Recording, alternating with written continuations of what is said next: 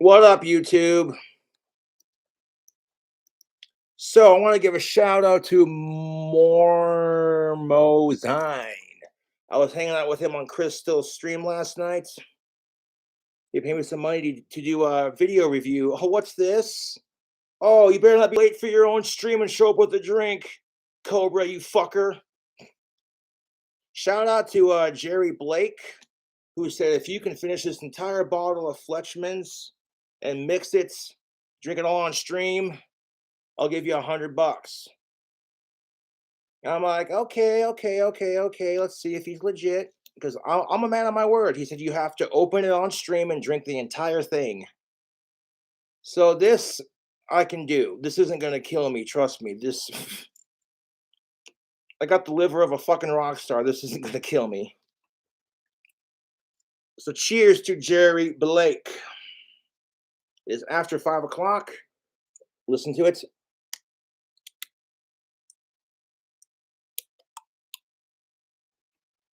What's the zombie's favorite vodka? Fleshman's. Anyone? Okay.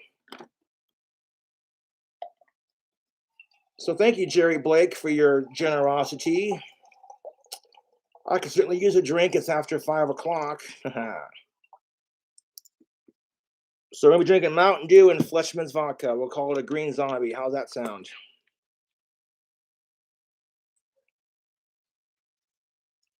Punk rock. You're a bad influence.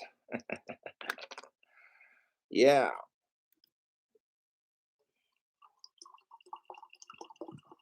I got the red one painted. I did send the tip because it was looking a little rough.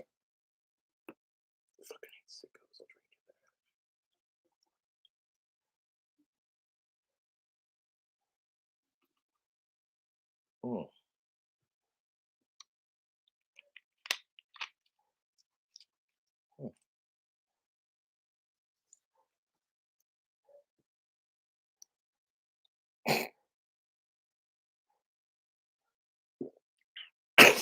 Whew. I hate sickos, dude. I hope y'all doing fantastic. Now the challenge was to drink the entire thing on camera with chat on. So there you go. While we're having a drink, we're gonna watch this YouTuber's videos. He's a fan of mine. I'm always down to support my fans. I'd be nothing without my fans, to be honest.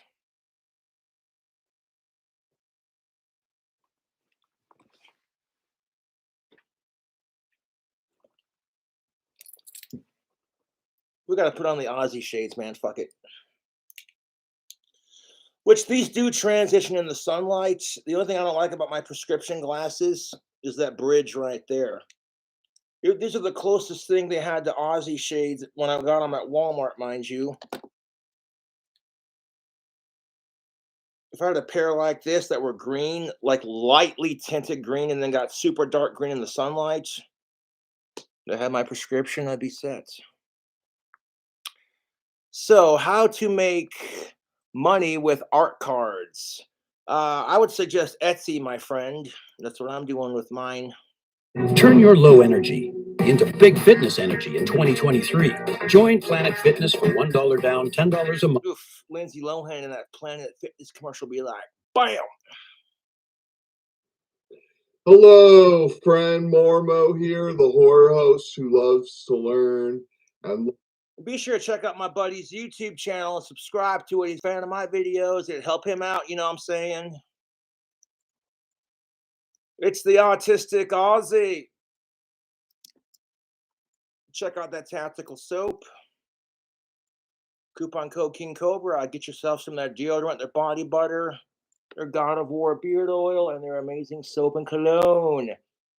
Bitchin'. to earn money online. And today we're looking at how to make money with art cards.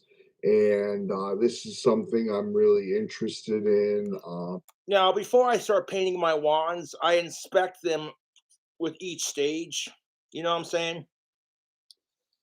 That's just how I do. It's all about quality check. Ooh. That's got some burn to it. Whew. So I'll do my best to drink this entire thing on stream for Jake. Or for Jerry Blake, I mean.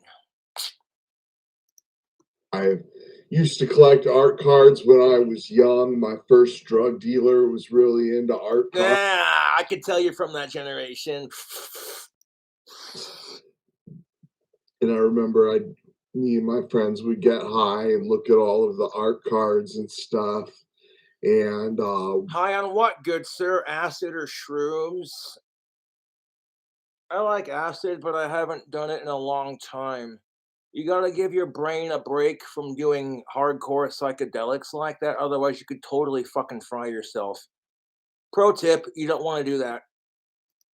one year I went to San Diego Comic No, if you're Con. gonna do acid or like magical mushrooms, you want to be in the happiest of moods. No depression, no anger, no stress, none of that. Otherwise, your trip's gonna suck balls, dude. And got a bunch of pro And when you start tripping balls, remember that's you're tripping and that the shit you're seeing is not real. cards and stuff like that, and then traded them to this guy. And they're really fun, and art cards are awesome. Let's just watch the video. Today, I want to talk with you about eBay for a minute. You know, good old eBay has been around since 1995 and is still going strong as ever. Every platform has hidden markets on them. If you Now, eBay's been around for a long time, but I use Etsy for my wands, so I'm sure you could use Etsy to sell art cards too, man. study them close enough, you can find those markets. On eBay, there's a market that has been going strong for years and shows no sign of letting up. It's all about these little 2.5-inch by 3.5-inch trading cards. I'm not talking about baseball cards either. I'm talking about something called ACEO cards. This stands for art cards. Now, before YouTube gets pissy with me, this drink combo is for 21 and up. And originals, and these Fuck sickos and fuck underage drinking. cards are small original works of art that are released as either one-off pieces or editions. They must be 2.5 by 3.5 inches. This standard size is widely recognized by collectors. Any size larger or smaller would not qualify as an ACEO. But if you go to eBay, go to advanced. I dig it, dude. Art cards are pretty sweet. Even if it's not Christmas or like your birthday, just a little, you know what I'm saying? Search, check sold listings, and you My birthday's not till March. I'll be 32 on March 26th. search for ACEO cards. You will find that multiple cards are being sold every single day. Not only that, you will find wild price variations. You will find these ACEO cards selling from anywhere between 99 cents all the way to a few $100s in some rare cases. There's truly no rhyme or reason to it. What we have is a market full of artists, and some of them just do not know the value of their own art, so they list it very low. A good average price for these cards is between $5 and $15. However, you'll find tons of great looking cards for between $1 and $3. It would be incredibly easy to take the position of art card dealer and buy the underpriced cards and relist them at a fair market value. Simple arbitrage. The beauty of it is you wouldn't even need shipping supplies. The cards would come to you when you purchased them, and you could resend them out to the new buyer in the same packaging when you sold them.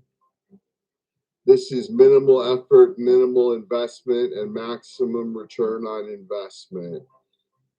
Are there other markets like this one? Of course. But this one is such a solid, hot little market. It's just unique right now. Very easy money, in my opinion. Of all these side hustles and quick cash strategies that I have talked about with you today, I saved this one for last because it was the one that seemed the most fun to me. Everybody Well, life is full of get rich quick schemes, you know, but you got to be willing to put in the work. A lot of people are super jealous of my wand business. And keep in mind, I've been making wands since junior high and studied in the occult for that long too. I'm like almost 32 and I've been practicing magic since I was like 12 or 13. different. I wonder which of these side You know, the kind of shit that Black Sabbath would fuck with. hustles and quick cash methods resonated the most with you. Which do you think you might try? Be sure and comment back and let me know. Okay, so there you go, friend. You can buy the art cards and buy the undervalued ones, hold on to them for a while, or immediately Oh mail. yeah, if the art cards are like made by an undiscovered artist and then that fucking artist becomes famous, one of those, oh, you got one of the pieces before they were famous kind of thing, you know. That's the thing of it, man. That's just how it is. Like if I become super famous as a musician to the point where I'm doing world tours and shit, all these deathbed tapes that I've been making are going to become collectibles, Upload them at a higher price, and it's simple. which I'd love to do tours and perform for people. I think that'd be just a blast. Going up on stage, blasting some fucking weed. Yeah. Like, all right, you fuckers. Arbitrage, and this could be a real Like that'd be fucking just amazing to be able to do stand up comedy and like mix it with you know, the whole rock star thing. That'd be fucking a blast, dude. Oh. fun little side hustle, and they'd be easy to ship, and you can just do it all on eBay. eBay is the first place I made money online back in the 90s. I worked in a thrift. I'd spend my downtime making magic wands and just hanging out in my dream house, and then like I'd go on tour and I'd entertain my fans, dude. 110%. I'd be nowhere without my fans. Nowhere. I wouldn't have that bitchin' lathe, you know? And I'd buy stuff at a discount and then list it on eBay. And back then that was before PayPal, so Oh, eBay? Yeah, that was before PayPal, Cash App, Etsy, etc. I would get checks in the mail, and I would just have a stack of checks every week that would supplement my income and stuff. Hey, And as a starving artist, I totally get it. it was really good while it lasted. When I owned a bookstore, I used to make side money on eBay selling paperback books. And I just started having problems with the post office, so I had to stop doing it. But eBay is definitely a good way to make money, and flipping art cards would be really fun.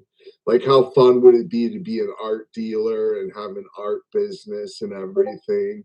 I'm also interested. Honestly, sickos depress me more than my trolls do, you know? A side note, I know it's completely off fucking topic, but that's what the alcohol's telling me. The kids should be kept safe, and anyone who tries anything disgusting should have their dick chopped off, in my opinion. I'll say it again, man. Kids are more precious than rock and roll. That's the future generation. And I have friends who have been through some shit as kids, and I see how it messes them up as adults, and it's a fucking plague, dude. The fact that there are people out there trying to make it into a sexuality is just so fucking disgusting. There are people out there trying to normalize sicko shit, and to me, that's more depressing than my YouTube trolls. Creating art cards and being artistic and making my own art cards and selling them and flipping them and stuff. I think that would be really fun too if I could figure out how to make the art Sing some cards. Ozzy. I don't I'd want to get really copyright enjoy struck, that man. too. And if you want to know other ways to make money, the best ways to make money online, I got a link in the description. I would love to sing some Ozzy Osbourne on YouTube, but I got to be careful when I do anyone, really, not just one of my favorite singers, you know. Doesn't matter who you do. If I could get a copyright strike and then the whole fucking video gets silenced, and I'm like, well, fuck. It seems kind of pointless to do a vocal cover if you get copyright striked. You know, like, oh crap, Cobra, you sound just like Ozzy. That's badass, dude. Oh, your video got silenced for copyrighted music. For 3 free products on Warrior Plus, and you can check them out. And they teach you how to make money online, and they're free, and they're really Really, you can make money online. You just got to have a product, you got to have a market, and you got to have an audience. That's anything. It doesn't have to be on the internet specifically. Oh, cool. So shit. just click the link in the description, and thanks so much. Hello, friend. I'm Shane Bozar, and I started a new little business called Helpful Hillbilly, and it's going to be a newsletter. And I sent you here so that you could learn the secret of Branson's biggest competition and how they made 504 million off of public domain. And the secret is, or off of a free resource that's available to everybody. And the secret is Disney made $504 million off of the movie Aladdin. Hey, you're speaking the truth, man. As a 90s baby, old school Disney tapes are where it's at, man. I grew up watching old school Disney VHS tapes. Now, you Gen Z little cocksuckers are not going to understand what the fuck a VHS tape is because you're so used to your fucking tablets and streaming the movie on your devices.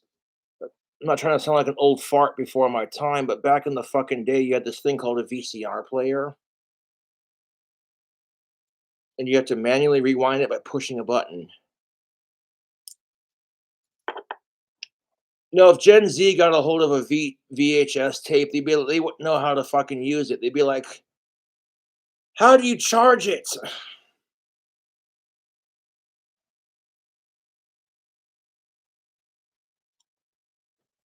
And Aladdin was one of my favorite Disney movies growing up, next to Alice in Wonderland. No surprise here, but my favorite character in Aladdin, of course, was Jafar, that Cobra staff be pimpin'. You know, the voice actor who played Jafar passed away. So did Gilbert Gottfried, who played the voice of Iago. And it's just, it's really kind of sad, you know, because it's like pieces of your childhood are just slowly fucking fading away into time. And Gilbert Gottfried was a funny motherfucker too, man. The aristocrats.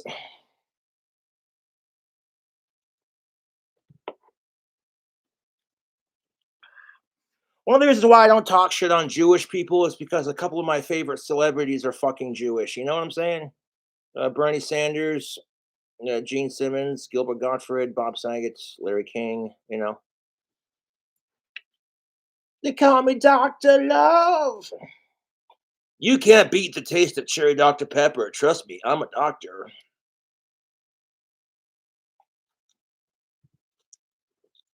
You cannot tell me that the fucking cherry Dr Pepper commercial featuring Kiss wasn't fucking epic, dude. Yeah. So yeah, check out that dude that we're watching here. He's pretty cool, dude. I'm always happy to support my fans, 100%, dude. I'll give this video a like too. Give you your first like. This dude doesn't have a whole lot of subscribers by the looks of it. Oh wait, maybe I have a hard time seeing any of these because they're not prescription. Hold up. Okay, yeah, you got about 4,000 200 some odd subscribers. So yeah, not as many as I do. And you know what? This is what YouTube's all about. It's a community. As far as I'm concerned, YouTube's a fucking community, dude. We should be here to support each other as fellow content creators. It's not about who's got more subscribers or what have you. It's about supporting each other and keeping this platform alive, man. Woo! That vodka got a little bite to it. But yeah, this is where I'm at with it. I will, in fact, drink this entire thing on stream. Now, Mr. Jerry Blake said, if you drink this entire thing on stream, I will give you $100. I'm like, challenge accepted, friend. You send the liquor and I'll make it quicker. Yeah. I had kind of a stressful day today. I was trying to get some shit set up on the internet, and internet on my phone's being stupid, so it's like whatever. Then my account was in the negative almost 400 fucking dollars, but I got it down to about 300, so that's good. So believe me, that $100 I get from Mr. Blake is gonna come in handy. I'm done. Like, if I can't afford DoorDash, I don't care who it's for, then I'm not gonna order it. I'm tired of my fucking account being in the fucking negative. It's a shitty feeling when you're broke all the time, dude. You know?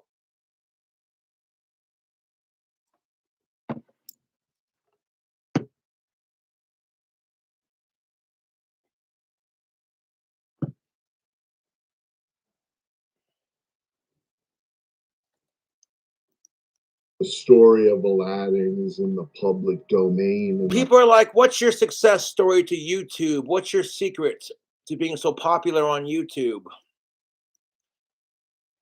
Well, honestly, I copy a lot of channels that I watch.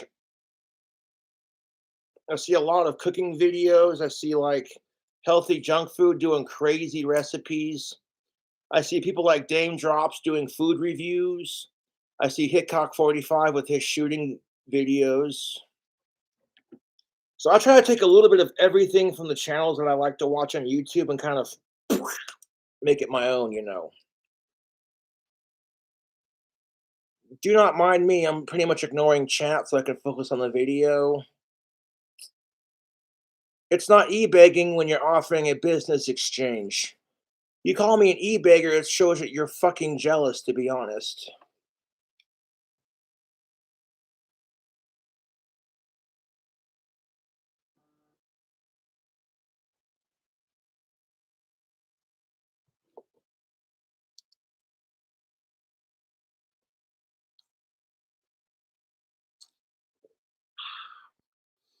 Fucking long live Aussie motherfuckers.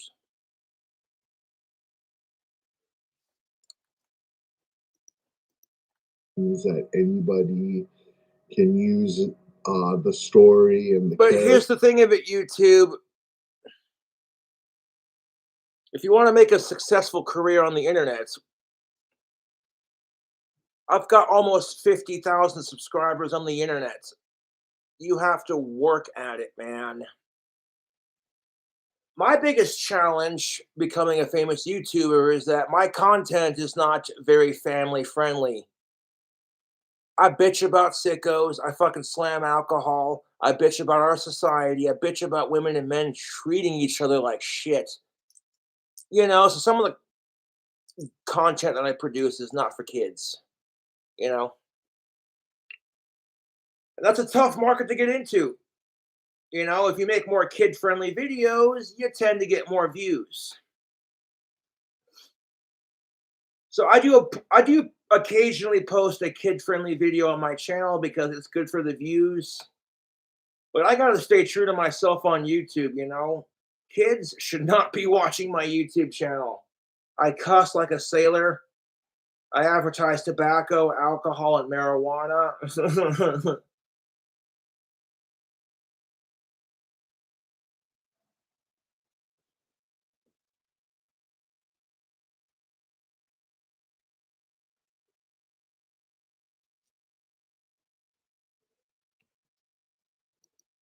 or however they want. It's this really cool thing called the public domain. And I made a full feature length video about public domain. He had And this other video that talks about how to make money making punk rock.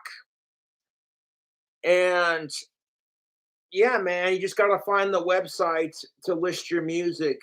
There are plenty of, back in like Ozzy Osbourne and Black Sabbath's day, if you wanted to like get discovered, you had to go out and play gigs, go to bars, have people throwing cigarettes and beer bottles at you, like, yeah, These days, it's a piece of piss. All you gotta do is set up a Bandcamp, or SoundCloud or freaking TuneCore account or whatever, and you make your music, you convert it into an MP3. So I like GarageBand. It's very convenient. However, sometimes when I'm recording music, the sound when I'm recording it cuts in and out, and it's a pain in the ass for Deathbed Tapes to edit. However, one of my fans who came to visit me, unironically, gave me a microphone setup. So my next album, I'm going to try recording it with this microphone. See, shout out to cousin Matt. That's what's up. Well, somebody had sent me a DoorDash order a couple weeks back, and the dude who brought it was door dashing from state to state kind of thing, and he took one look at me and he was like, "Holy shit, you're King Cobra JFS." And I'm like, "Yeah, what's up, dude?" Like, "Dude, I love your videos." Thanks, man. I'm still getting used to that. I'm not gonna lie. At 50,000 subscribers, I have such a huge impact on the world, and I fucking love it. Oh, God damn it! It smells like rubbing alcohol. I fuck with Fleshmans. I don't care if it's Potters or Fleshmans. It's cheap and it gets you. You know what I'm saying? One second.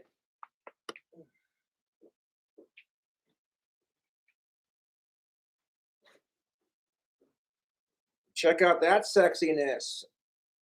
Just got that painted, man. I did sand the tip of this because there was like a little nick in the wood, and I wanted it to look nice. Full on quality check. So yeah, it's still drying on the paints, but that's a good looking wand, YouTube. Now, I'll be doing other wands in different colors. I'll have the same gold handle. Go to orange, yellow, green, blue, purple, and then start doing the crazier colors that I have in my collection.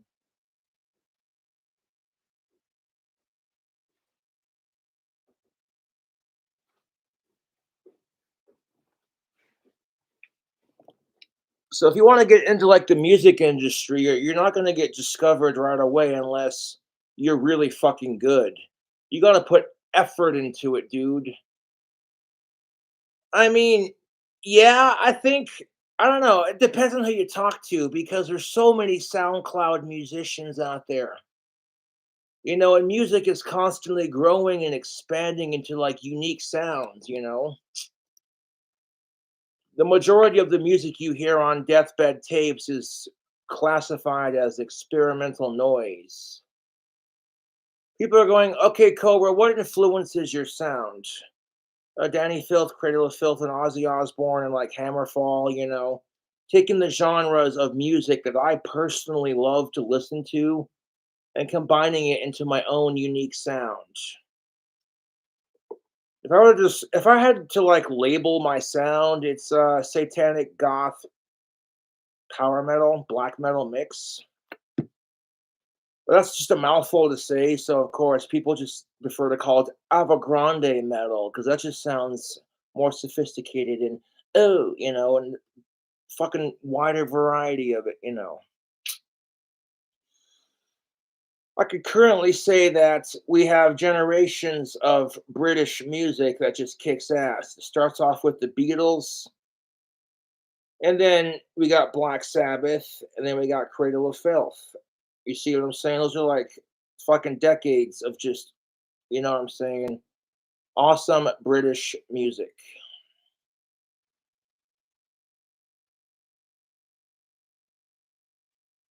Gothic power metal. That's basically what it is. Yeah. Yeah. I take that and then I go a pitch higher. You've seen how I sit down and record my vocals. You already know what's up. Fire up GarageBand.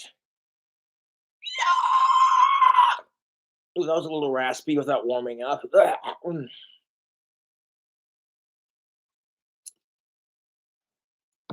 Any of my current albums because it's in a class of its own.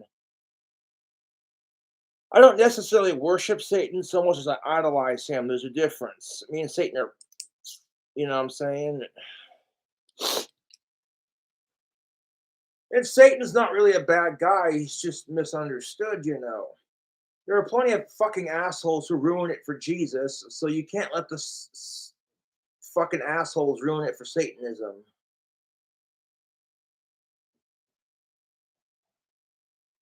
So I'll be making more wands tomorrow in different colors, and hopefully, I'm not going to be doing it on camera because I already did that for you cool cobras. But I do appreciate y'all tuning in to watch your Dark Lord and Savior, King Cobra JFS. Back at it with another fucking video.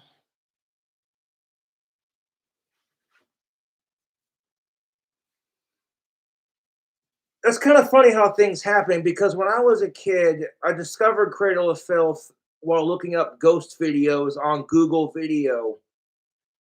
Her Ghost in the Fog came up. I gave it a listen, and I liked the goth aesthetics of it, and I became a fan ever since. And Danny Filth was like one of his idols is Ozzy Osbourne, so I'm like, okay. At the time, I never, I heard of him, but never really. And then I got into Ozzy, and I was like, dude, yeah. So I'm saying, so yeah. Now I'm like one of Ozzy's biggest fans, next to Danny Filth.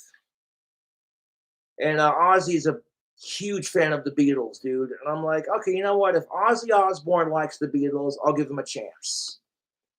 And now I like the Beatles because of Ozzy Osbourne, to be honest. My two favorite songs from the Beatles are Here Comes the Sun and Don't Let Me Down. I'm in love for the first time. Don't you know it's gonna last? Don't let me down. Hey Jude.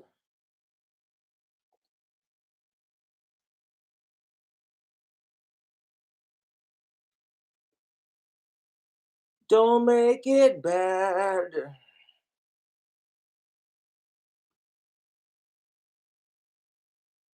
I got that creepy, serious face, so when I put on the goth makeup, it just works. Yeah. I don't know if Ozzy Osbourne's goth or not, to be honest, but be truthful with you, I love Ozzy and Danny Filth, no homo. All these fucking mumble rappers who are just like, they do a bunch of fucking drugs and then they try to rap and it sounds, dude.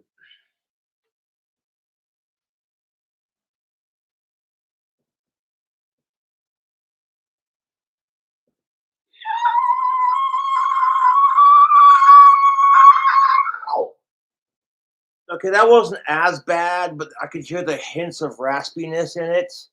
I haven't warmed up my voice, so doing that shriek on the spot is kind of iconic. Honestly, when I was a kid and I got into Cradle of Filth, I was born in 1991, so like the same year Cradle of Filth was established. I wanted to be able to shriek like Danny Filth. That was my goal when I was younger. And I watched a bunch of how-to tutorial videos on how to throat sing and and I work on it. You know what I'm saying?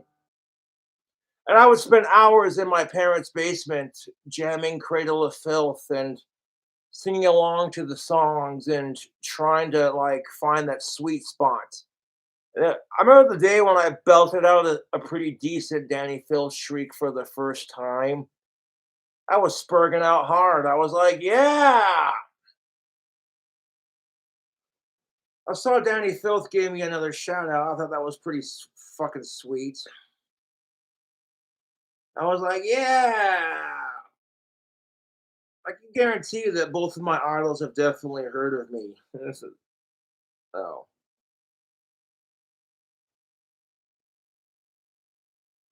I don't want to be like stealing Danny Filth's thunder just because I can officially shriek like him, kind of thing. And I'm not really, because not a whole lot of people can do that. I'm like one of the only few hardcore Cradle of Filth fans that can actually shriek like Danny, and that's Boss. Dude, if I walk into a fucking bar and there's a smoking hot of age goth chick who's heavy into the same music I'm into, all I gotta do is walk up to her and shriek.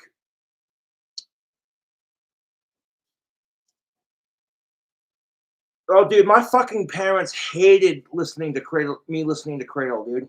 Absolutely fucking hated it. My parents were repulsed by the idea of me listening to Cradle of Filth, which only, of course, made me want to listen to them even more. At one point, my parents were so sick of me listening to Cradle of Filth, they were just like, they took my iPod and completely drained it so I couldn't. And then they deleted all the music that was Cradle of Filth off of my iTunes. And then they were just like, we don't want you listening to this crap, blah, blah, blah, blah, blah. But me, being the sneaky little bastard that I am, I took all the Cradle of Filth I had downloaded at the time and I burnt them onto CD-ROMs and labeled it COF1, COF2, etc. So even after my parents deleted the Cradle of Filth from my goddamn iPod when I was under age of 18, I get that. Cradle of Filth is a bit controversial, so I get why my parents at the time were a little skeptical about it. But needless to say, I put the music back onto my fucking iPod and then labeled it something different so that way I could still listen to my Cradle of Filth and fucking. Then my parents were none the wiser.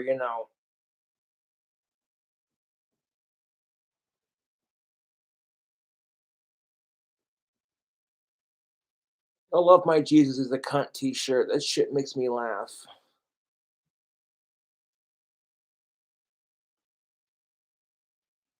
Danny Filth's like 48 and Ozzy Osbourne's like 74 and they're still kicking. I love it, dude. Fucking love it.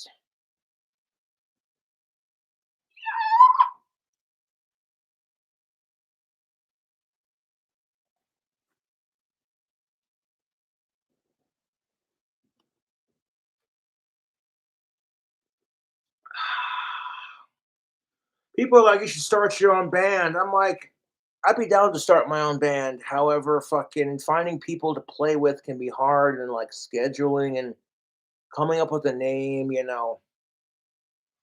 I like this solo artist thing that I'm doing right now, to be honest.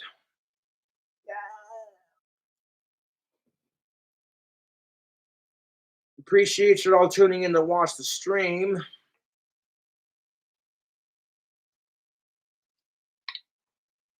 So, like, one of my fans challenged me. They're like, "Hey, man, if I send you some vodka, will you drink the whole thing on stream?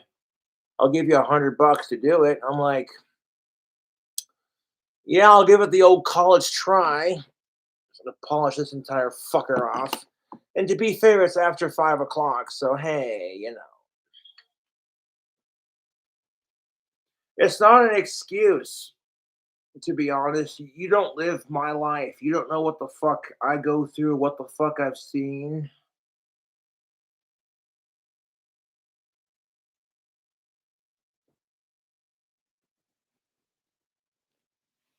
Dude, if I got to collab with Danny Filth and Ozzy Osbourne on a fucking bitching ass track, that would just complete my life, to be honest.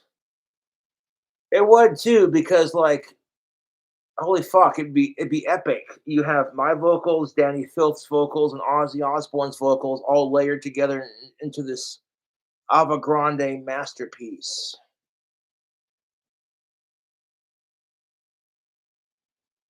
The thing I love about Ozzy Osbourne, to be honest, is he's extremely humble. You can see it too. When he's talking about all the guitarists he hired for Patient Number Nine, he immediately said, I didn't think they'd fucking want to work with my ass. And then, you know, and that's just the way to be. Like, both Danny Filth and Ozzy Osbourne are very humble about their rock stardom kind of thing. And that's something I admire about them more than anything, is because nobody likes a cocky asshole. If it makes you cocky for the right reasons, that's one thing. But just going up like, yeah.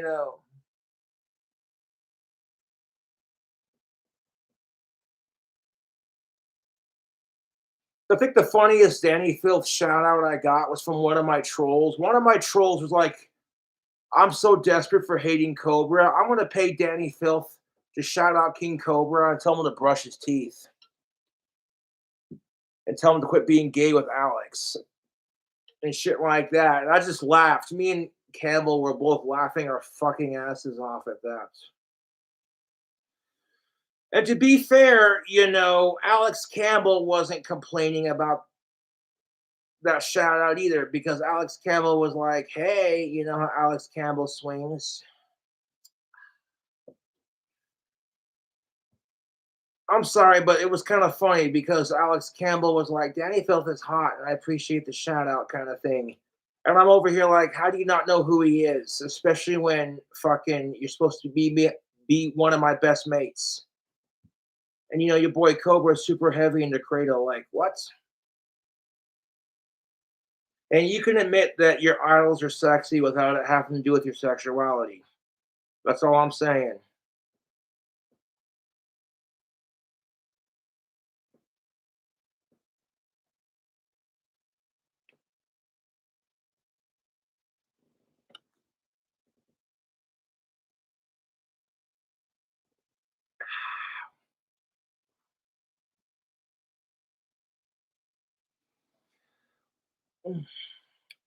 I've seen Ozzy Osbourne twice in concert, and I can't wait to see him perform again. It's going to be awesome. And if I could see Cradle of Filth perform in concerts, that would be just a fucking treat, in my opinion. Last time I saw Ozzy Osbourne perform in concert, it was in Denver, Colorado at the Pepsi Center. This was the last show Ozzy did before he got a staph infection in his thumb, mind you. And like 4 years after that, it was just living hell. And watching him go through it, it made me sad, dude. It made me worry about him. But he pulled through because he's Iron Man.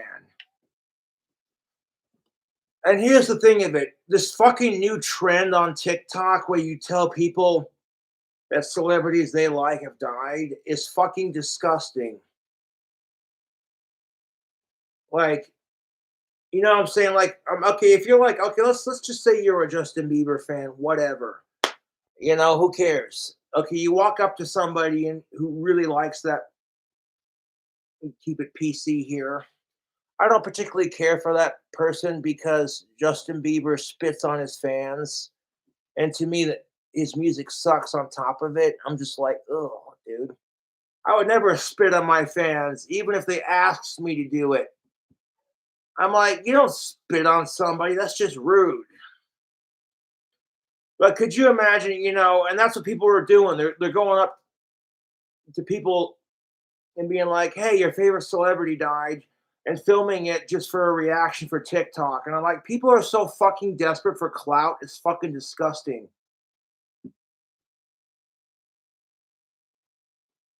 I'm like, even if the celebrity's not your cup of tea, like, who the fuck are you, dude? I'm a pretty mild celebrity. I'm starting to get recognized by a lot of people. And it's awesome, dude. I love doing what I do on YouTube. However, people are just, the more famous you become, the more haters you're going to have. what helped me get over my obsession with hating Justin Bieber, to be honest, was becoming a celebrity myself, albeit mild, and dealing with a small taste of it. And I'm like, yeah, what's the point? And at some point I matured and grew the fuck up. And I was like, oh,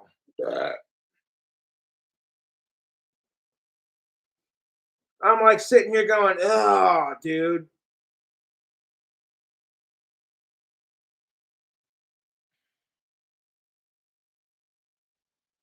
what the fuck's a Bieber? Dude, I remember that Super Bowl commercial Justin Bieber did with Ozzy fucking Osbourne.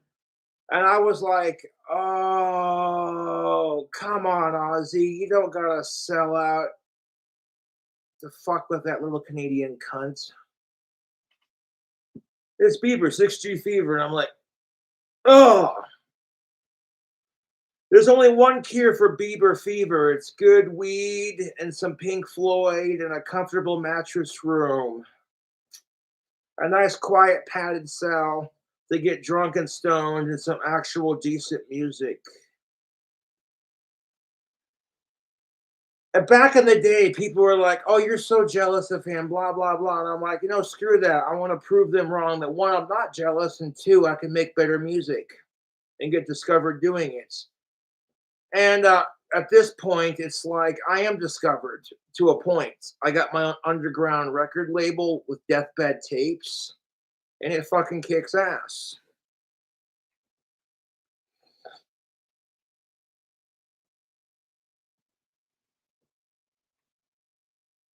And I'm like, here's the thing of it. Okay, this is what I don't get. Is if I can be mature enough to be like, you know what, Justin Bieber sucks, but me fucking obsessing over hating him is only going to make him more famous. So I'd rather focus on my own career and supporting celebrities I actually like. But my trolls apparently haven't got that message that their obsessive hatred of me only makes me more famous. So, that's kind of my goal right now is to become super famous, like bigger than the Biebs, bigger than Mr. Beast. Which I dig Mr. Beast. He's a cool dude. He does a lot of charity work, and I can respect that. Mr. Beast.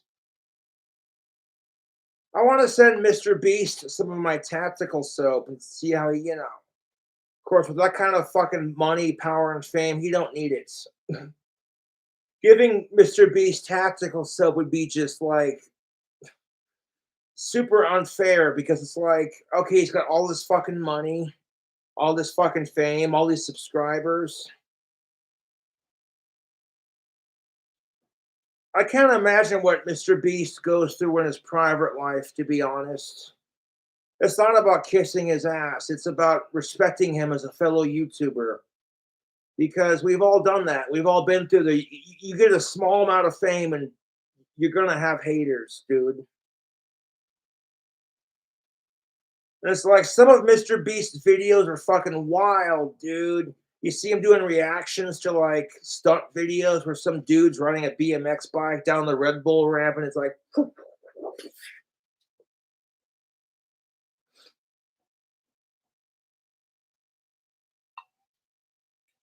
what the fuck's a Bieber?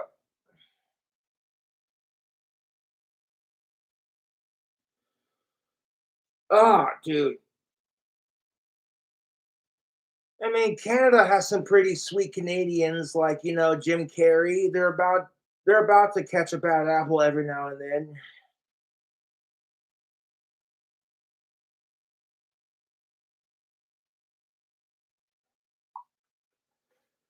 Oh, I'll say it again. Not trying to harp on this subject, but it's like if Justin Bieber claims to be the metalhead he really is, he would have made a career in metal, not selling sex appeal to underage girls. Because newsflash, that ain't exactly hard to do.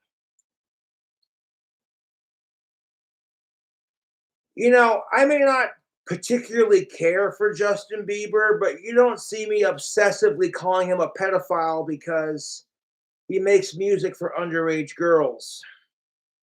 That's what separates me from my YouTube trolls, to be honest. Is everybody knows I fucking hate sickos. So it's like the most Hail Mary desperate attempt of trolling. Like, I'm gonna sit here and spend all day calling Cobra a sicko, even though I know he hates them more than he loves Ozzy. Fucking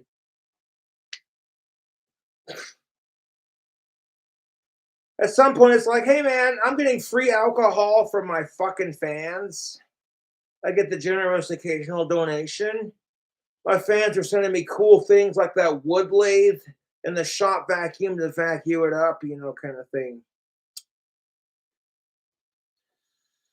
And that's the thing of it. If I was at some big celebrity event and I was getting recognized for my contribution to the music industry, and I saw a musician I didn't like, I would be polite and I would ignore them because, I kind of feel like since I've turned like 31, almost 32, that I've kind of matured a bit and kind of grown out of my obnoxiousness for the most part.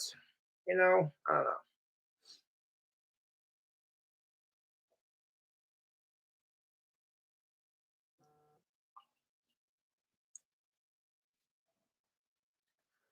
Would I give a shit if Justin Bieber wore tactical soap? Honestly, no, because you're supporting my favorite soap. So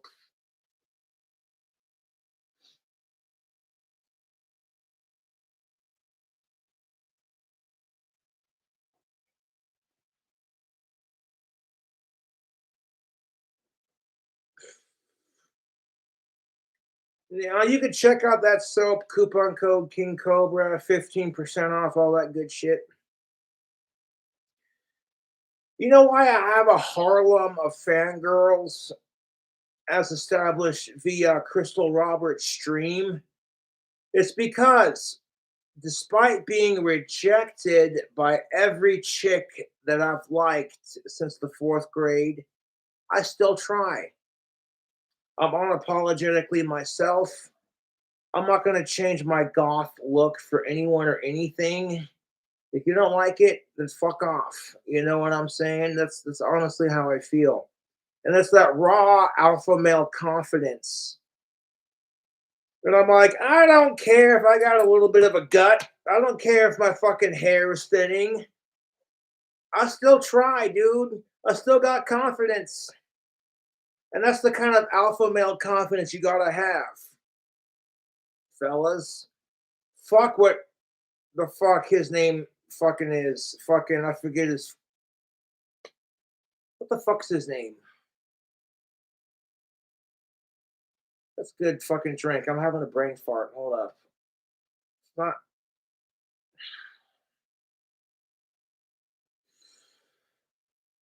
He just got arrested for sex trafficking. He's a fucking sexist male pig. Fucking. Isaac Butterfield did a fucking video on it. I'm trying to fucking. It's not. Andrew Tate. There we go. Took me a minute. I call him Andrew Taint because he's a fucking asshole. I'm like, dude, are you so fucking like Andrew Tate has the most fragilest masculine, like the most fragilest masculinity.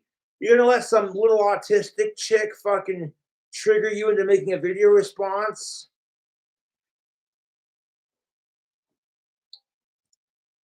Like, how fucking fragile is Andrew Tate's masculinity to the point where it's like, okay, some autistic chick called me a fucking pig and I can't handle it, so now I gotta.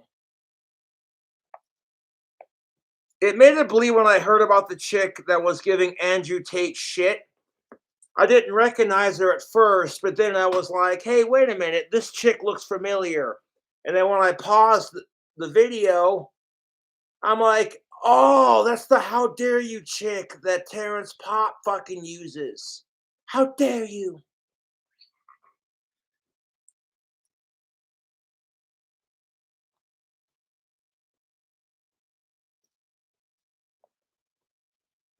Andrew Tate, honestly, in my opinion, spreads a very toxic male message. And there are female versions of Andrew Tate that exist too, like Catherine Ford. And it's just honestly, it's a cycle of women and men just hating each other. Both sides are guilty of all the shit they complain about, and both sides have to face oppression in some way, shape, or form. Instead of using that to unite us as people and be like power to the people, gender and racial equality and that kind of thing, it's nope, your side does this, well, your side does that, well, your side's privileged, well, your side, shut the fuck up.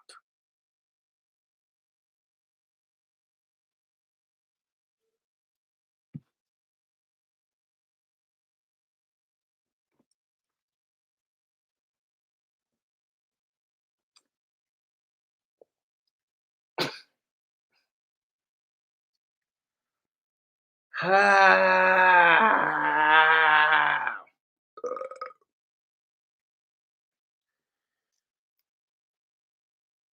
I'm trying to cut down on my fucking drinking, but when one of my fans is like, "Hey, I'll pay you $100 to drink a whole thing of vodka on stream," I'm like, "Well, I kind of need the money, so yeah, okay, why not?" And he said, "Hey, how big do you want the bottle?" I said, "Nothing too severe because I don't want to get stupid. This bottle is plenty, YouTube. If I drink this entire thing in one sitting, I'm going to be feeling, I'm saying it's just a little schnockered. Cutting down on your drinking tends to do that to you. Your tolerance goes down just a wee bit."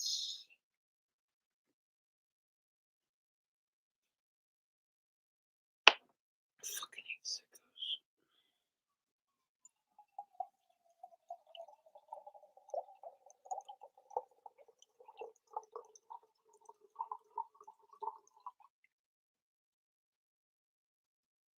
There it is. A little bit more. Beep. Okay. So I could probably have this fucking bottle polished off in like maybe 4 to 5 drinks. Ah. Oh, that's the stuff. There's the warm, relaxing, giggly feeling of alcohol coursing through your veins. It's after 5 o'clock, so sue me. Uh, mm.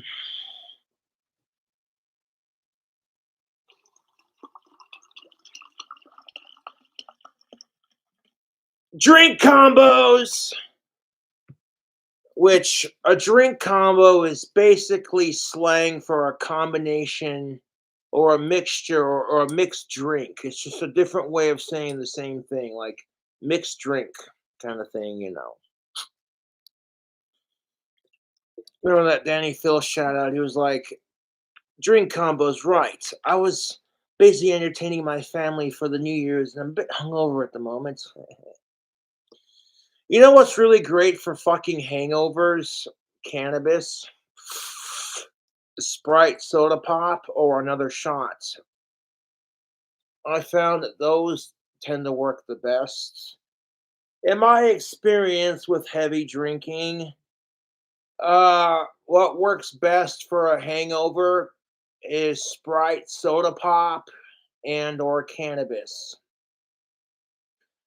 I was watching a video with Noah Galutin from Tasted, and he was like, "Hey, you got a hangover? Drink some Sprite soda, some Sprite fizzy water, and it'll help with the hangover." And back when I was still working at Wendy's, I drank off the clock, but when I came to work the next day, I was like, "Oh, my head." And because Wendy's offered their employees free soda pop, I was like, "Yo, let me try this out for a second." So I downed a bunch of fucking Sprites, and then by the time my shift started, my hangover was completely gone. And I was like, "Yo, I gotta share this tip with people on the internet. Hold up a second."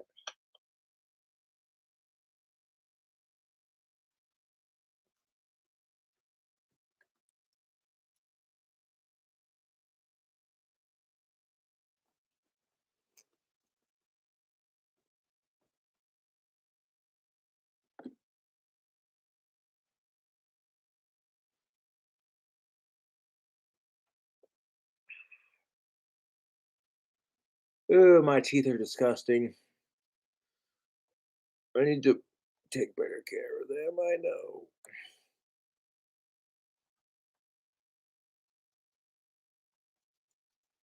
No, I love wearing my Aussie shades, even if I can't barely see out of them. Like I can see enough to.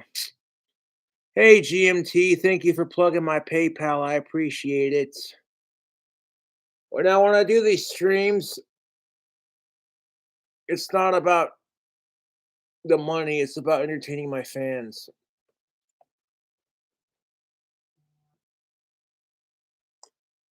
Mm.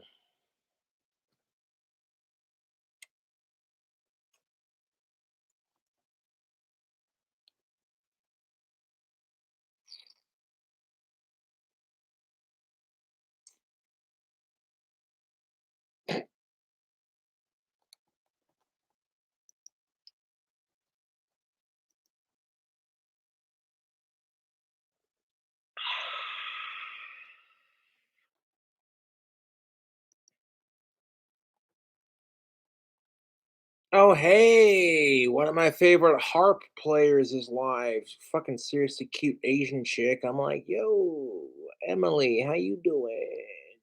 She's clearly taken, but I'm not gonna try anything. I'm just saying, harp is one of my favorite musical instruments. It's just something so majestic about a concert. Oh, fuck me. About a concert harp. If I had to pick my top three favorite musical instruments, it would be a carillon, an electric guitar, and a harp in that order. Church bell carillons are just don't even get me started. I'll spurg for hours. Huh, you know.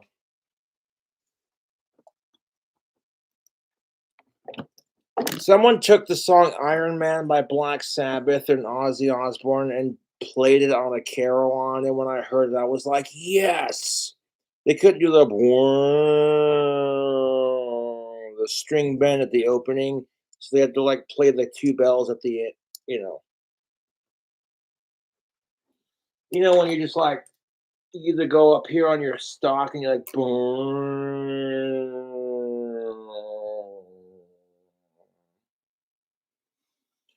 One of my favorite guitar players is honestly, I'm not trying to say this to kiss Ozzy's ass, but it's Tony Iommi.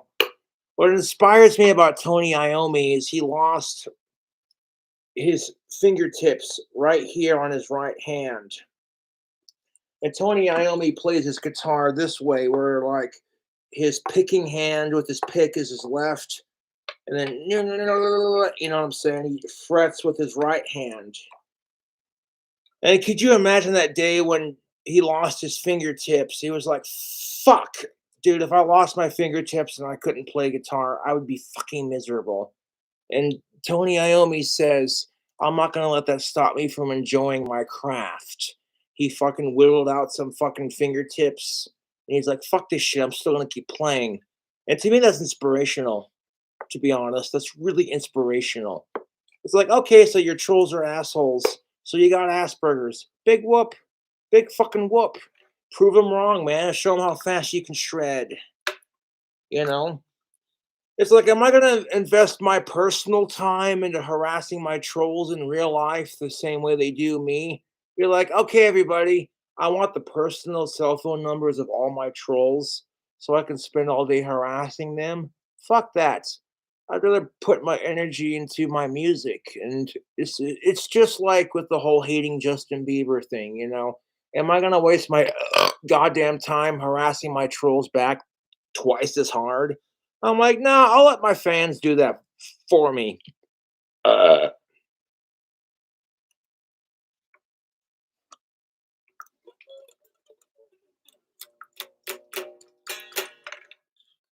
BC Rich guitars are always gonna be a first love, show that logo.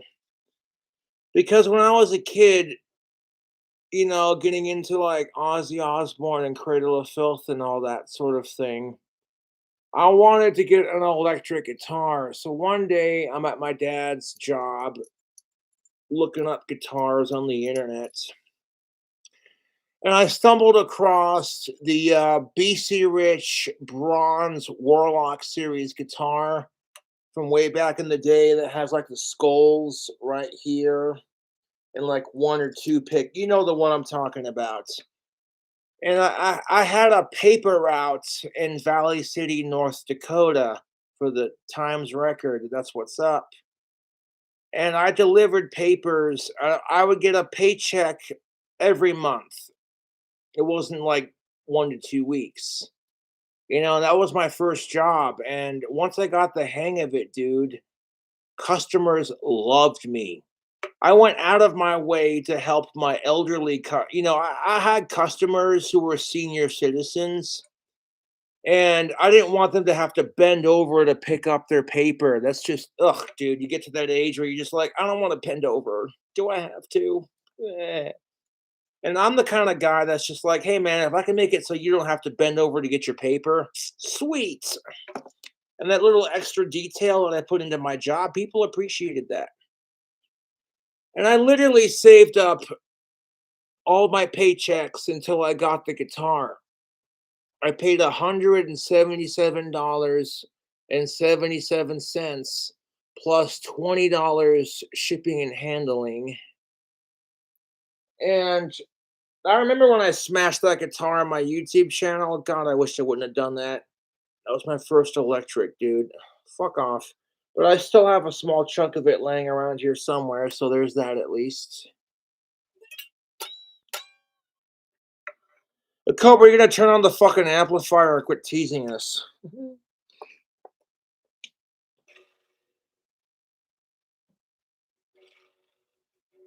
I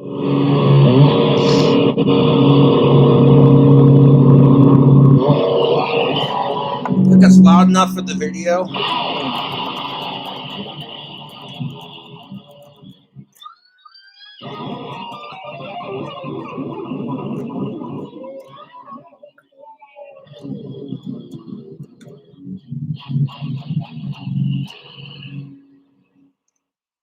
Now, I love my current BC Rich, but I gotta give a plug to my other this bitch right here. I still have it, YouTube. The Fender Spellcaster. Oh yeah, I still have it. The amp jack needs to be worked on. That's why I don't play it as much. But yeah, I still have my Fender Spellcaster.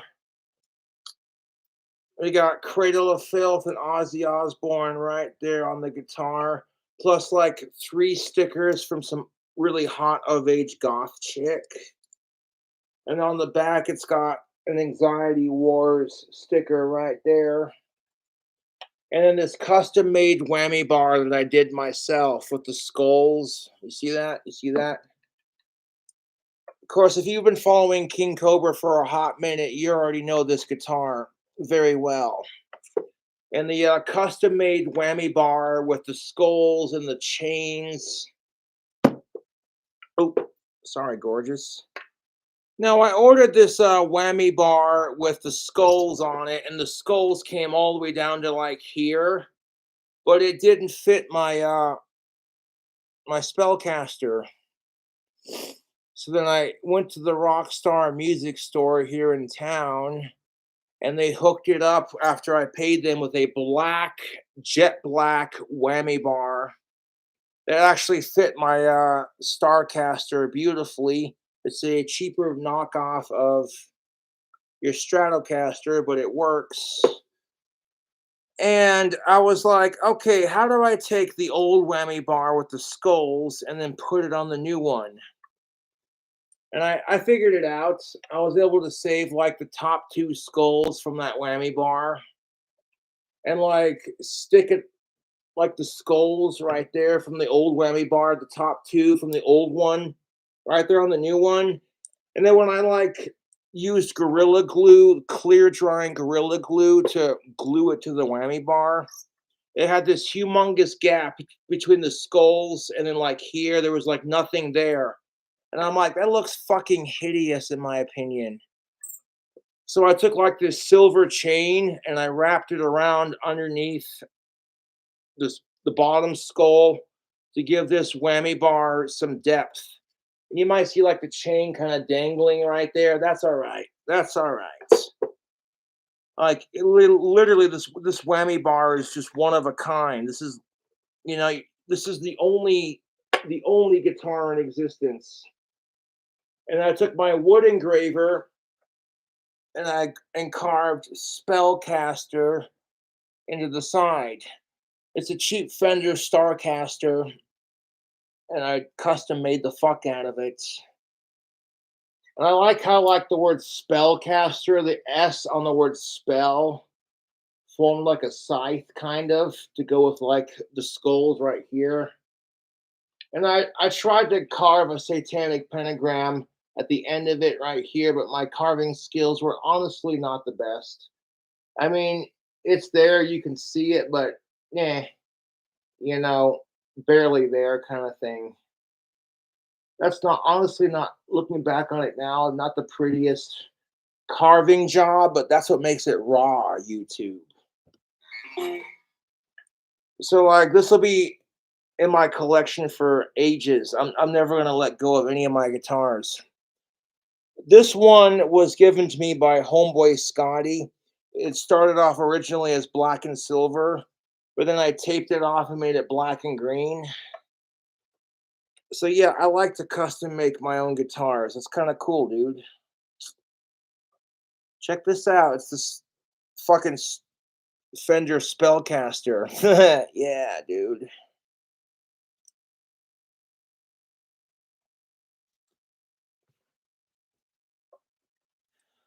I wanted a whammy bar with like skulls going down it, you know, and the one that I picked out for this guitar barely fucking fit. It didn't fit at all, to be honest. So I took it to the Rockstar Music Store, and they were just like, "Well, here's this black one that fits like a glove." I was like, "Okay, how can I incorporate the old whammy bar into the new one?" Now I'm repeating myself, and yeah, a little bit of Mod Podge that I use for my wands, and of course some clear drying Gorilla Glue. That was a fun little project. So I don't even care if like a small portion of that silver chain kind of dangles off the end here. It adds character to it, you know?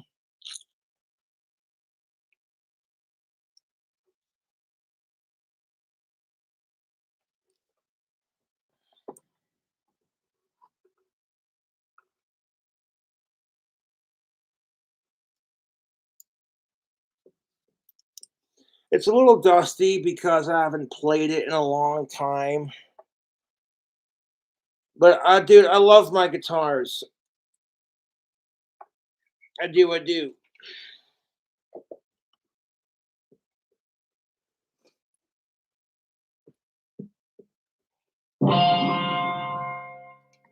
I have two more guitars. I have the Carver banjo and this Jack Daniels guitar, and then I have the acoustic that my grandparents gave me 1 year for a gift.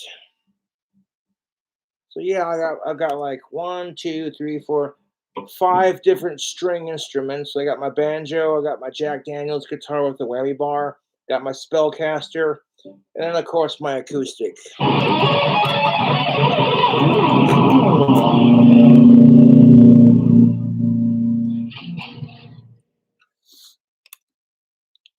Ugh. Dude, I wish fucking BC Rich would sponsor my ass. I fucking love their guitars. If I could create my own BC Rich guitar, it would have this piece right here on the end, right here. It would be over and flipped parallel to this side. This piece would be right here. And then, like, as it kind of comes down and up, the downstroke right here would flail out into a BC Rich Draco. So you'd have like this piece right here mirrored over here like that. And then like the curve of the guitar comes up. And then right down as it goes down, like right here, it would fan out into a BC Rich Draco. And then like it'd have literally this headstock right here, that classic Warlock headstock, it would have like 34 guitar frets, slightly scalloped. It'd have a whammy bar with a little cobra all hooded up right here, like wow, wow, wow, you know, and fucking, it would have like maybe like maybe like three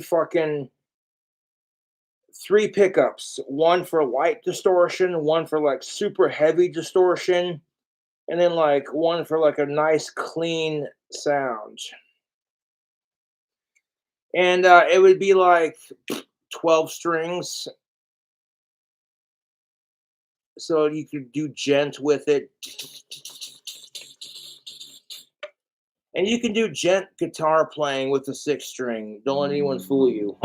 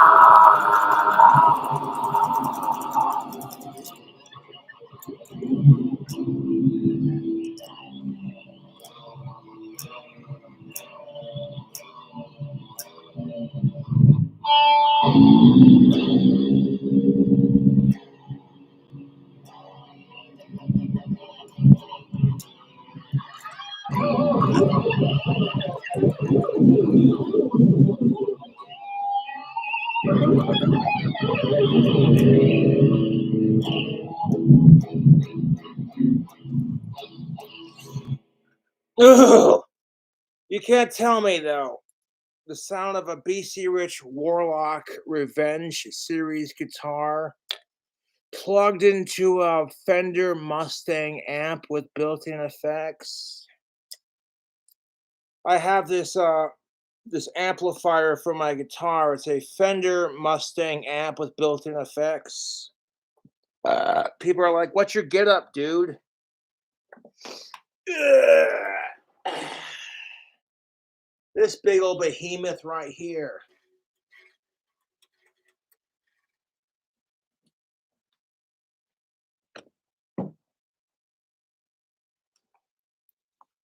Now, what would I call my dream BC Rich? I would call it a BC Rich demon.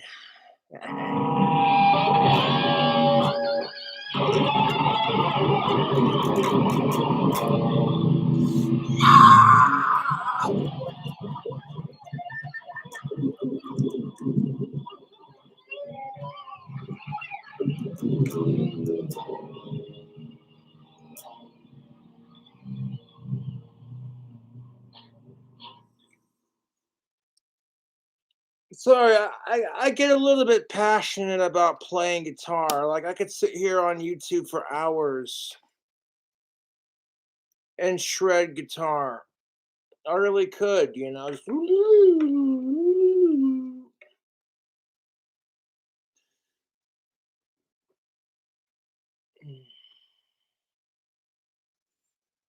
well, if you can't fucking hear me, then I don't know what the fuck to tell you because you've got hearing loss, my friend.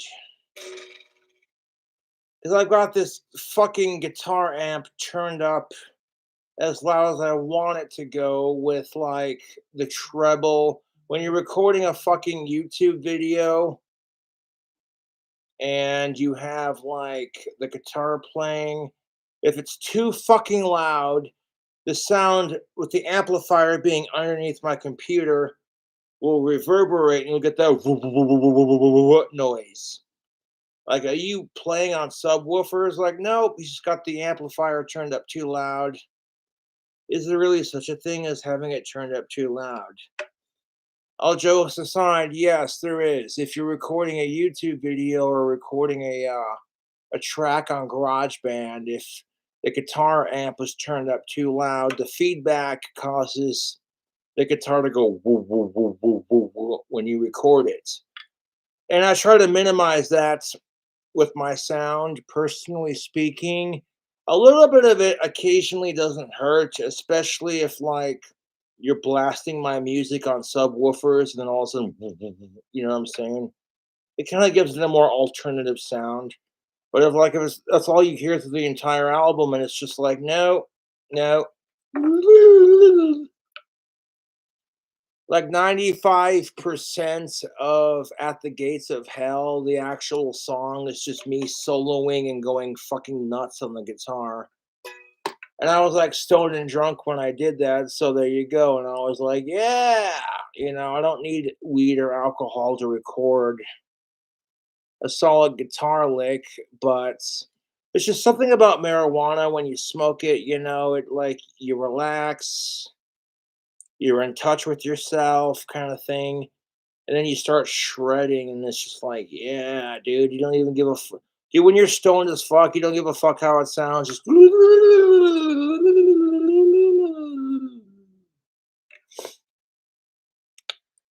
one of my other favorite guitar players is Michelangelo Badio. I remember the first time I watched this fucking video of him from the 80s where he's just like, I want to give you the keys to the Lamborghini. He had this like double neck guitar where he's like,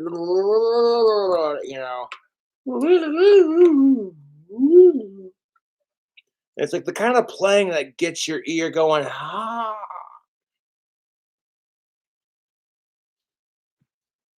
No, here's the thing of it. Like, I'll take inspiration from all my favorite singers and my favorite guitar players and just kind of mold my own style with it. Would I call this a cheat pick? Not really. Realistically, this to me is the perfect guitar pick shape. That point on the end is extra defined. And literally, there's not a whole lot of bend to it. The guitar pick is thick enough where it has little to no bend. You see that? That's how much bend you want in your pick. Because if it's super bendy where you can like literally fold the pick in half, no. And if it's so stiff you can't even bend it with your finger, then you know what I'm saying? This right here to me is the perfect balance of guitar pick action. It has a little bit of bend, which will give you some like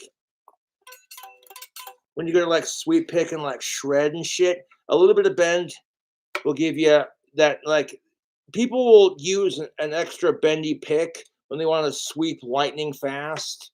However, if it bends so much that it doesn't grip the strings, then you have to be like really pushing it in there to make it happen, kind of thing.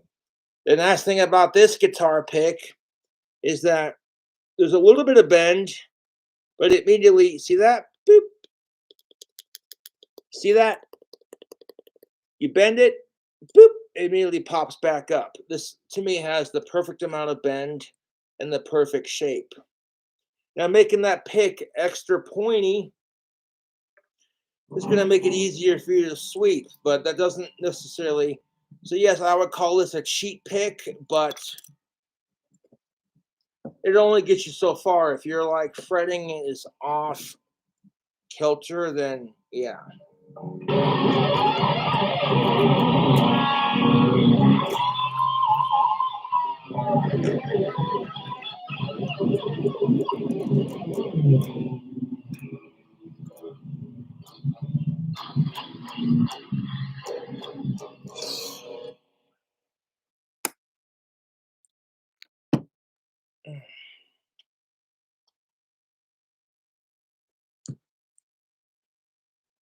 Now when Jake, oh excuse me, now when Jake donated the bottle for the stream, he was like, "No time limit, man. Just go on stream with your chat on. You can mix it if you want."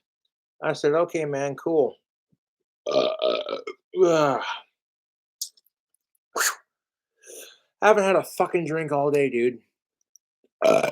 Excuse me.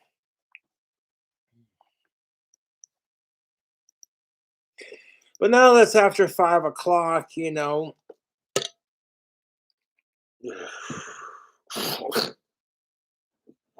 Honestly have no idea how long it's going to take me to finish this, but I will do it. I'm not going to check PayPal or Cash App shout outs until towards the end of the video because when I go live, it's not about the money I make, it's about entertaining my fans with the wacky drink combos and the sick guitar shreds.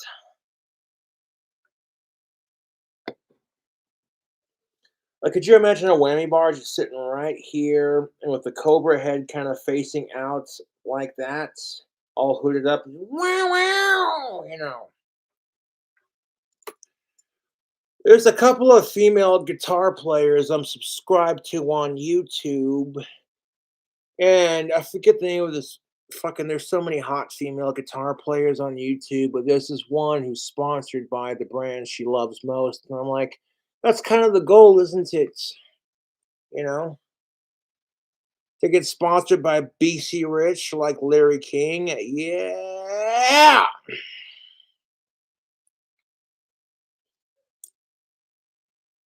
And like, it doesn't have to be a BC Rich, dude. If you want to get into guitar playing, just start off with an acoustic.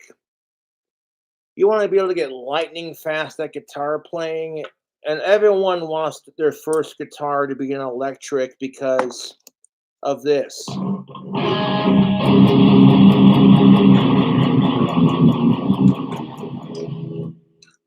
Okay, they want that classic dun, dun, dun, dun, dun, that distortion sound that's associated with metal and rock.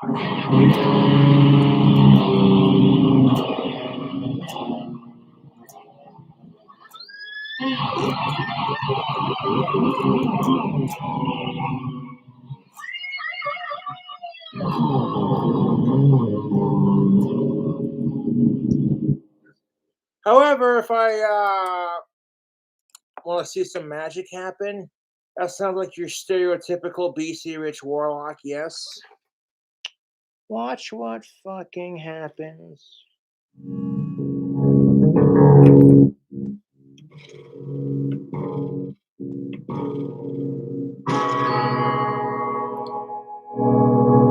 Watch what happens when I turn off the distortion. Now we just got this clean. Holy shit, that's loud.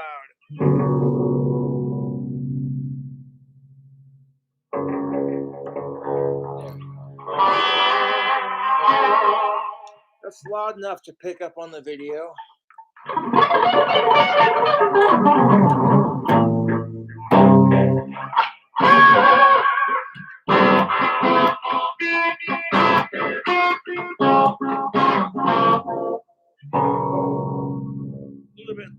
we go. That's loud enough for the video. I don't want the fucking feedback from the amp to bounce off the video and all you hear is whoa, whoa, whoa, whoa, whoa.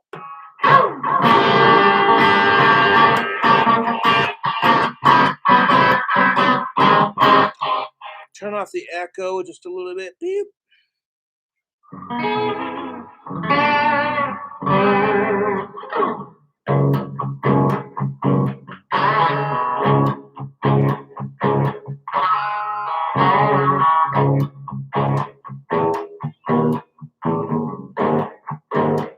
Oh, hold up. We're gonna do that. Fucking.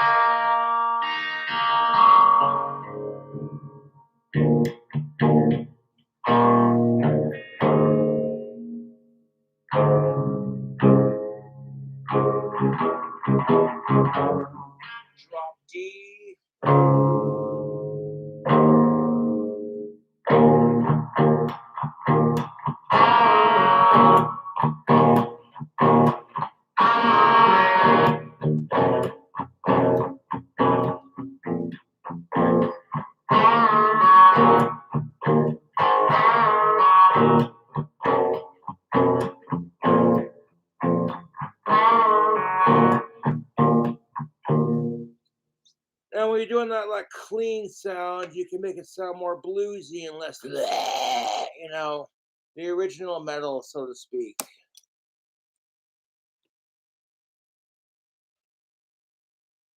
And like the fucking clean sound on the guitar versus that heavy distortion, it's got a completely different sound, dude.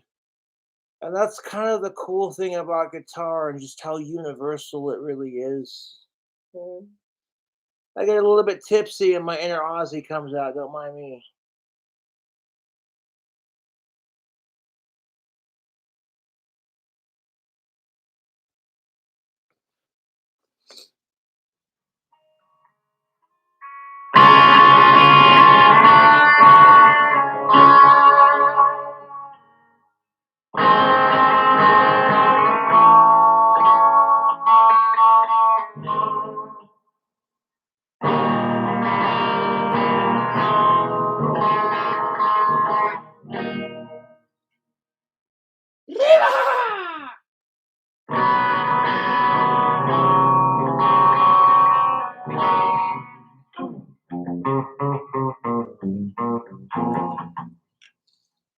You know what the cool thing about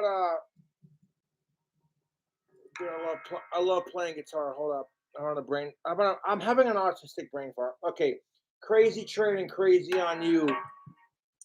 Crazy Train by Ozzy Osbourne and Crazy on You by Heart are practically played in the same tuning.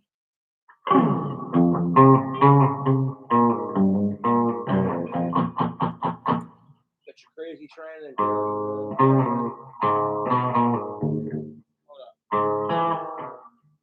there we go.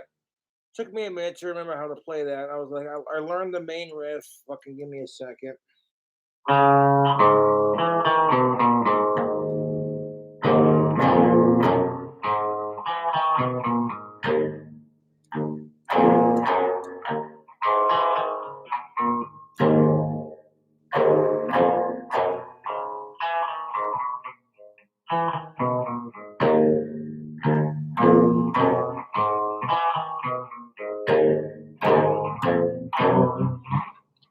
If you haven't heard of Heart, oh dude, you want some fucking chicks that fucking rock a mean guitar? Crazy on you! Gonna go crazy on you!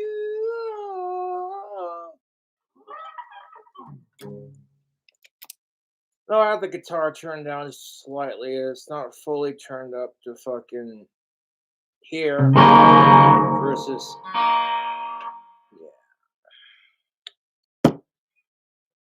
that's the cool thing about how universal a guitar is, you know. Like you could play Ozzy Osbourne's Crazy Train, like,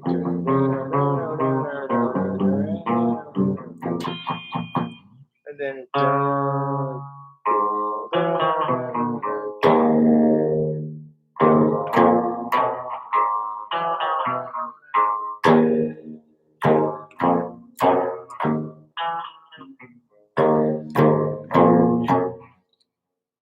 I don't know, like a lot of the songs that I know how to play on guitar at the current moment, just like the main riff, even if it's not the whole thing all the way through. Uh, a lot of these songs I grew up listening to as a kid, so there you go. I'm very fortunate to have a dad who grew up in the 80s, so yeah, I got exposed to rock and roll.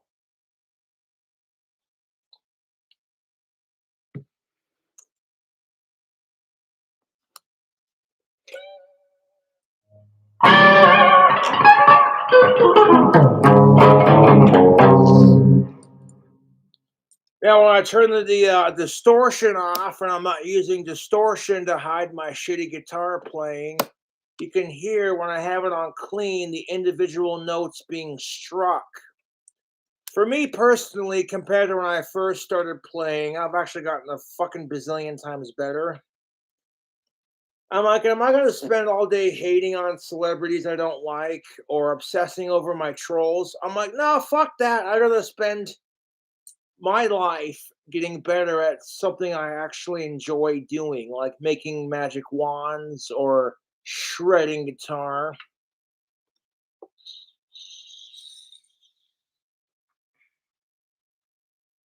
Got my Anxiety War sticker over a Death Wish coffee sticker. Sticker. Nice fucking pronunciation of words. Sticker. And a medical marijuana sticker right there. And we got the Cobra with the rose sticker over a Chiba Chews sticker. And on the back, it's, oh, look at that. Where my fellow skateboarders at. Check it out. Spitfire. Oh, get you some. I don't care if it's blind or Spitfire.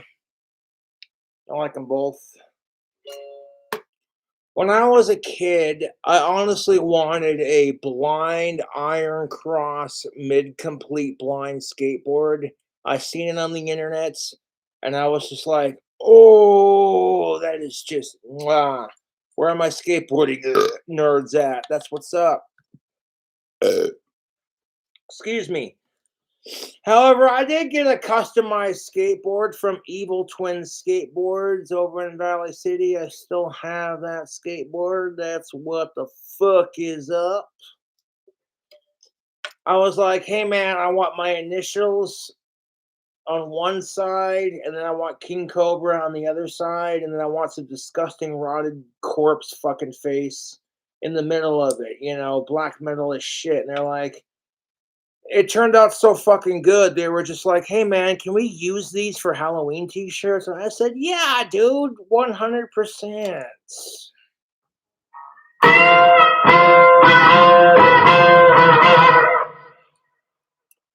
Now, like classic 50s rock had that kind of clean, a little bit of distortion, like down, you know. You know what I'm saying? I'm gonna strike a couple of fancy chords. Excuse me. Excuse me. With like the early 50s and 60s, they had that like clean sort of sound, you know, like Beach Boys or like.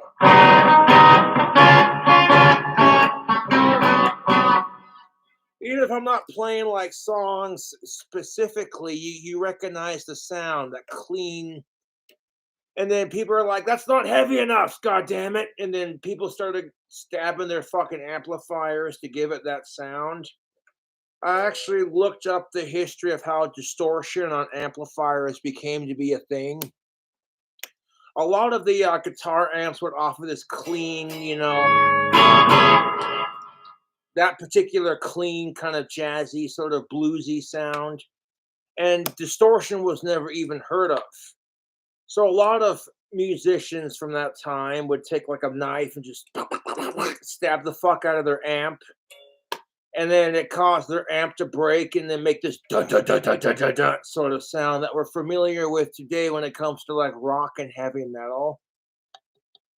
And then when that became like the new sound, all of a sudden guitar amplifier makers are like, hey, you shouldn't have to stab your amplifier to get that sound. We'll just incorporate it into an amp. All right. A little bit of rock and roll history for you cool Cobras. Oh, that's good stuff. Got ourselves a Green Zombie, which is a mixture of Fletchman's vodka and, of course, the good green stuff of Mountain Dew. Not a sponsor. Mountain Dew is a product of PepsiCo and not a sponsor.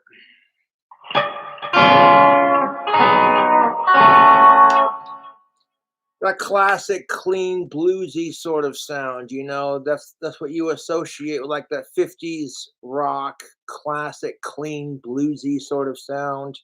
You associate that with this, like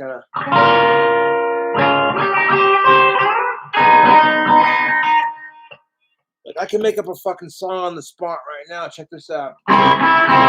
Going to the malt shop. You know, like you could write a song about going to the malt shop, chopping your ride, hot rodding it up, and sticking it to the man. You know, fucking, oh, hey, your hand's covered in grease from working on your car. Fuck it. Pomodoro that bitch.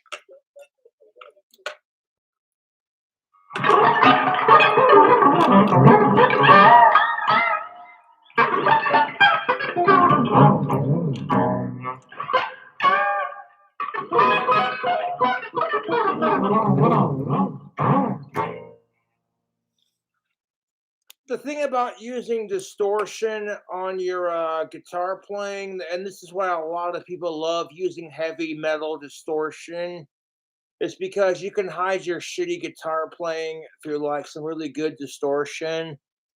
But like if you cannot shred guitar in clean mode and hear each individual note as you strum it, even if people want to talk shit and say, "Oh, Cobra, your shredding sucks because you're all over the fretboard. There's no structure." Like, I'm like, yeah, well, at least when I fucking shred on clean mode, you can hear every fucking note. And on top of here's the best part of it. The majority, like 95% of the people who talk shit on me because I'm going bald, or because I haven't been laid in almost 6 years, or because, oh, your guitar playing sucks, or blah, blah, blah, whatever. I'm like, well, at least I put myself out there knowing I'm going to get rejected. And quite frankly, I don't give a shit. You know, even though it's kind of bullshit because women could reject me because I come off as creepy, but if I reject them, it's because I can't handle a strong woman. Like, fuck that double standard, dude. We can't hear you. I call bullshit. Blah, blah, blah, blah, blah, blah, blah, blah. Yeah, you can hear me just fine. This is why I'm ignoring the chat because people literally, I'll have like 95% of people tune in because they're a King Cobra fan. And then like the last 5% of people are just fucking trolls who are like, oh, it's after 5 o'clock on a Wednesday. What the fuck is Cobra doing?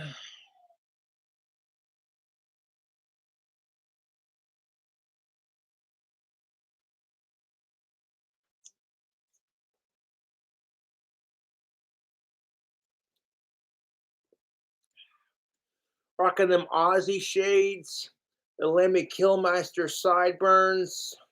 Get you some. Once my testosterone hormones balanced out as a man, and I discovered that I can grow some wicked facial hair, I'm just like, let's go, let's do it.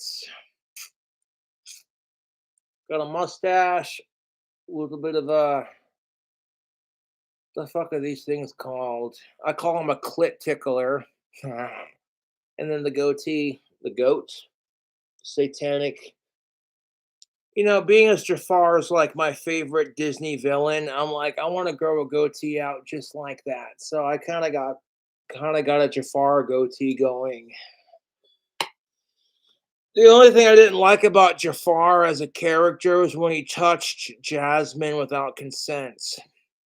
I saw that in the original Aladdin where he's just like his long ass fingers are just like, and you see it touching her boobs without her consent. And she just gets up like, ah! And I'm like, nah, dude, that's like horrible. I'm like, okay, so yeah, it's teaching kids from my generation that you shouldn't touch a woman without her consent and that you're a fucking piece of shit if you do.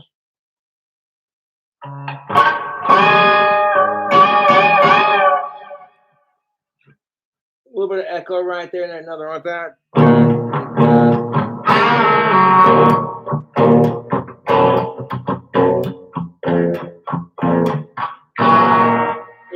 That was horrible.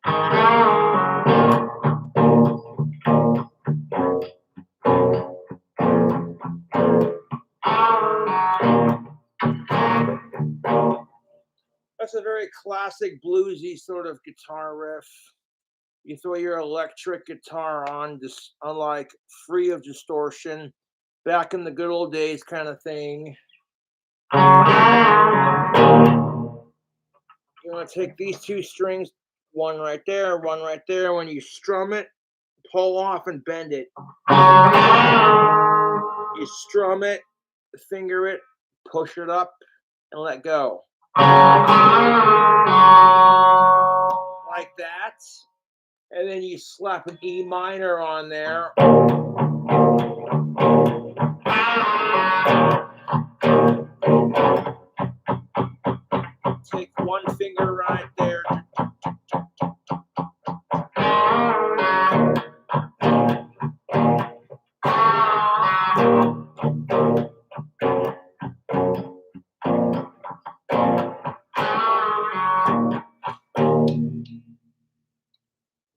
basic blues riff, and as soon as you start playing it, people are gonna start feeling it, you know.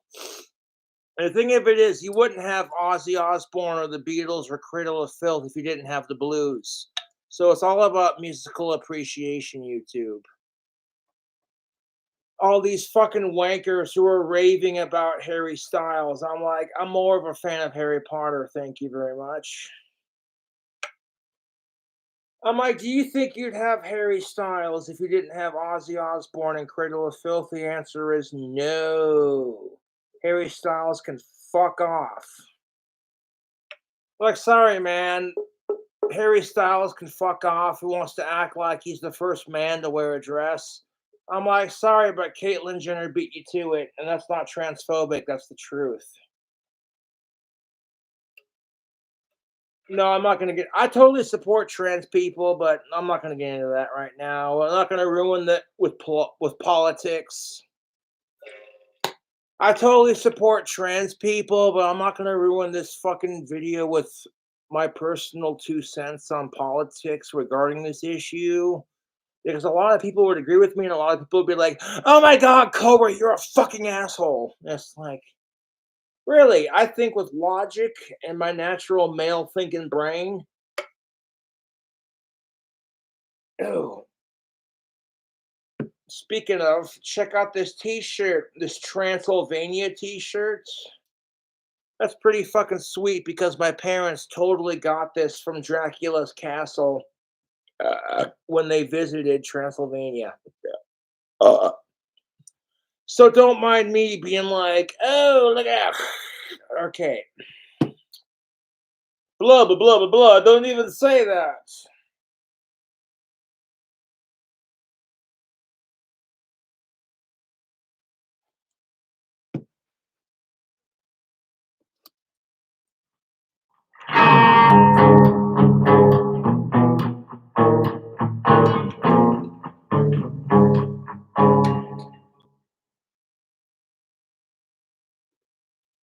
So like clean sound on a BC Rich. Woohoo! There's the fucking bite.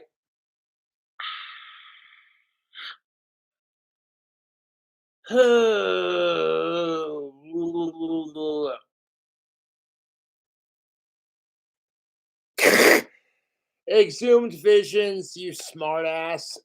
Count Dracula's not trans. He lives in Transylvania. There's a difference. I see what you did there. You made a trans joke, Exhumed. I see you in chat. That was fucking great. I don't know, like, if as long as the transgender joke is tasteful to a point, it means you're being included. You know, when I see Dave Chappelle make fun of me as a white person, like making fun of whites, I'm like, you know what? I feel included. I feel included. You know, when Dave Chappelle fucking makes fun of white people, I laugh my goddamn ass off. I'm like, yeah, some of it's kind of accurate, to be honest. Uh, Shout out to Jazz, Rap Jazz. Yeah. It just depends on the style of music you're playing. If you want like a more of a 50s sort of rock, jazzy sort of sound, or like blues or whatever, you switch the guitar to like some clean, you know. This particular pickup is for clean. This one is for like distortion and heavy sound because this one's closer to the strings. And here's the thing of it, when you're adjusting your pickups, okay, my main pickup is like, okay, you see that? Look how close that is. Okay, it's so close. It's like one more turn and they're barely touching the strings. I do that to get the most maximum amount of distortion out of my guitar as a heavy metal guitar player kind of thing.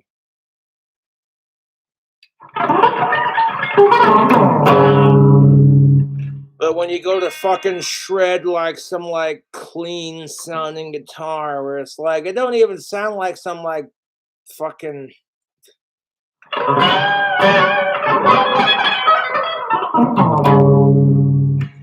You know what I'm saying? Oh, look out! Cobra's getting better at guitar playing.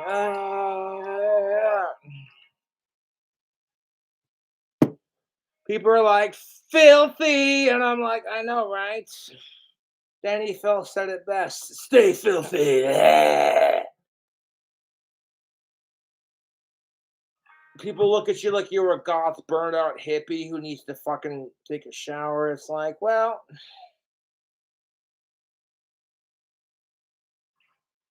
I will admit that sometimes my hygiene habits are not the best, but I'm a guy, so sue me. Not trying to crap on my own gender here, but being as it's winter time and I very rarely, I pretty much spend all day watching YouTube videos. And if I find something that sparks my interest for a good topic for what I'm planning to do with my channel, as far as improving gender relations, and I feel like, okay, hey, then I'll do it.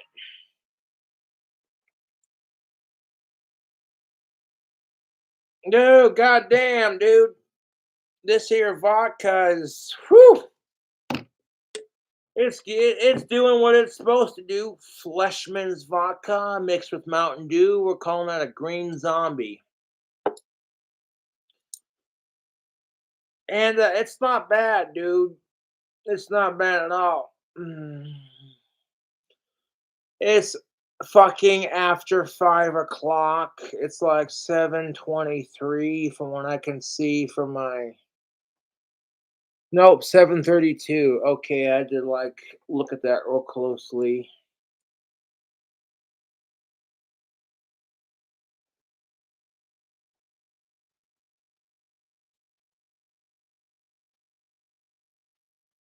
Mm.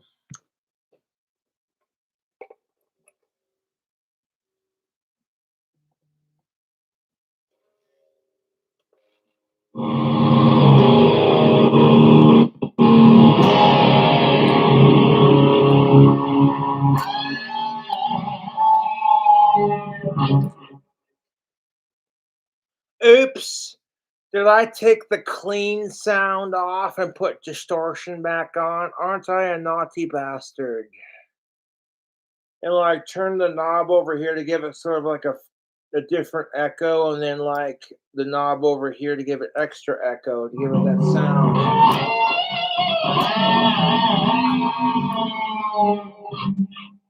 So you know what I'm saying? Like if you're into the music, you know what's up.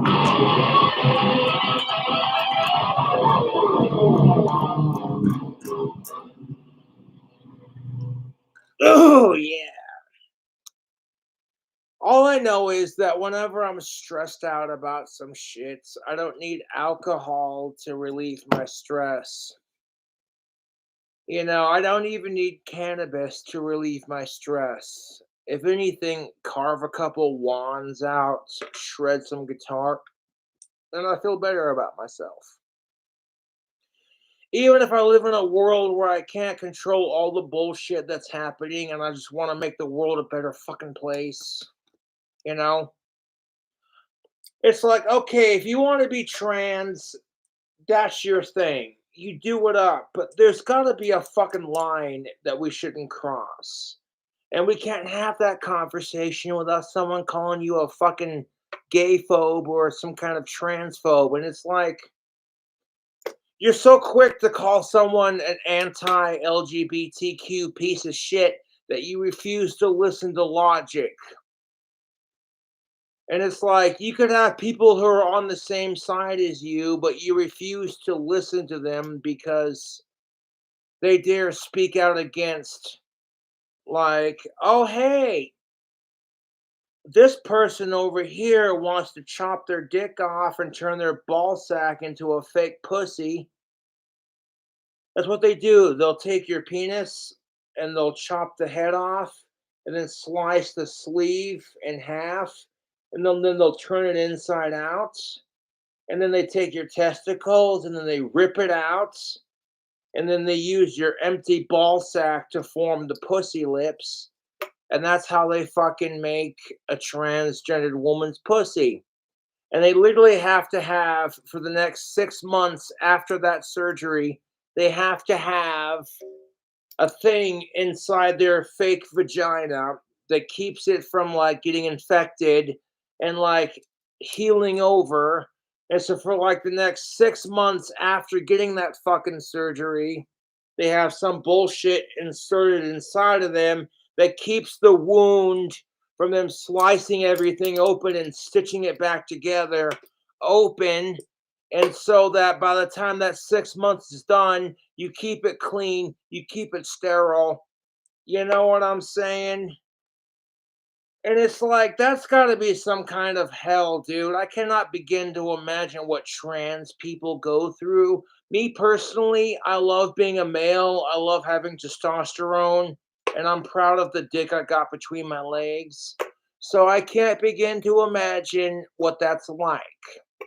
As somebody who's been bullied for just doing my thing, this is exactly why I don't go out of my fucking way to bully somebody because you're trans or LGBTQ plus or whatever.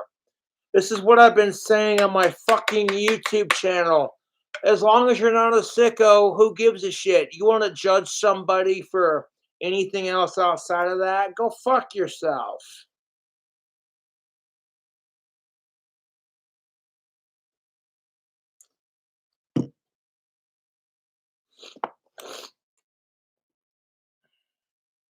I miss the hair that I had in 2010, and I would take pictures of it on my Facebook, and my hair would just arch. But you know what? Hair doesn't make a man. And if I get signed by a major record label or I win the lottery, I'll get hair plugs. And it won't be a fucking issue. And I won't be afraid to admit it. I'll be like, yeah, you know what? My hair is fake. I don't care. Fuck you. You know?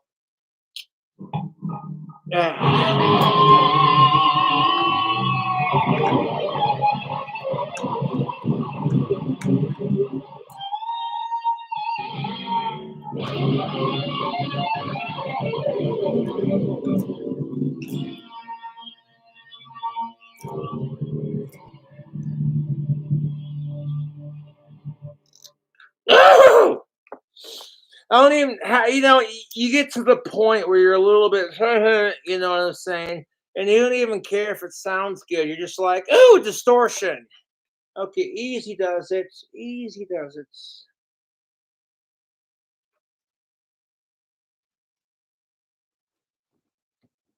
If you want my personal opinion as one of Ozzy Osbourne's biggest fans, our whole society is going off the rails on a crazy train.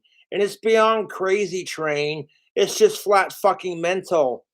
Like, okay, Ozzy Osbourne's mental illness is cute and adorable to a point.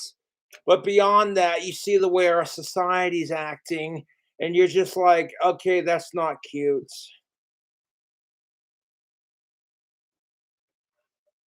I'm sorry, but that's just the truth. You see Cobra's little psycho bullshit trying way too hard to be the next Ozzy Osbourne. And it's like, okay, don't hate me for it. I'm one of his biggest fans and I'm super autistic. And I don't just combine Ozzy Osbourne, I take Ozzy Osbourne and Danny Filth and a bunch of other rock stars and then kind of combined to create my own look. Got them Lemmy Kilmister sideburns on point. When I did that a fucking Hellraiser cover where they're like, we're gonna take Ozzy Osbourne singing it and then Lemmy Kilmister singing it, and we're gonna make it into a badass song and then a badass music video. And then my autistic ass is like, watch me switch between the two. Ah.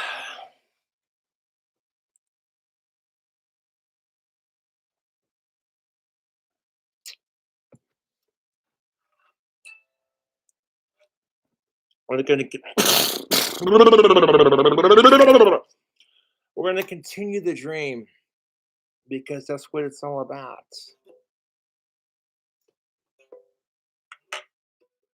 When we all have dreams, and aspirations. Oh, fuck me. Yeah, this is definitely enough for someone who's trying to cut down on drinking and doing uh I certainly hope my internet doesn't crap out while I'm doing this. Uh, oh, fucking hell. Oh, I fucking hate sickos.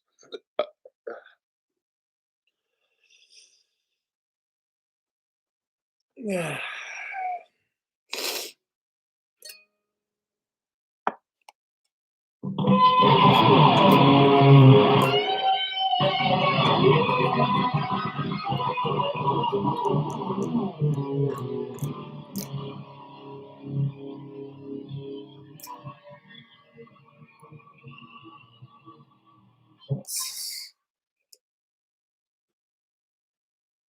One of the things that really caught my eye about Ozzy Osbourne, to be honest, was when I was watching this Ozzy Osbourne documentary.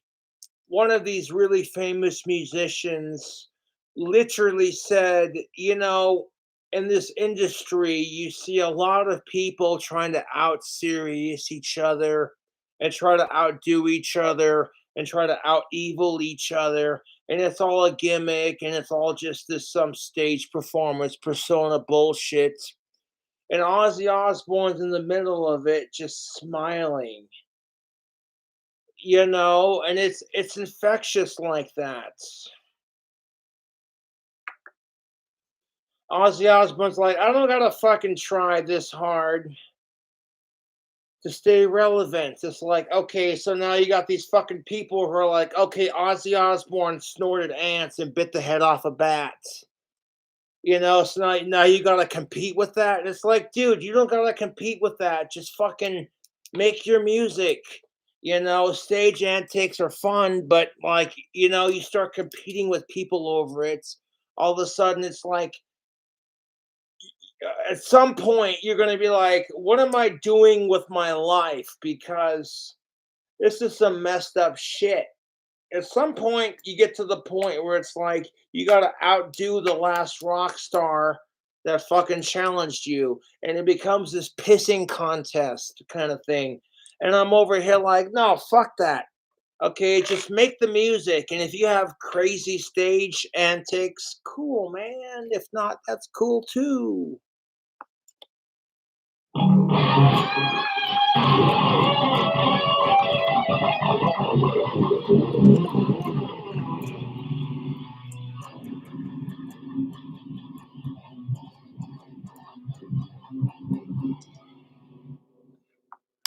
Like one of my favorite Cradle of Filth songs is Nymphetamine.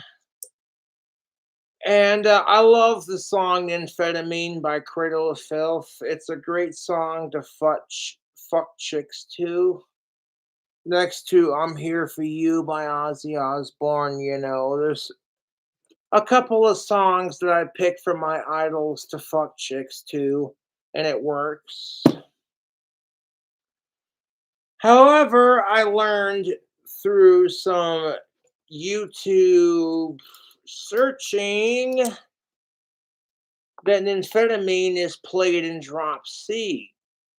That was kind of my introduction to drop tuning. I was like, okay, I love amphetamine by Cradle of Filth. I want to be able to play that on my guitar. How do you fucking play that? And then some YouTuber broke it down and they're like, okay, here it is. It's in drop C. These are the notes. And then once I learned how to fucking play it, I'd show it off on YouTube, like, look at me go. And then when people recognize it, they're like, he is capable of learning guitar. I'm shocked. Oh, fuck me, I farted. Oh, fucking hell, that smells nasty.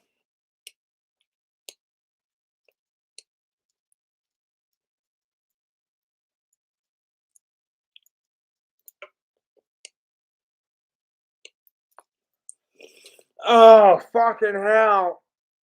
I'm not trying to disrespect Ozzy like that, but fucking goddamn, because you're rocking the shades. Oh, dude, that is some righteous. I remember when Ozzy Osbourne farted on Conan, like Conan O'Brien. I know the fucking. Okay, if you're an Ozzy fan like me, you know the fucking video I'm talking about. Or Conan O'Brien's just like, oh, Ozzy.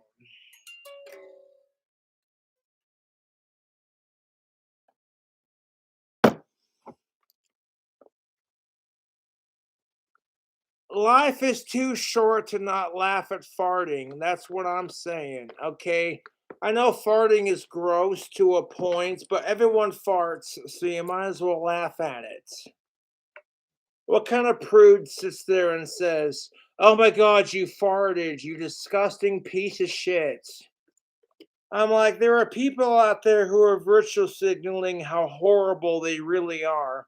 And don't even get me started on this virtual signaling rant because I'm so sick and tired of today's society. You can't do a nice thing for somebody because you actually care. Because some asshole's going to be like, you're just virtue signaling or you're just gaslighting. And I'm like, the only time I gaslight is when I rip ass.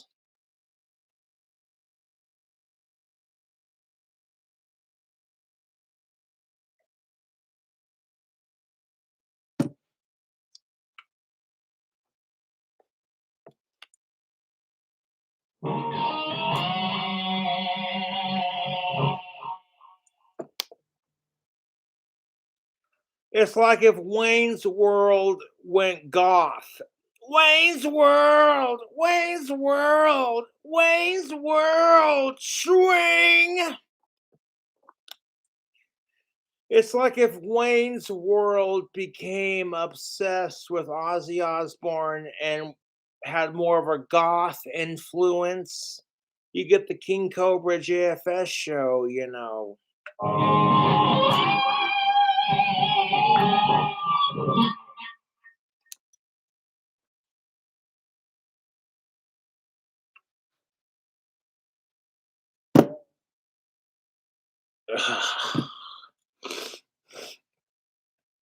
Because people are sitting there going, hey, Cobra, do some Ozzy Osbourne vocal covers, man. And I totally love to show off my singing voice on YouTube. You already know I love to show off my singing voice for YouTube, but I get in trouble doing that with YouTube because the songs I pick are very popular artists, and YouTube is just like, that's a copyright strike. That music is not approved for your YouTube channel. So, like, I appreciate YouTube and Susie for not terminating my account for obsessively singing the Beatles.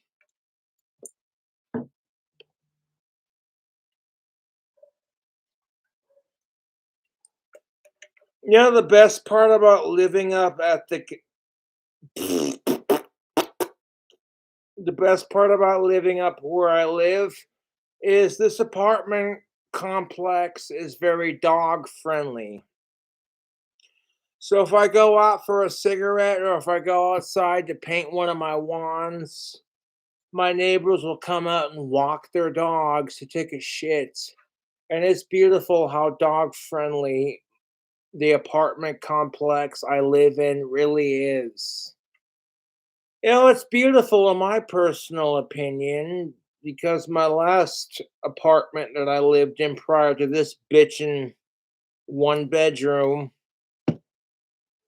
you know what I'm saying? Like, this apartment complex that I currently live in is very dog friendly, and like 95% of my neighbors support King Cobra JFS.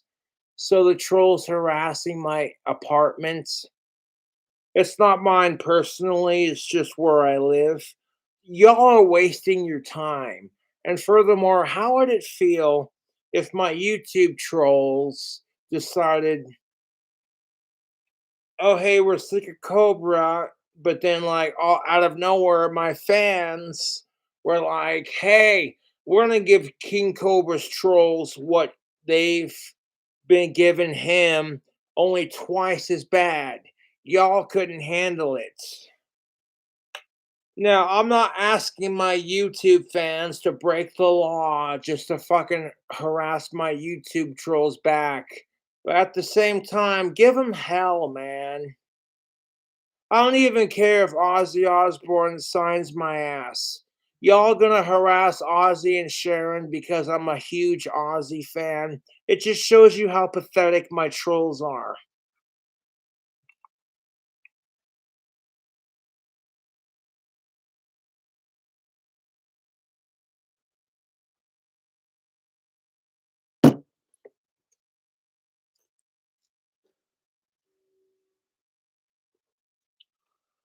So at this current woo, that's the stuff. At this current particular point in time, I'm very heavily influenced by Ozzy Osbourne, the Prince of Darkness, and the legendary, excuse me, Danny Filth of Cradle of Filth. Those are my idols, musically speaking, singing wise. And I have several guitar players that I look up to. Uh, oh, fuck. Uh, mm. Whoo! I'm gonna tell you what, it's after 5 o'clock, and this is no, fuck me. I got the hiccups and the burps. Ugh.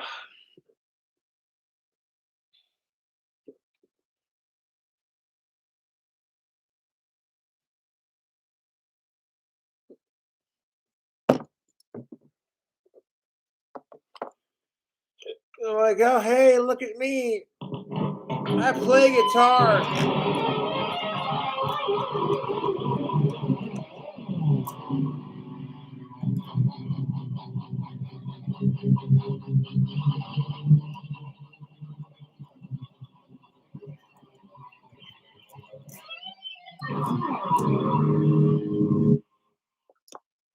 Like you look like Ozzy Oz, a younger. Okay, here's the thing of it. I'm gonna fucking rip on myself. Hear me out. You look like you have Kylie Jenner's fish lips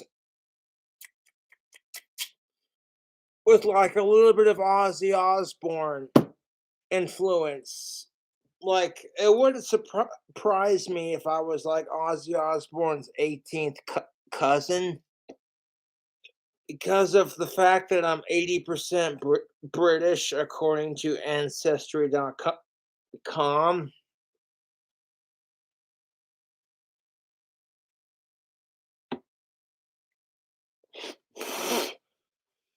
Like if Ozzy Osbourne had Kylie Jenner lips.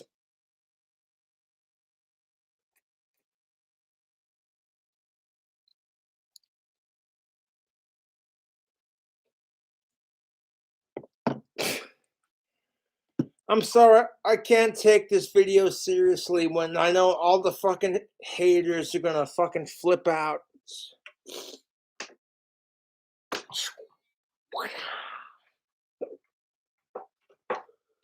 Dude, I love playing guitar.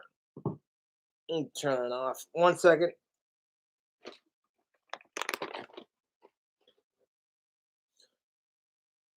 I gotta take a piss.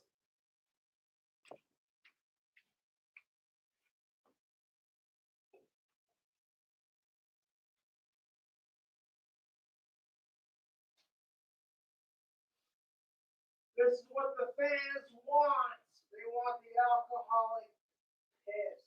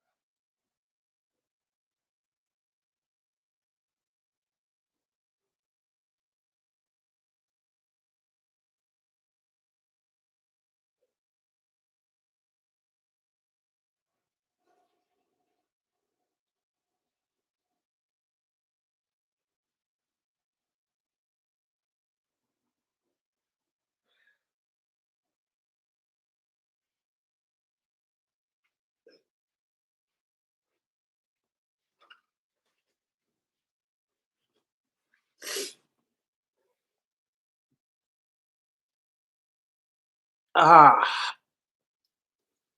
fucking alcohol goes right through you, man. Woo!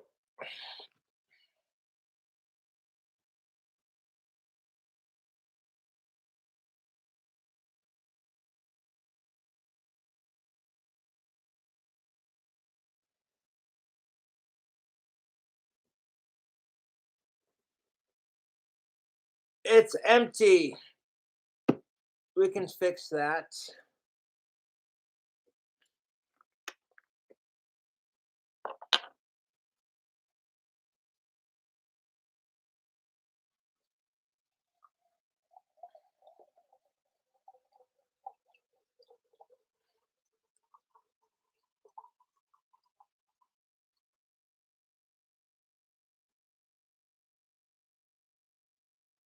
God damn, dude.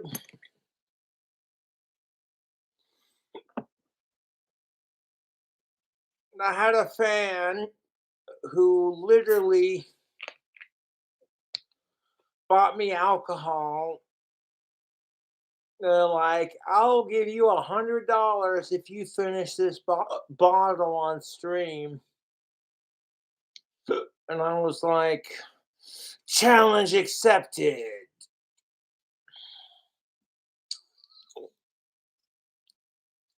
Show the brand. Beautiful, not a sponsor.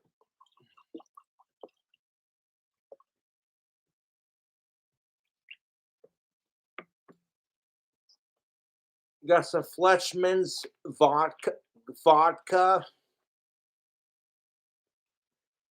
and some delicious Mountain Dew.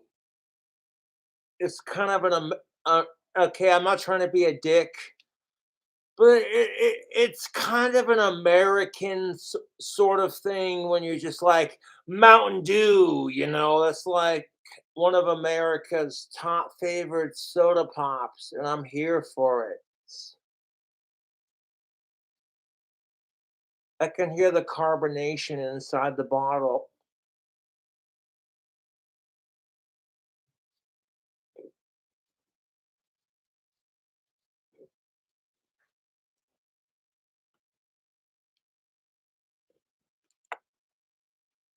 Oh, goddamn. We got ourselves a green zombie because that's what it's called. When you mix Fleischmann's vodka with the Mountain Dew because it's a reference to a shitty joke that I made earlier. What's a zombie's favorite kind of vodka? Fleischmann's, because it has the word flesh in it. If I gotta explain that, then you're fucking retarded. And there's nothing wrong with being mentally retarded. If you can't help it, it's one thing. But if you can't help it and you choose to be a dumbass on purpose, I got no words for you.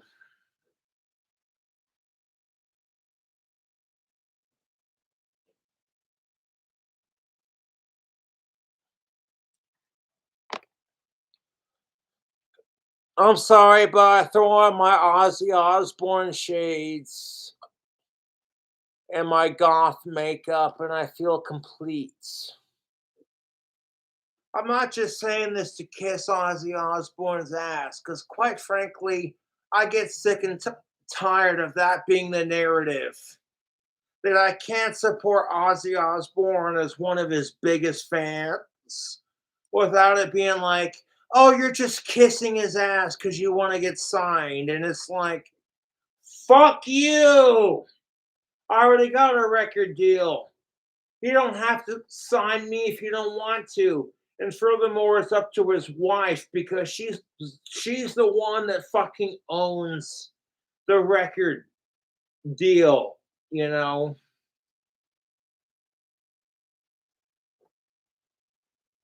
I'm like, okay, so you chuck it off as, oh hey, King Cobra is heavily influenced by Ozzy Osbourne, you know.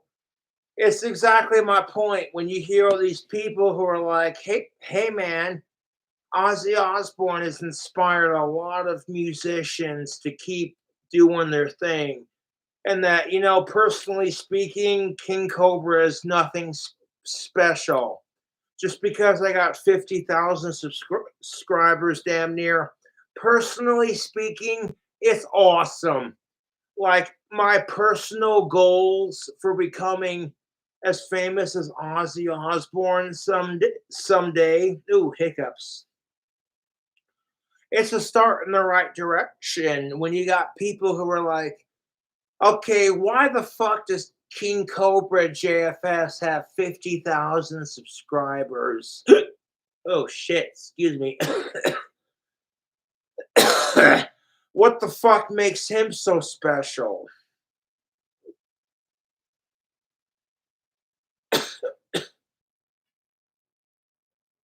No, when people are like, "Hey, Ozzy Osbourne, do you do anything fun?" And he's like, "No, I don't smoke, I don't drink, I don't use tobacco. I'm quite boring these days." It's kind of like when people are like, "Hey, Danny Filth, what's your secret to singing?" And he's just like, "Oh, copious amounts of masturbation, and I'm having a wank right now."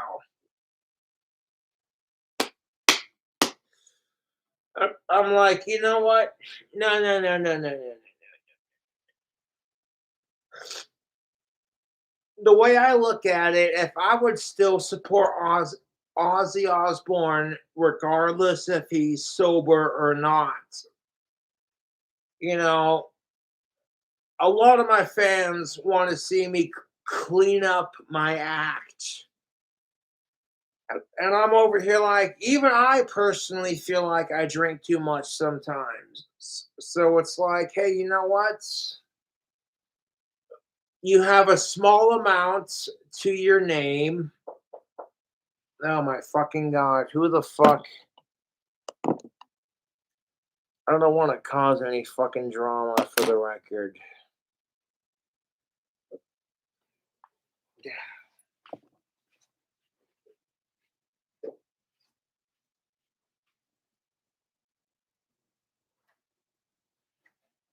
What's that? Yeah. Do you guys get paid for? I appreciate it. Thanks, man. There you go. Have a good night. You too. Yes.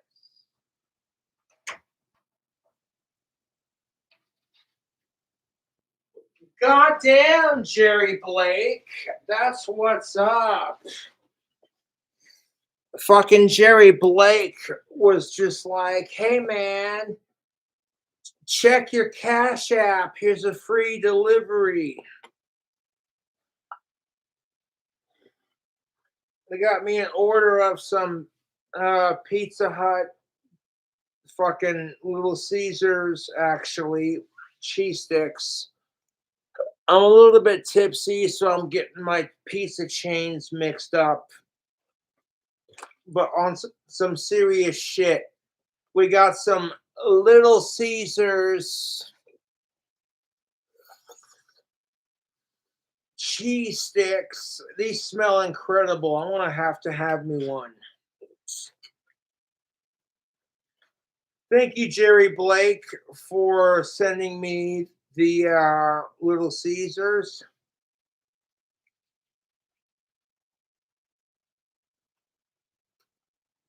I didn't ask for it.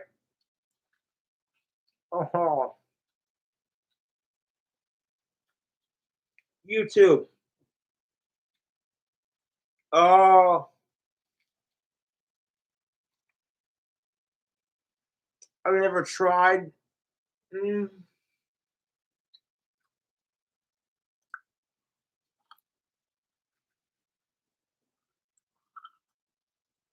Dude, you gotta grab yourself a slice of one of these.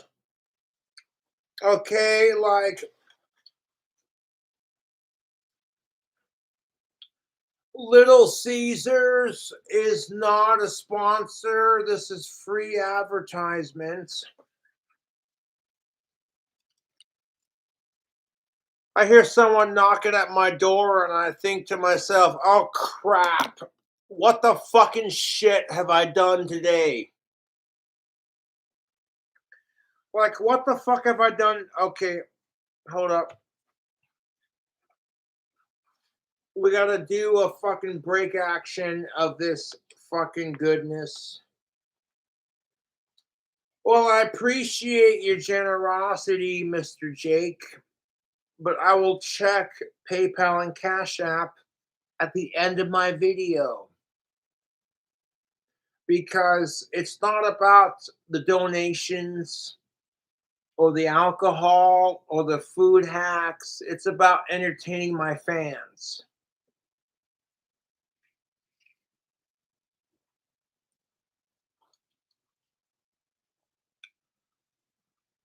I'm not just saying this, but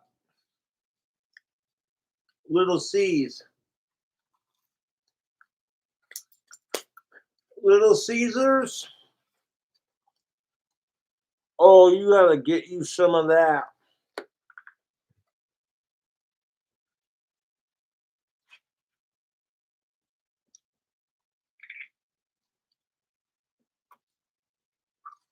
Oh my god. You know, when you get on a drunken rant and you just keep going off and you kind of forget about the world around you. And then someone around you is just like, hey, Cobra, I know you're super broke and you love pizza. So check this out.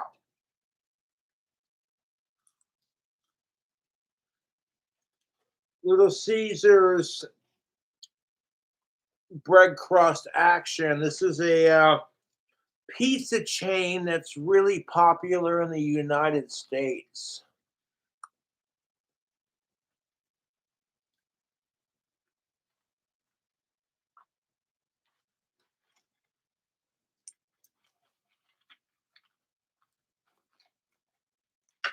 Get off of there, you fuck. So we got two pieces left before we eat the other half. I want to save the other half for later. But I want to put Little Caesars on blast and be like, dude, your little cheese stick bites.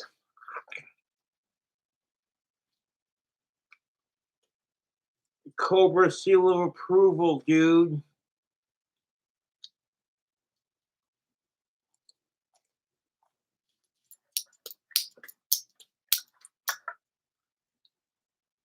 Mm.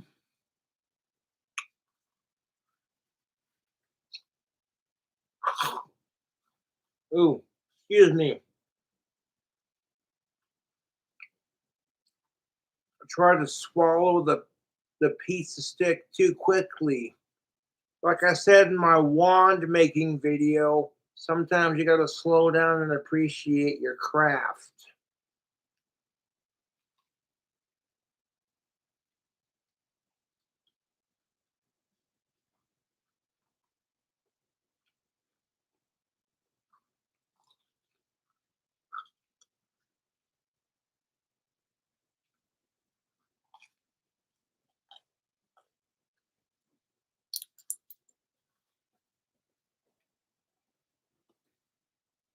These little cheese stick bites from Little Caesars. Oh, this is delicious.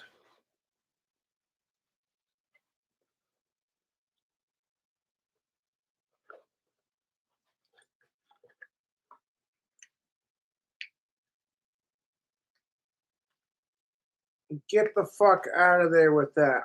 Okay, let's grab another slice of it.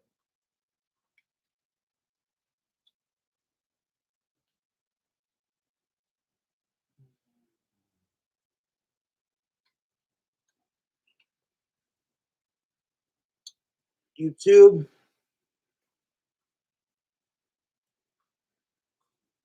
This Little Caesars cheesy bread.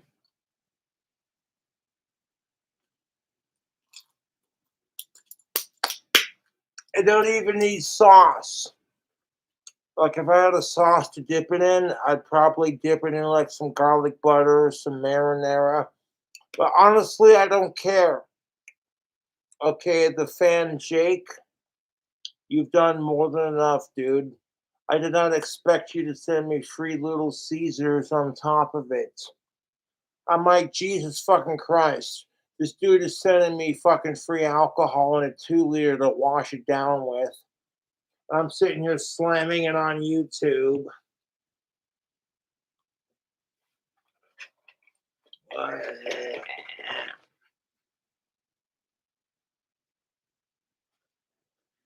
I wasn't expecting it, to be honest. I'm like, the generosity from my fans, and I could turn that generosity into more content for my YouTube channel. That's kind of how I'm doing. If my fans are like, hey, you know what, Cobra, here's 20 bucks because we dig your content. I look at my account. If my account's balanced out and I got all the money that I need to keep it fresh, and I don't have to, excuse me, worry about overdraws or being a fucking poor, broke piece of shit kind of thing. I can take, okay, it's like, okay, your fans donated money. You got your money from whatever else you're doing.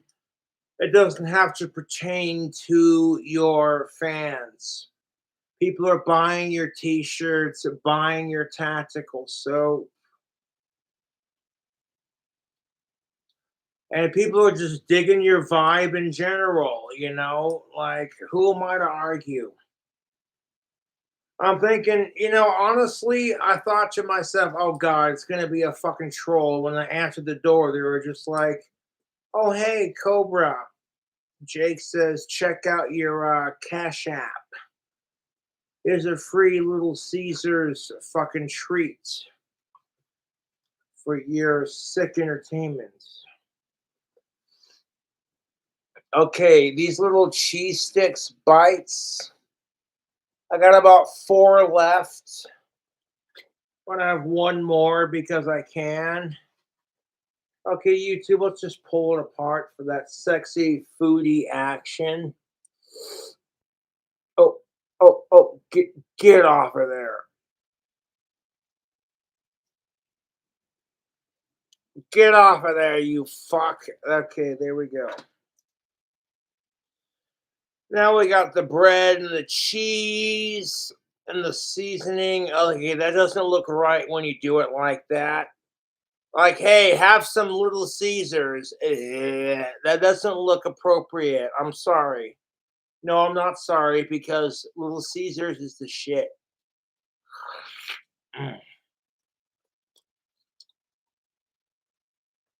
If you are on Struggle Street, YouTube, hear me out for a second. Okay, we're going to take a break from the usual ranting and raving to grab our drink combo and sip on our drink and eat our pizza.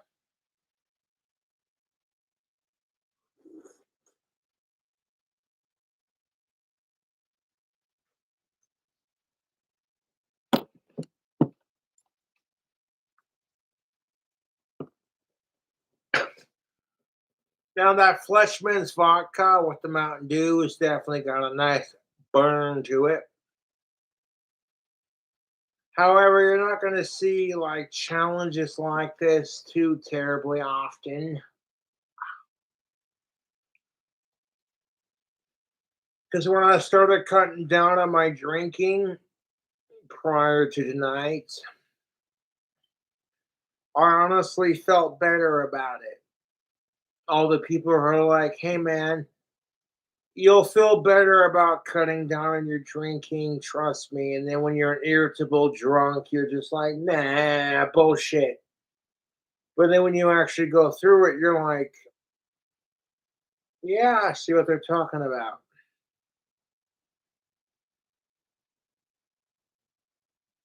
Mm.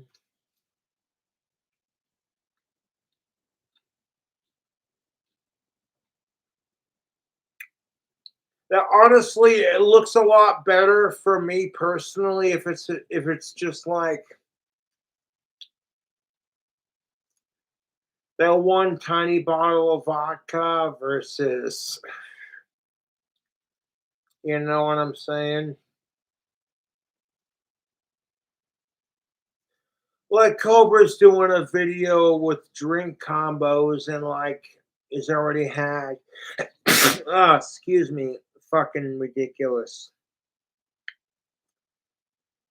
I'm a little bit drunk and I'm enjoying pizza from Little Caesars. It's cheap, you know, bachelor or bachelorette pizza. And it's so good. Oh my god. YouTube, mm, fuck the haters. Okay, you see this? See this? I got 3 fucking pieces after eating the 4th one. And a little bit of food in my stomach, so I'm starting to feel better. Not that I wasn't feeling shitty to begin with, because be honest, I was on a fucking roll. I'm like, hey, this is how I feel about shit. I'm gonna speak my mind, and if anyone doesn't like it, fuck them. I don't care. And the same badass YouTube fan who sent me vodka and Mountain Dew to do the rest of the chug, they're like, hey, Cobra, it's the guy who sent you vodka and Mountain Dew for your latest live stream. You should totally check your Cash App and PayPal. And I'm over here like, you know what? I appreciate that 100%, but I don't want to make the video about me checking my money situation every 5 minutes. Honestly, it's rude as fuck to the fans who are just as broke as I am. And then fucking they watch King Cobra JFS and they're like, you know what? I feel that struggle. And that's what makes me honestly so relatable to people. Is they might be like, oh my god, Cobra just put sushi on bacon and nacho cheese Doritos. The fuck's wrong with this sick bastard? You know. I'm like, okay, so the taste combination's not your cup of tea, but that's why the internet fucking loves my ass. It's because I'm not afraid to do some random fucking food combo, food hack, where it's like, did this motherfucker just put sushi slices on nacho cheese Doritos? Oh my god. And like add bacon bits to it. This motherfucker. While the rest of the internet is going, oh, that's disgusting. Why the fuck would you do that? The fuck is wrong with you? You know, my true fans are going, hey, you know what? Cobra likes bacon. He likes Doritos. He likes sushi. So he put it into a dish and posted it on YouTube. And if people don't like it, that's their fucking problem. Like, I'm just saying, okay, like this Little Caesars action is not a sponsor. But I'll tell you what, my dad used to work at Little Caesars, and my dad's a hard-working man. My dad's a good dude. He worked very hard, as well as my stepmom. Both my stepmom and my dad worked very hard to provide for us kids. And I cannot begin to express how grateful I am for my childhood. Even though I might have gotten bullied and rejected by every chick that I've liked, it's not about that. You know, it's about the decisions I've made when I was younger. And I could go back in time and be like, you know, I could have done things differently a little bit. you know.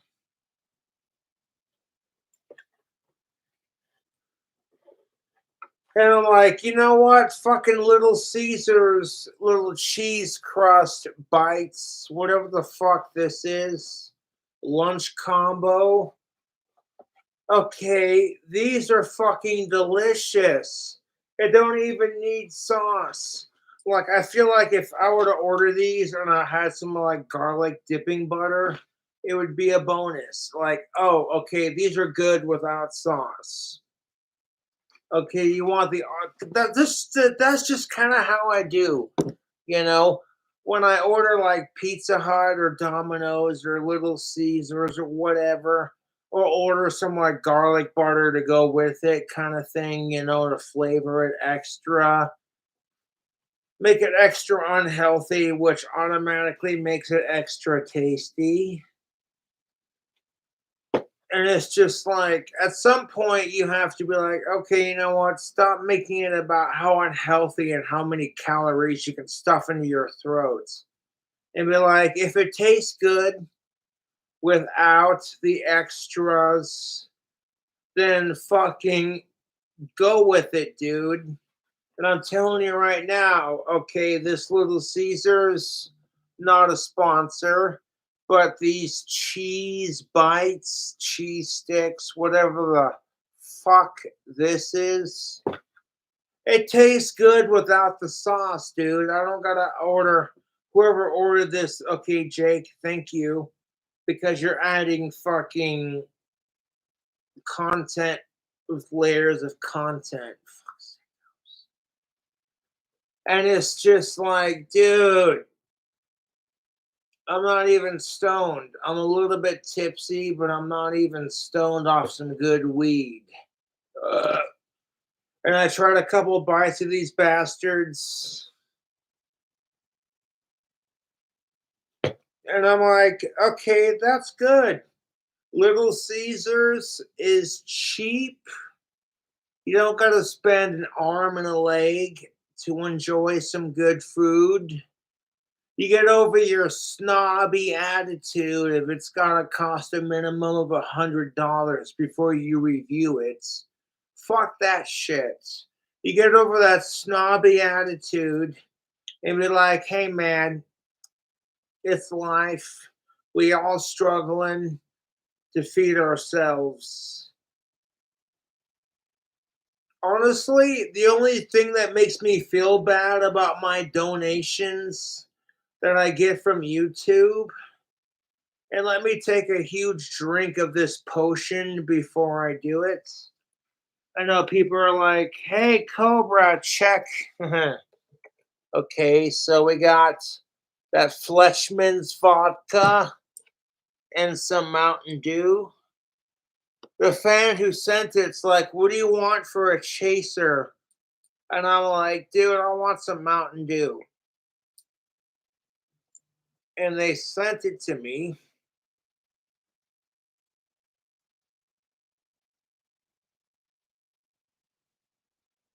I'm like, oh my God, this drink combo is fire. And then you get like a little bit hungry because that's how alcohol does. That's the only similarity that alcohol and marijuana have to each other is it makes everyone super giggly, like everyone's laughing at dumb shit. And then you get like a craving for like greasy fast food. That's the only thing that marijuana and alcohol have in common, to be honest. You're sitting there at your fucking favorite bar, like, oh, it's 12 o'clock. Oh, jeez. And like you're about to take off at 1 o'clock in the morning and you're fucking hammered 10 ways till Sunday. And all you want is some greasy food and to fucking pass out.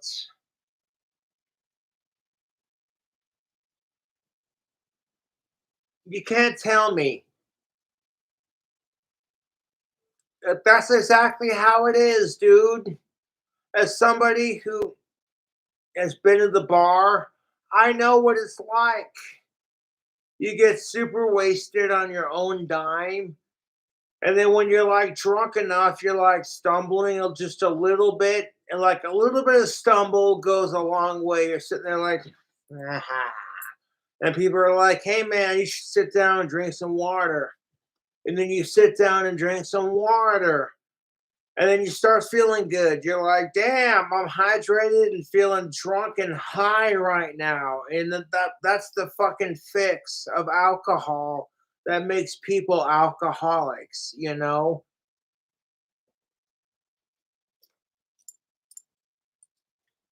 And then you look past that and you're just like, oh, hey, everyone at the sandbar is fucking drunk as shit. Hey,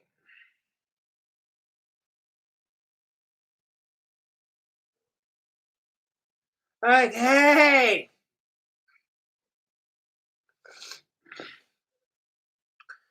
it's 2 o'clock in the morning, the bar is closed, and you're drunk as shit, and you really want some greasy food, and you just want to pass out, and you don't want some shitty bunko fucking bullshit food. You want the real deal, you know? But like every fucking restaurant you want to go to at like 2 o'clock in the morning is fucking closed. But then you find that one Mexican restaurant that's open 24/7 and makes the best goddamn burritos you've ever tasted. You're like, Ponchos!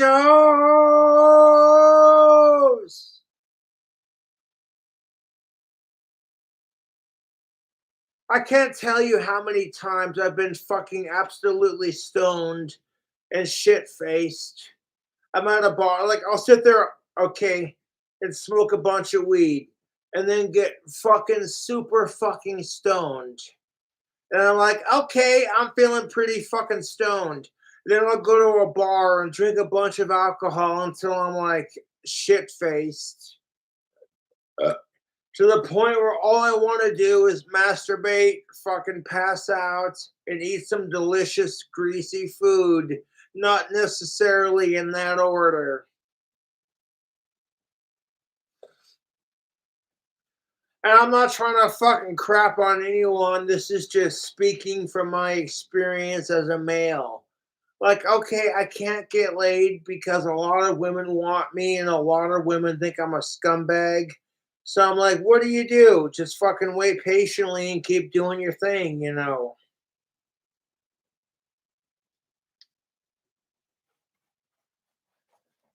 Fucking Jake was like, hey man, check your PayPal and your fucking Cash App.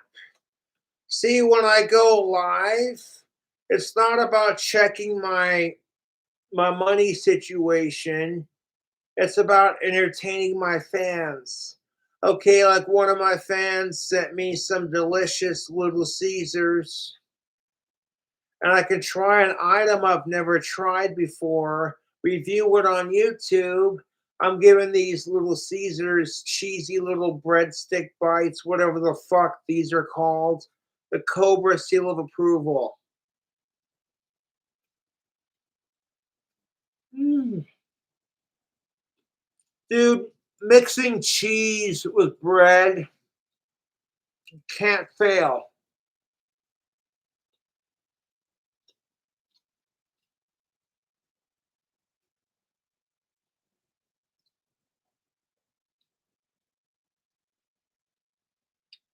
YouTube, I'm trying to save this entire goddamn box for a snack for later.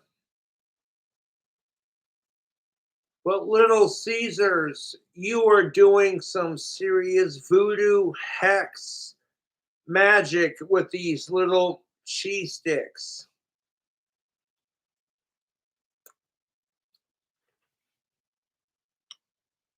Okay, not a sponsor.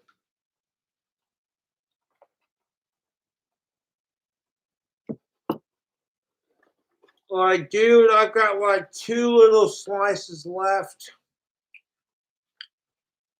And I might end up eating those too if I don't be careful. I'm sorry, but when you're broke as fuck and you want some pizza, Little Caesars has got you covered, dude. You can't even afford Domino's. You want some Pizza Hut, but like their shit's good but overpriced. So you're like, oh, what do I do? You go to like Domino's Pizza because they're a little bit cheaper and they give you more options to customize your own personal pizza. But then what do you do then when it's like, okay, you can't afford the slut and you can't afford the Domino's? You go for something just exquisite, a taste of your childhood. If you're a 90s baby like I am, you're not going to complain when somebody sends you free fucking pizza, especially when it's from Little Squeezers, because your money's tight and you got to squeeze a couple bucks together. That's why it's called Little Squeezers. Okay, this is why my affectionate nickname for Little Caesars is Little Squeezers. Because you gotta, you know what, Little Caesars, they make pizza for your budget that's a little bit cheaper. And you know you gotta squeeze a couple bucks together to make it happen. So be it.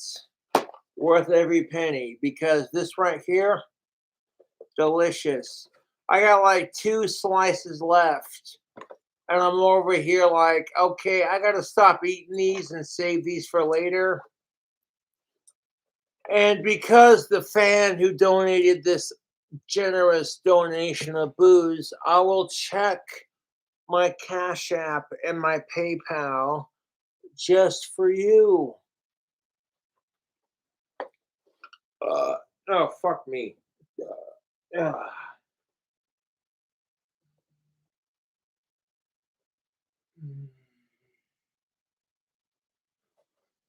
like the grease. Okay, I've been snacking on this goddamn box for a fucking minute. Okay, and the amount of grease, cheese, it's working for your boy. I'm like, dude, Little Caesars is where it's at. You want to save a couple bucks? You want tasty pizza for the budget you're paying, and you want to save a couple bucks? Not a sponsor. But like Little Caesars is where it's at, dude. You're sitting there like, I don't want to cook food. I'm not in the mood to cook food. You got a bunch of screaming, starving kids. They're sitting there going, we're hungry. And you want to fucking strangle them to pieces.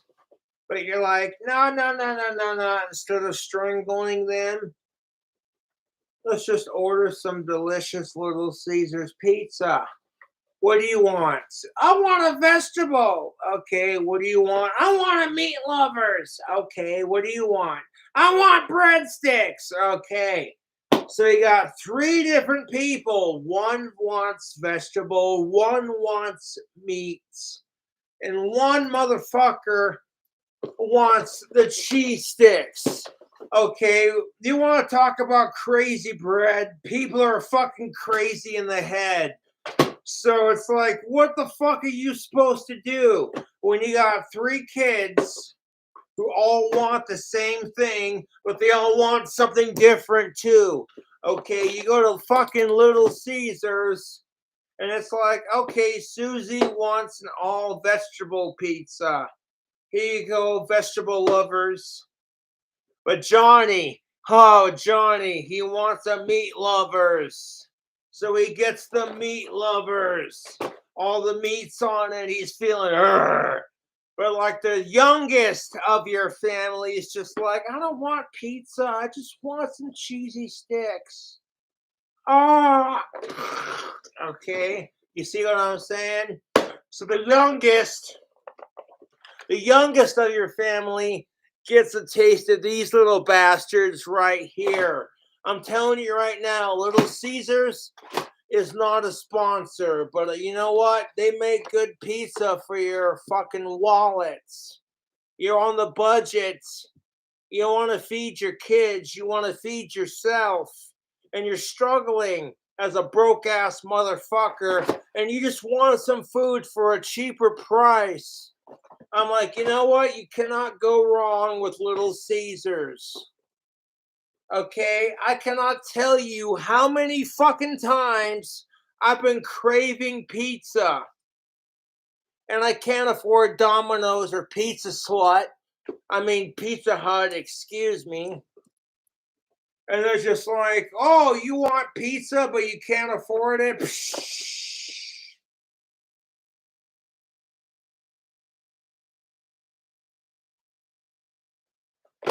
Okay, I'm telling you right now, my dad used to work at Little Caesars. And growing up as a kid, that's where my love for Little Caesars, that's where my love for Little Caesars comes from.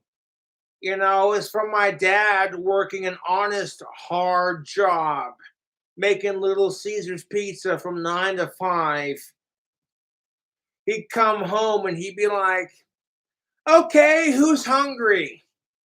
And then me and my sister Tiana would be like, oh, me, you know. And then my dad would bust out a fucking Little Caesars pizza and be like, sorry, it's not much, but there you go.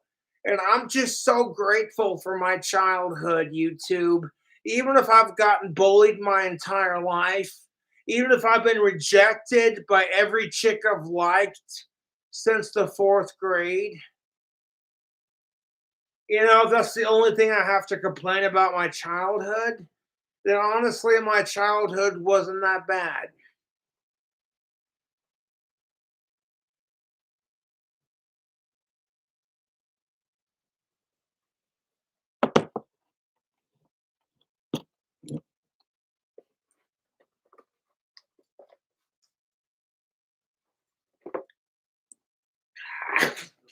Excuse me.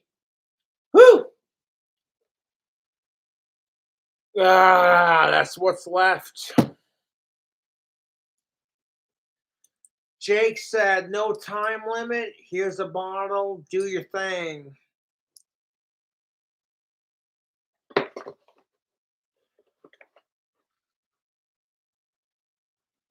But check out this little squeezers.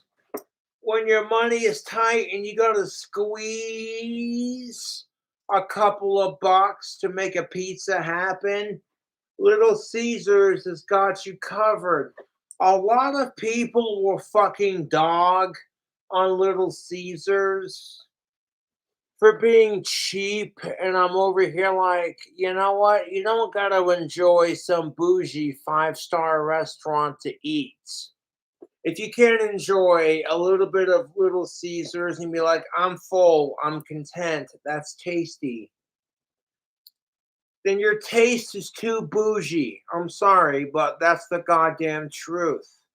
You're sitting there on Struggle Street, broke off your ass, and like you want a fucking pizza, but you don't live in fucking New York City, so you can't just buy a gigantic slice for $1 fucking.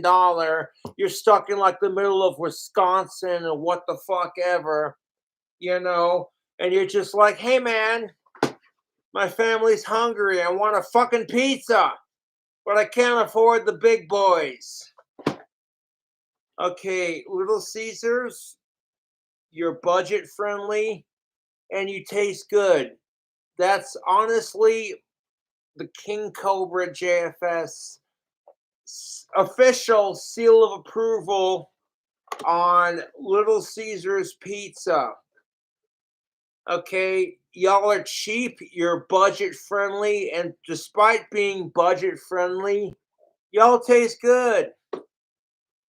Okay, if you have not tried Little Caesars Crazy Bread, you motherfuckers are missing out.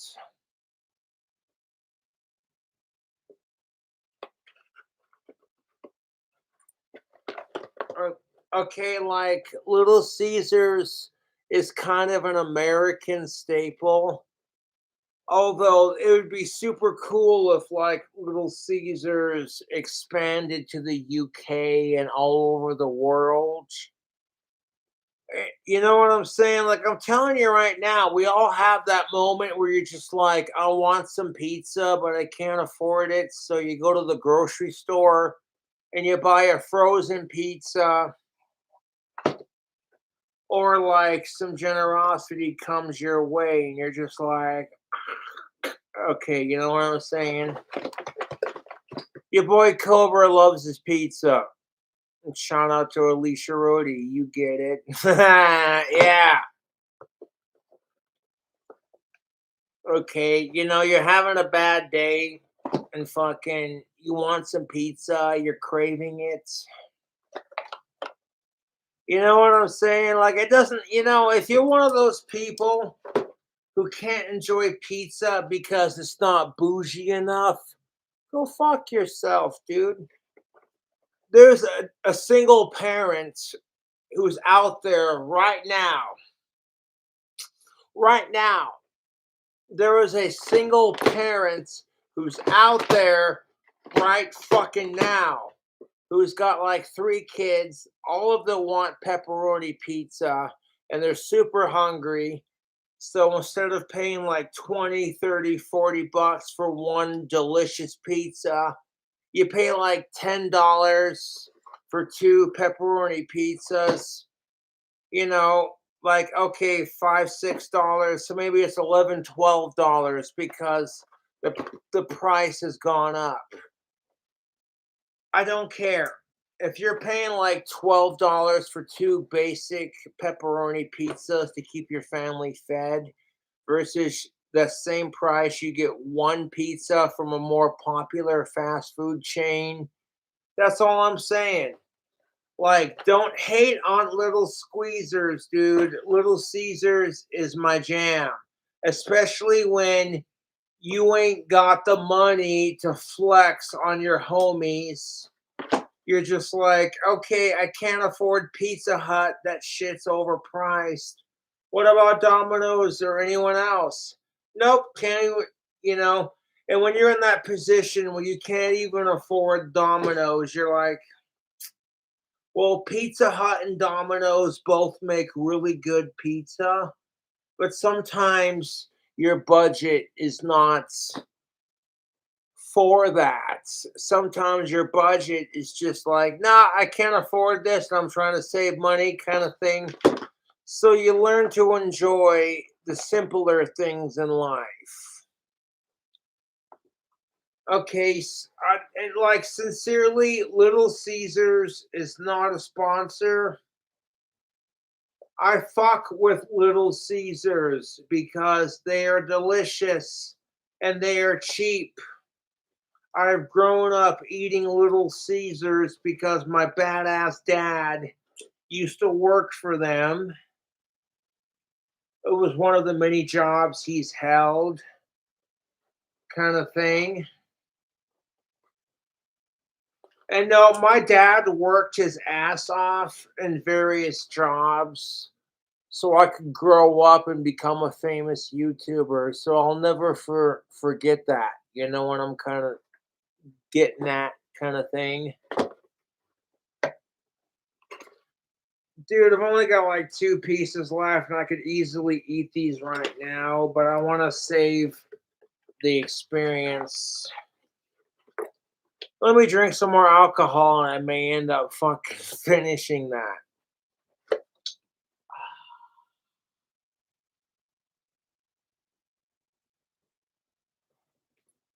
I'm like, dude, if you want tasty pizza that's budget friendly, chains like Little Caesars are where it's at. You got to realize I'm a pizza connoisseur. My second job, apart from the Valley City Times record, was making pizzas in Pizza Corner Pizza Factory. This was before Dave sold his pizza corner pizza, frozen pizza to some off brand. By the time that happened, I had already left Valley City and I had worked a couple of decent years at the factory kind of thing. And then Dave, pretty much, Pizza Dave sold off, you know, Pizza Corner Factory Pizza to some random company and then kept the original restaurant for himself, which at least I can appreciate that. But a lot of people who love Pizza Corner Pizza, they're like, hey, I want a frozen pizza from Pizza Corner Pizza, Valley City, North Dakota. And ever since Dave fucking sold it off to some random company, a lot of people have said it don't taste the same. And I'm like, yeah, I can't begin to imagine. When I win the lottery and build my clock tower dream house, I'm going to show up for Valley City's rally in the valley. I'll have my hot rod and I'll be hanging out with my buds and my peeps. That's kind of how that goes. And I'll do a food review of Pizza Corner Pizza, like straight up.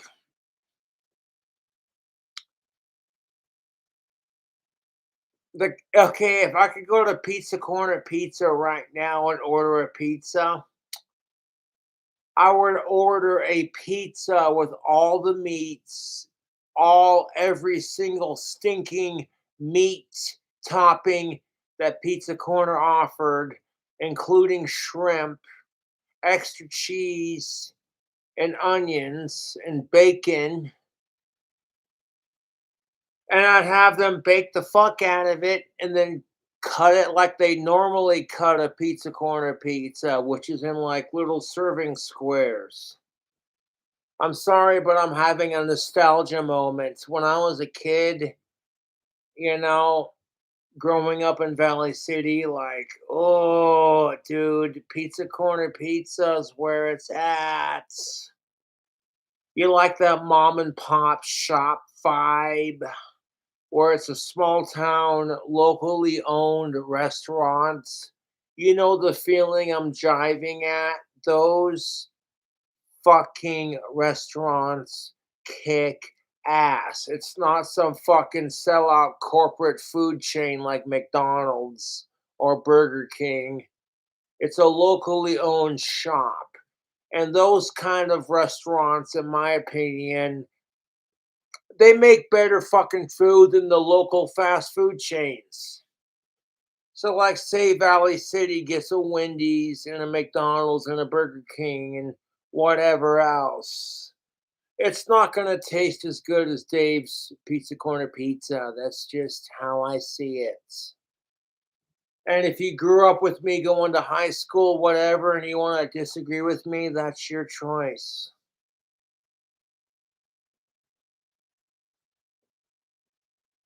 But I thoroughly enjoyed working for Dave Zubar of Pizza Corner Pizza. I'm like, dude, I love pizza. I love making it. I love eating it. I can turn my love into a career, you know. And if I had my own restaurant, I would call it the Cobra's Cafe.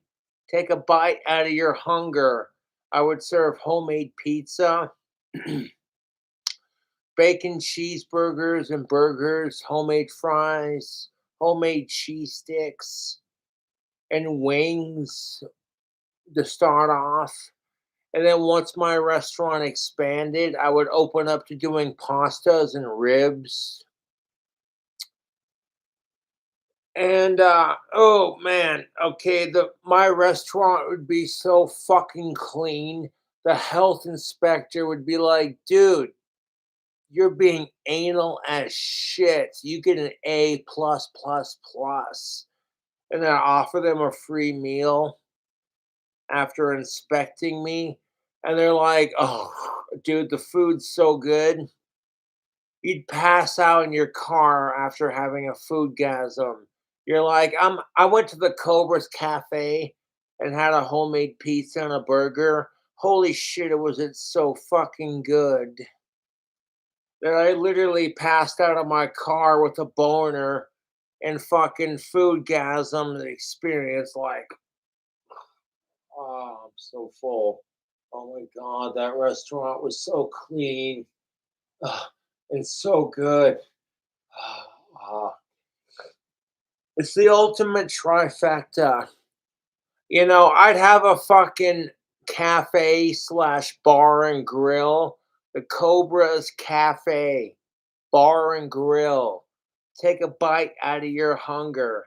The food would be so good that Guy Fieri and Chef Gordon Ramsay would be like 5 stars.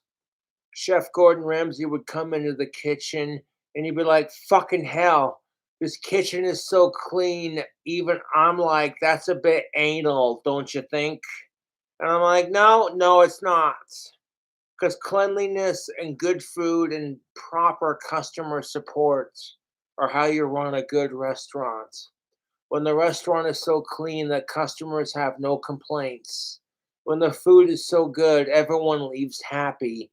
When the prices are fair, that people feel like I'm not breaking the bank to enjoy some good homemade cooking. That's how you do it, YouTube, in my personal opinion.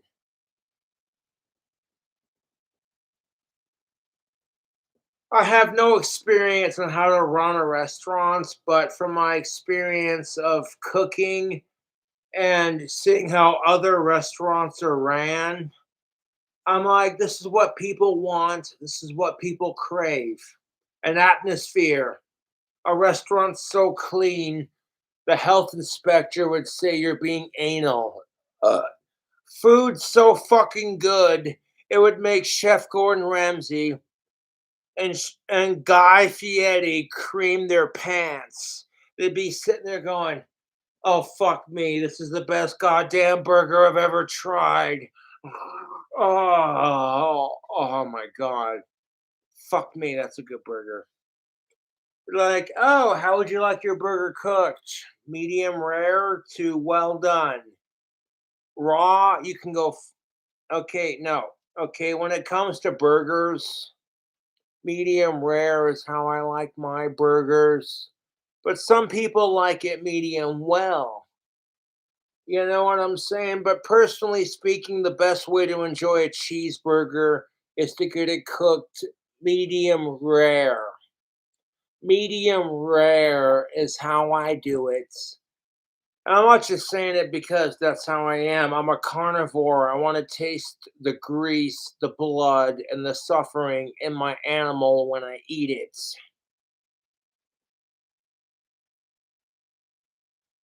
I'm sorry, but that's how I feel. I'm like, people are like, why the fuck would you eat veal? And I'm like, veal, like baby cows, because it tastes delicious.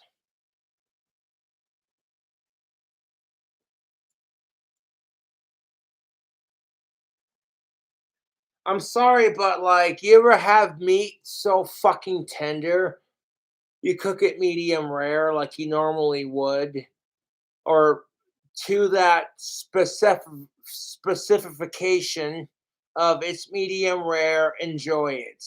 And you ever had it so fucking tender, it just melts in your fucking mouth. And like a part of you feels a little bit guilty because you're eating a baby cow. A part of you feels like sucks to be that cow because that was delicious. You know what I'm saying?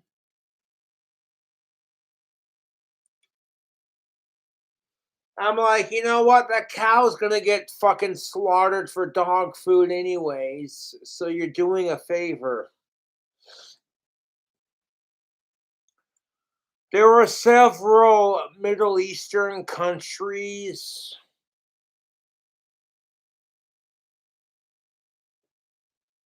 There were several fucking Middle Eastern countries that serve deep fried cobra on the menu. My favorite snake. And would I eat deep fried cobra, king cobra, Indian cobra, whatever fucking cobra?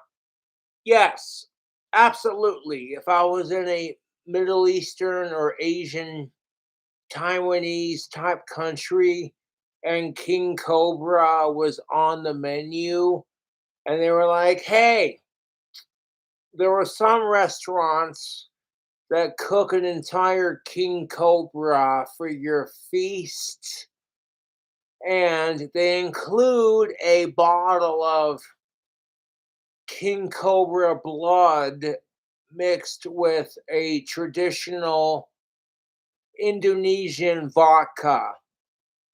And they mix the king cobra blood with the vodka, and you have to drink the entire bottle with your meal, otherwise it's considered culturally insensitive.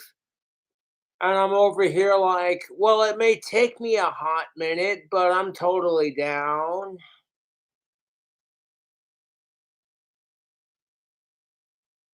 That's one cool thing that I dig about Hindus is that they worship cobras. I'm like, yo, Shiva, that's what's up.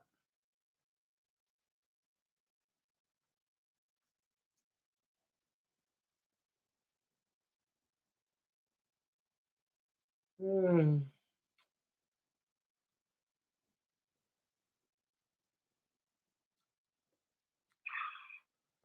Now I want to keep this video on private until it's done uploading and I've watched a good chunk of it before I post it.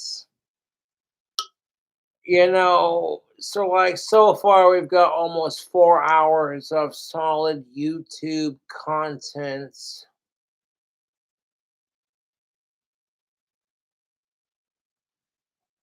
One of my fucking fans was just like, hey Cobra, if I send you some vodka and a chaser to go with it, will you drink the entire thing on stream for $100? I'm like, and the fan was legit to a point. I still have to complete my end of the bargain. But they were like, I don't want you to overdose and die on alcohol. I'd feel bad. So I texted them back. I says, dude, you send me a big enough bottle. It doesn't have to be stupid big, but like big enough to get the job done, and I'll do it. And this is definitely big enough to get the job done, YouTube. This is like 750 milliliters of Fleshman's vodka. It is a cheaper vodka, much like Potter's. So, like, if you can't afford to like get smashed on pink champagne, and you drink some like Fleshman's vodka mixed with Mountain Dew, honestly, it tastes good. I'm not complaining. I get a little bit bougie with my booze sometimes because I love pink champagne. It has nothing to do with my sexuality or who I am as a person. To be honest, I love pink champagne. That's one of my favorite alcoholic beverages.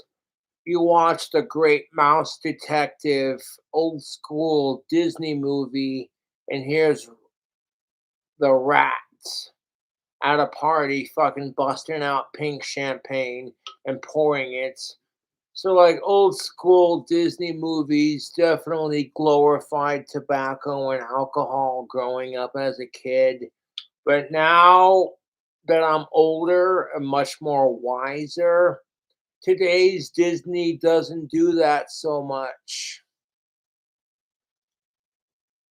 It wasn't Disney inspiring me to drink and smoke a pipe. It was just the nature of the circumstances. I saw Roger from 101 Dalmatians smoking a pipe, and that's what got me into pipe smoking, was the hero of the story.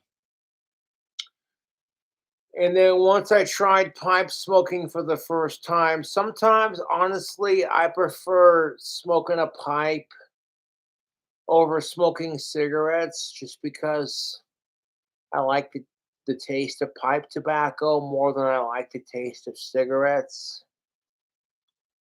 But sometimes it's like cigarettes, like you don't got time to stuff your pipe and light it and smoke it. So sometimes having a fag is more convenient than you know. And I don't mean that to be homophobic. That's what the British call their cigarettes. If anything, I'm very supportive of LGBTQ plus rights. You want to circle back to that shit. Like, I'm sorry, but I'm 80% British. So if I use the word fag to describe my cigarettes, it doesn't mean anything homophobic. If I'm sitting there saying I smoke trolls like I smoke fags, it's nothing homophobic. It's just a British way of saying I slay trolls, you know. Me just embracing my 80% British. And you can't say it's cultural appropriation because I'm white and I'm embracing my own culture. According to Ancestry.com, I am 30% Scottish Viking and 80% British. And I love it, YouTube. I love my ancestry. Cheers.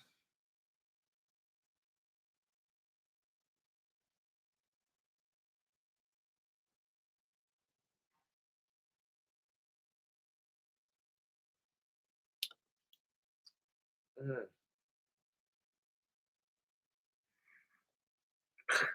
Yeah.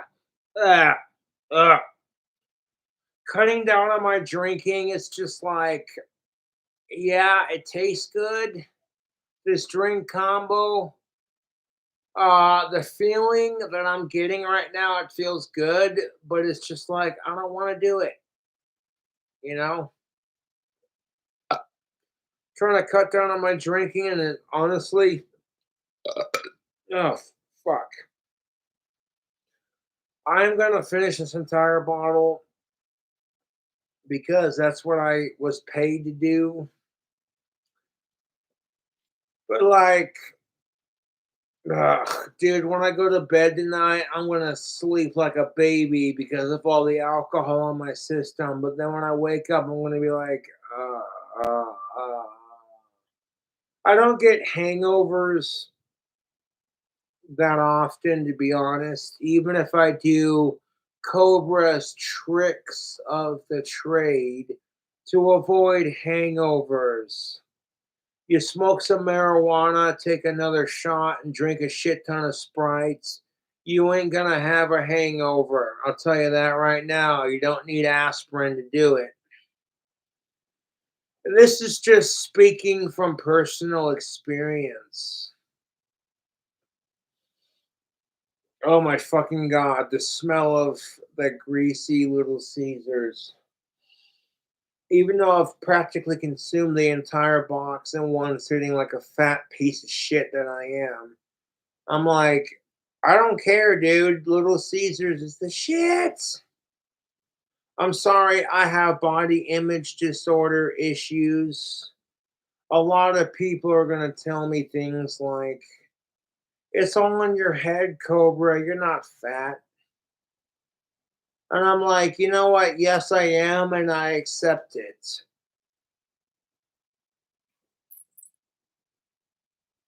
So much for having a six pack. All that right there, YouTube, is from pizza and beer. Pizza and beer. That's what built my gut.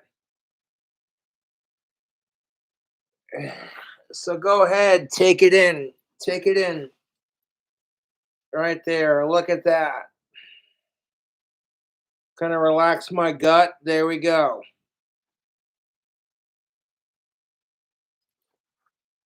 There were a lot of people who wish they were as skinny as me, so I'm not complaining. And furthermore, I embrace, Yeah, a lot of people are throwing up right now. Go ahead, let it out. Be like, ugh, throw up emojis. Be like, I can't believe I just witnessed.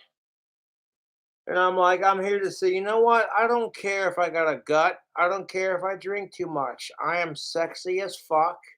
I don't care if I'm losing my hair. I don't care if I got a gut. I don't care if I'm extremely autistic. I am sexy as fuck. I am man. Hear me roar. And nothing can stop me from achieving my goals. And I want all of you, regardless of gender, to have that same attitude. That some dude rejects you because your tits aren't big enough. Fuck that shit, ladies. You'll find a man who doesn't give a fuck, who's just like, oh, they're big enough for me. You know what I'm saying? You'll find a fucking woman who's just like,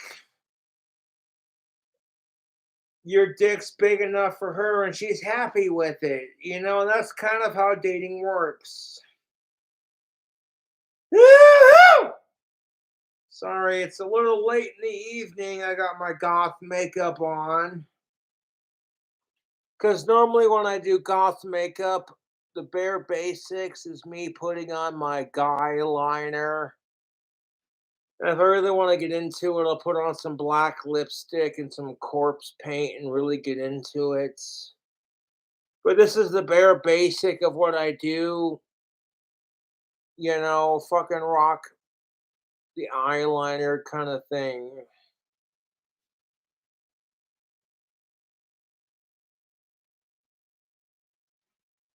Now, I got some pants for Christmas. I got a full set of jeans and stretchy pants. Right now, I'm wearing one of my. Okay, you know what? I want to sit you right there so you don't move anywhere. You stay right there. Oh, sitting there trying to plug Little Caesars with free advertisements and being like, hey man, you're on struggle streets. You want something to eat, but you're broke as fuck. Okay, people like McDonald's and Little Caesars got you covered. Uh, I fuck with McDonald's. They're all right. I like their French fries, but generally speaking, that's as far as it goes. When I was younger, I loved the fuck out of it. But now that I'm an older adult, it's just like, dude, if I'm broke as shit and I need something to eat, McDonald's has got me covered, and I respect that. But like, you pay like $2 for a fucking cheeseburger. You eat it with like a large fry, and then like 20 minutes later, you're still hungry. Ew. Not trying to go after the Mickey D's because, you know, I still fuck with McDonald's even though I don't eat them as often. There's nothing wrong with enjoying fast food on occasion and treating yourself. Like, okay, you haven't had McDonald's in like 4 weeks and you're feeling kind of naughty, so you get a large strawberry milkshake and a large French fry, and then a couple of Mickey D sandwiches, and you just pig out like the disgusting asshole you are. And fuck what anyone else has to say. You have that moment of, I don't care. I want calories. I want to feel disgusting. Don't look at me.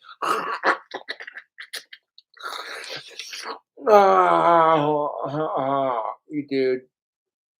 Me personally, I don't give a shit what people think.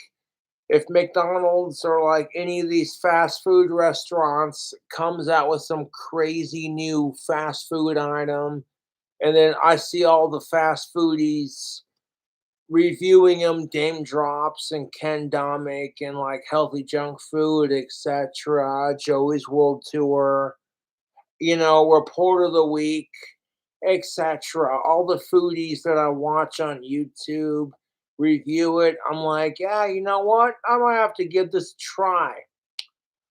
Now, the only thing that stops me from reviewing that item is if the item to me personally says, you know what, that doesn't sound good. And I do enjoy McDonald's on occasion, but like all the time, yeah, no. It gets to a point, no offense to McDonald's, where you know what, if I had the choice between eating McDonald's all the time or starving on occasion, I'd rather starve on occasion because just of how nasty, unhealthy McDonald's is for you. Says the guy who fucking smokes tobacco and drinks alcohol. Like, you really gonna make this argument when you fucking sitting there risking liver and lung cancer failure?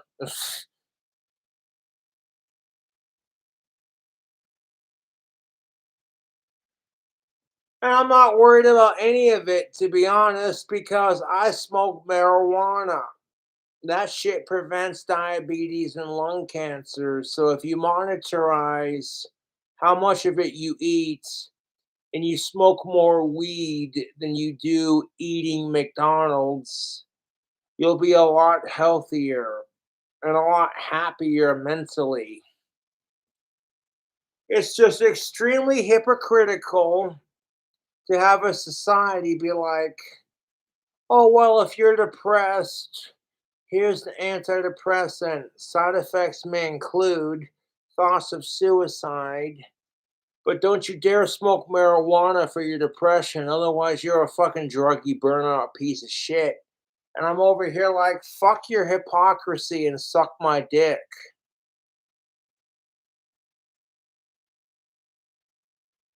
I'm like, if it was up to me, I would legalize every drug on the planet except crystal meth and heroin, and I would tax the fuck out of it and regulate it. And if people have a problem with drug use, I would offer them treatment instead of throwing them in jail for non-violent drug offenses. But that's just me personally. I'm very progressive when it comes to drugs and alcohol.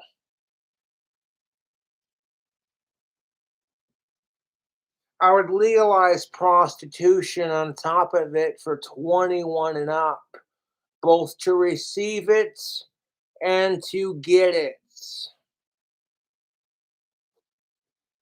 All of a sudden, you wouldn't have to go to jail for snorting 2 fat lines of coke and getting your dick sucked by a hooker and then smoking some weed. You know, people would be like, hey man, sounds like you had a good Wednesday night.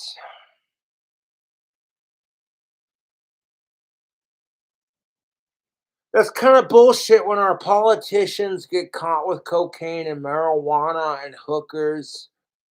Senator Johnson, hold up. I want to make this into my microphone like I'm reporting the news. Bear with me here.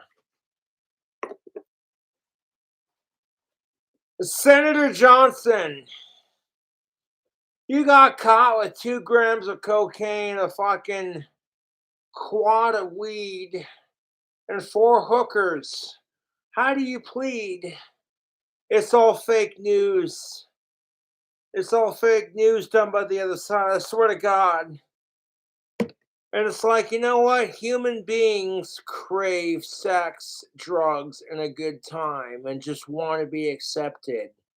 So as long as you ain't a sicko, who gives a shit?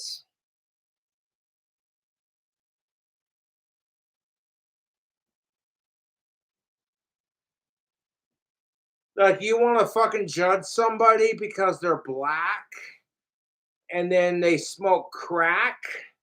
I'm over here like, fuck your racism, dog. When you got some white trash piece of shit who lives in the trailer park fucking blasting meth into their system, how is it any difference? Uh,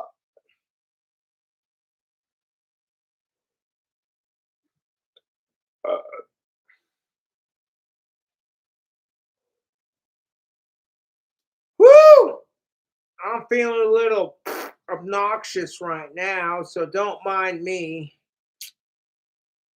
Don't mind me in the slightest. Yeah, I'm gonna get some more magic wands made for my Etsy tomorrow.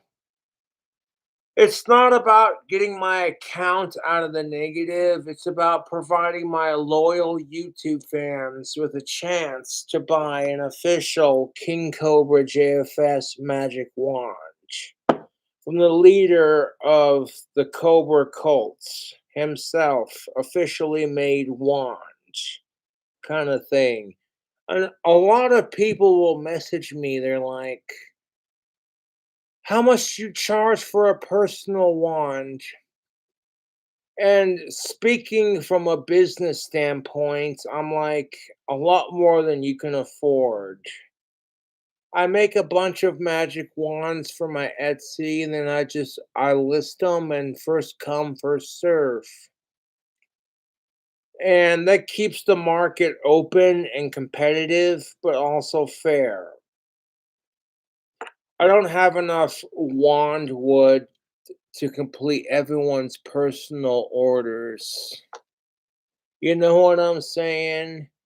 If I had $100 for every time someone messaged me, "Hey Cobra, I want one of your magic wands. How much do you charge?"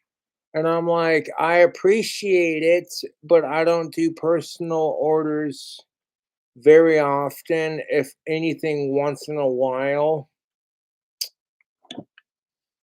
The only time I give wands away for free is if you're a legit fan or if you're a kid, because a childhood's imagination is the most precious magic on the planet, YouTube.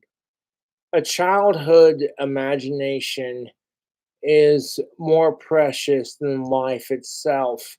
Kids do not need some shitty VR headsets to create a world of pretend. I often did that when I was a kid. You know, I grew up watching Dragon Ball Z and being the hugest fan of Harry Potter. So whenever I play pretend games when I was a kid, I'd pretend that I was the hero of the story and then I would save and protect all the ladies and get all the chicks and fucking save the day kind of thing, you know? That seems kind of personal to share on YouTube, but yeah. Well, back in my day, I could carry a dollar, you know, like the cap guns you had in the 90s, or the cap toy guns, the caps were so loud, you could hear it 2 blocks down, and nobody thought twice about it. They were just like, oh, it's probably some kid playing with a cap gun kind of thing. You know, those are much more simpler times. In today's society, if you go around playing with a toy gun that looks super realistic, you could get shot doing that shit, you know, because the cops are trained in our society to protect, shoot, and kill. You know, they're not being trained to distinguish reality from fantasy. Half of it is just the crooked cops that are being paid by our crooked system, and the other half of it is just the way they're trained. And you can't let that affect your opinion of cops in general, you know? Just like you can't let all the assholes who ruin it for black people affect your opinion on how you see African Americans, you know?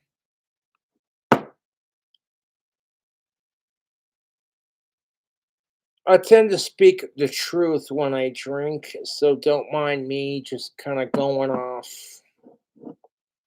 on my own little shtick.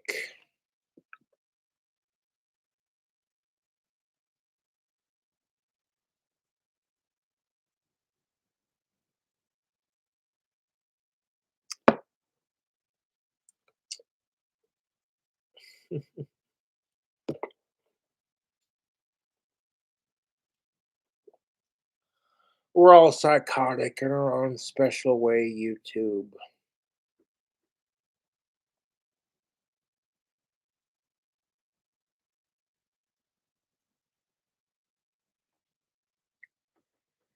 You live in Wyoming. Yes, I am live from my home state of Casper, Wyoming, the state of Wyoming, the town of Casper. And dude, I love Casper, Wyoming. It's where I live. It's my town. It's my community. I don't mean it's my town like physically, it's the town where I live. So when I hear about all the fucking like all the meth problems in Casper, Wyoming, I'm like, dude, you're better off just sticking to cocaine and weed because that shit, in my opinion, is classier. Sure, it's more expensive, and that's the appeal of crystal meth is that it's cheap and it gets you high. But you can get the same effect drinking a Monster energy drink. Honestly, it's not worth it.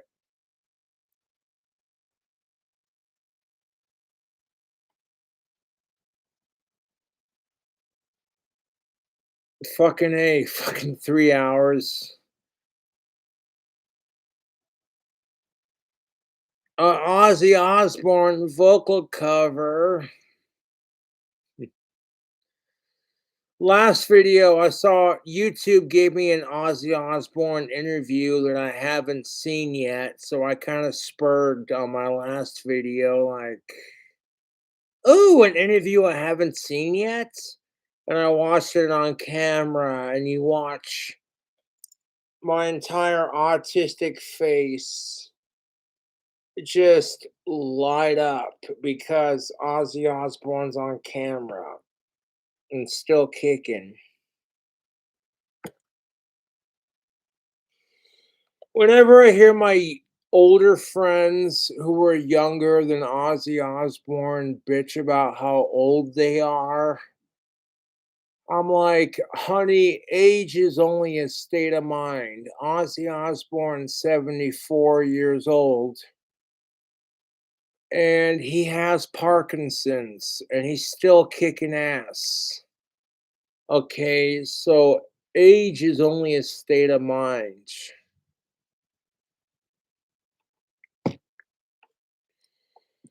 Like, I don't look at Ozzy Osbourne like he's 74. To be honest, I look at Ozzy Osbourne like he's still in his 20s and 30s performing. And it's not about kissing Ozzy Osbourne's ass, to be honest. It's about supporting him as one of his biggest fans, regardless if he signs my ass or not. It's keeping the dream alive. That's more important than getting discovered, YouTube.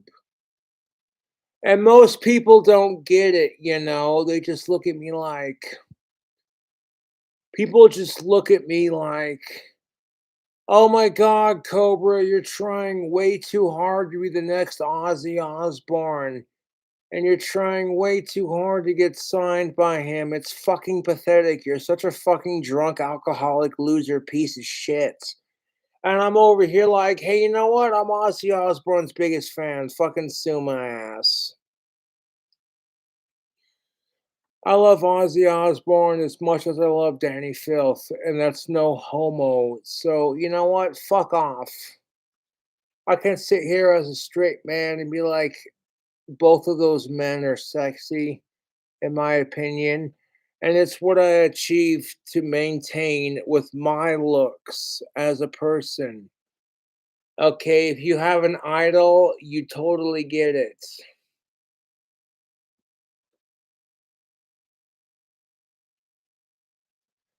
I'm not just saying that Ozzy Osbourne and Danny Filth are sexy, in my opinion. No homo is gonna get YouTube pooped so fucking quickly.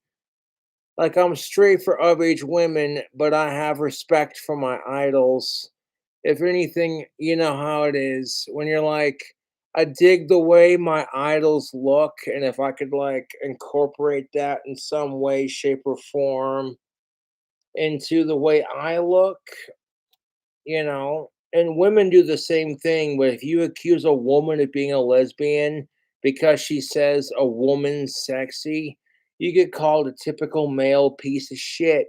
And don't you dare fucking put labels on a woman. How dare you, you fucking asshole? But if it's gender reversed, I find myself saying that a lot.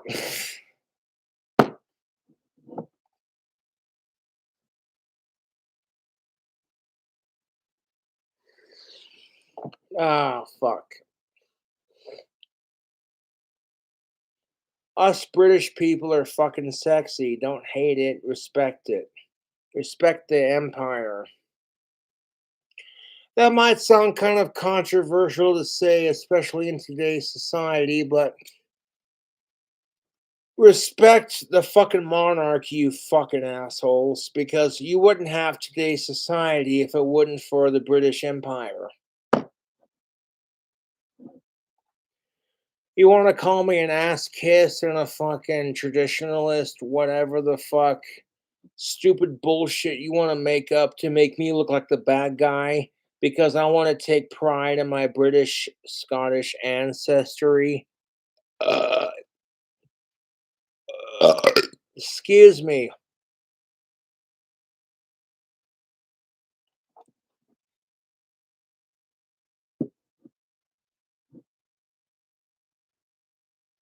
I will be checking my PayPal and my Cash App here in a second. But when I go live on YouTube, it's not about the cash that I make. It's about entertaining my fans and sharing my perspective on things. And if people relate to that, and they're just like, you know what, about time someone fucking said it, then I'm doing something right. That I, King Cobra JFS, can say Ozzy Osbourne, the Prince of fucking Darkness, and Danny Filth, the lead singer of Cradle of Filth, are both sexy, and it has nothing to do with my sexuality or who they are as people. It's just me acknowledging my idols for what it is. And that I kind of emulate both of them in my own special way, you know, and put like a little twist on it. It's more than just emulating Danny Filth and Ozzy Osbourne through your looks. Like, okay, that's predictable at this point. Put some spin on it. And be like, well, what about some Lemmy Kilmeister? You know, put like a little bit of Lemmy Kilmeister into your look. And it's like, look at these sideburns. I'm one shaggy son of a bitch, dude.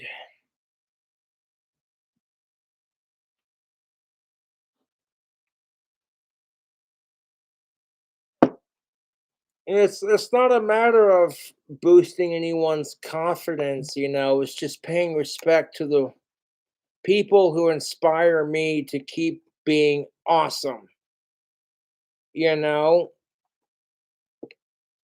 Like, you look at Cradle of Filth and some of their songs and some of their t-shirts. Yeah. If you get it, you get it. If you don't get it, it's whatever, you know? Goddamn, Jake. Here's where it's at, bud. I'm working on it. Fucking the dude who sent me the free alcohol and the 2 liter of Mountain Dew says, I don't care if you mix it. I don't care how long it takes you to drink it. I will pay you $100 if you finish the entire thing on stream. And I'm like, well, okay, I'm down for that.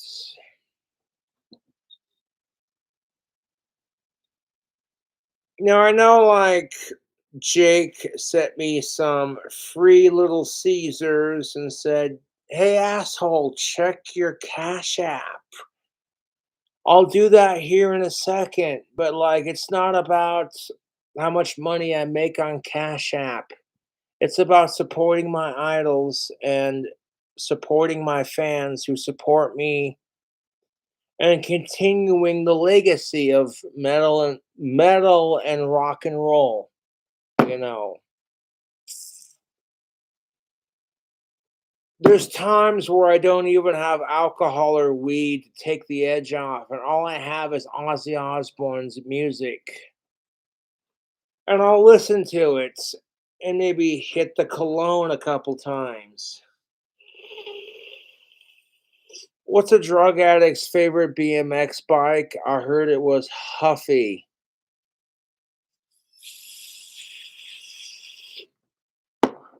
No, I don't have to cologne in a hot minute. There's a little toot toot for your boot boot. Okay. Yeah, frying my brain cells on. I'm terrible sometimes.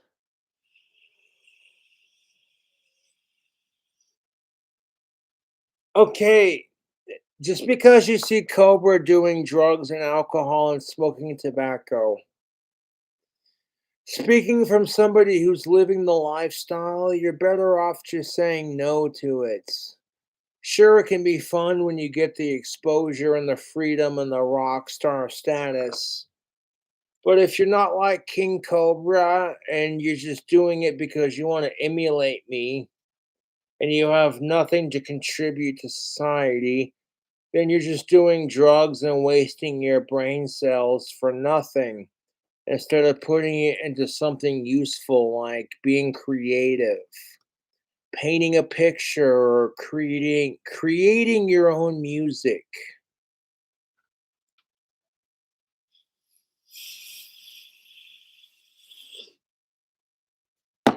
Like, not trying to brag, but look at that. You see that, YouTube? I got my Ozzy Osbourne knuckles right there, done in black and green, my two favorite colors. And of course, right here on my right arm, I got my Cradle of Filth band logo. Now, my Ozzy Osbourne knuckles were touched up by Black Sunday Tattoo Parlor, and the same tattoo artist that touched up my Ozzy Osbourne knuckles did my Cradle of Filth band logo. It's the same tattoo artist who did my Cobra right here.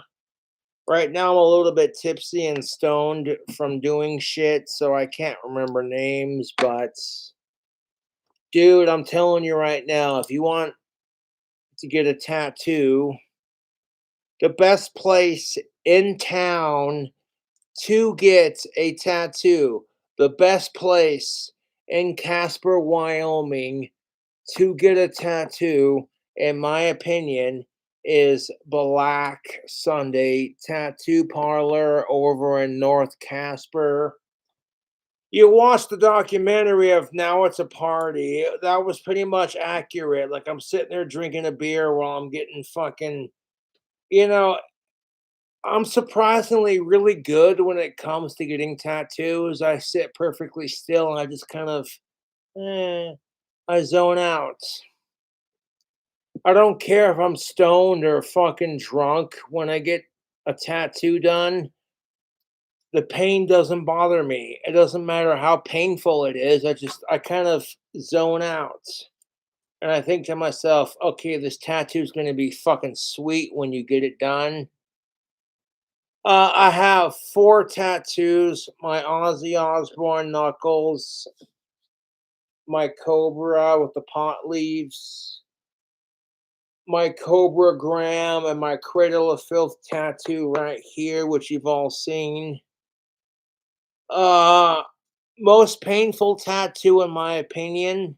Not saying it to kiss Ozzy's ass, but the knuckles were the most painful.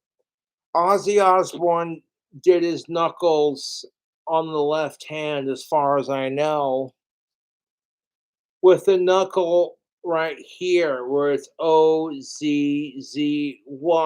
Like he did his Aussie knuckles on the knuckles above, right here on his left hand. I didn't want to copy him exactly and kind of put my own spin on it, so I did mine in my two favorite colors, black and green. And then I did it a knuckle lower than the original. So it, you know what I'm saying? So that when I'm playing guitar and shredding, and that just kind of worked out in my opinion. I didn't realize it until after I got it tattooed on my knuckles. I'm sitting there shredding guitar, and it's like you can see my Aussie knuckles when I'm shredding guitar.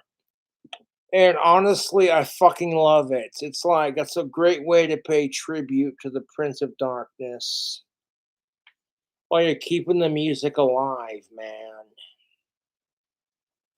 Oh, sure, all the laugh emojis in chat, like watching Cobra get drunk and fucking talking shit on Ozzy Osbourne and talking shit on Cobra. Fuck all the haters, dude.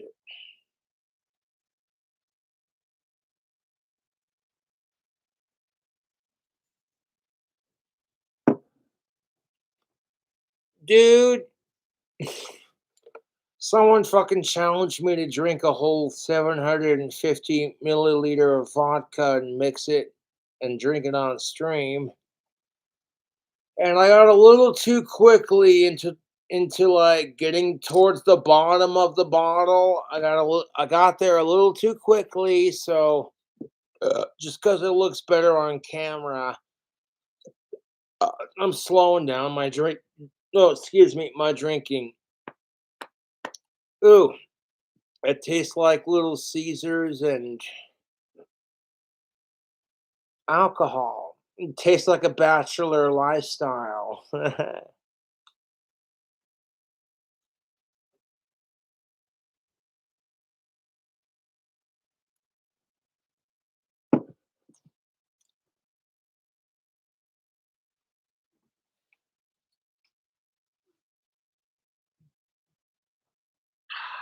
I had a breakthrough with my shit.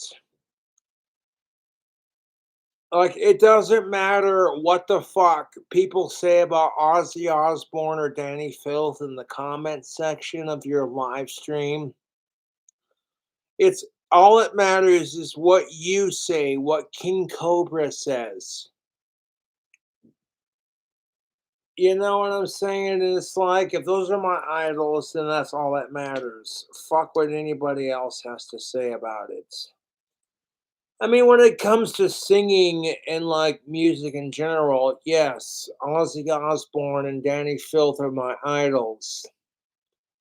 But when it comes to like guitar playing, oh, dude, there are so many guitar players that I have respect for. And Tony Iommi is just the tip of the iceberg, friends. There are so many amazing guitar players that I look up to. I don't know who the fuck that is, so I'm not gonna answer it. Right now, I'm in the middle of a fucking live stream, so I want to finish that. And to the person who's knocking on my door, I don't mean to be offensive. Oh my fucking god.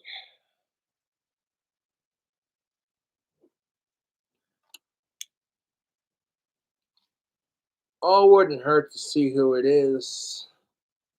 Take off the vintage shades for a second.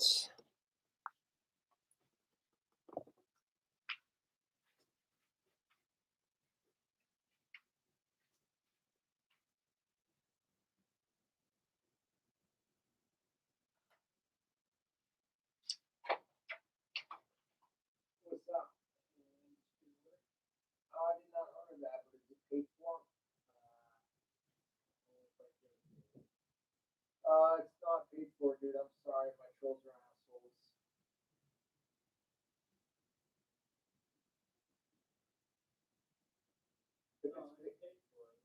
If it's paid for, I'll take it. If it's not paid for, I apologize.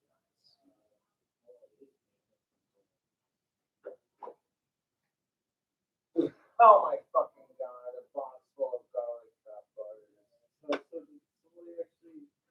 Oh my god, that is too fucking funny. I love to put garlic butter on my pizza, so that's just too goddamn funny. Yeah, I'll take that. It's paid for. Thanks, man. So it's yours? Yeah. But fucking YouTube trolls are miserable. As long as it's paid for, you know, I'll take it. Yeah, I mean, it's paid for. Alright, thanks, man. You have a good one. I have his phone number. Don't worry about it. Okay. Alright.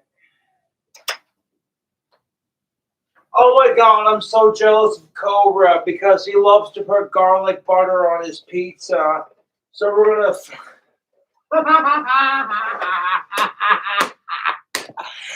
Oh my god, YouTube, hold up. I gotta laugh at this shit. This right here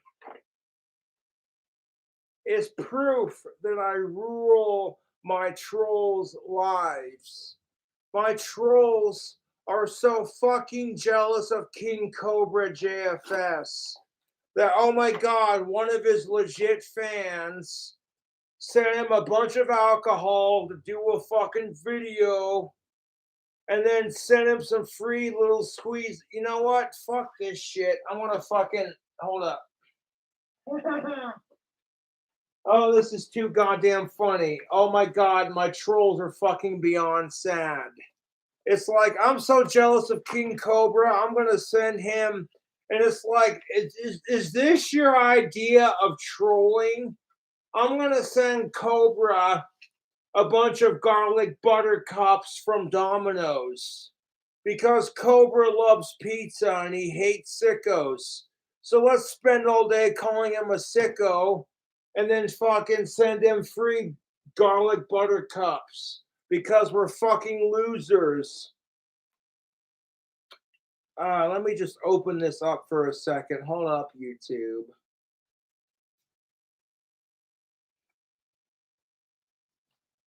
It's like, oh, hey, Cobra put the chat on.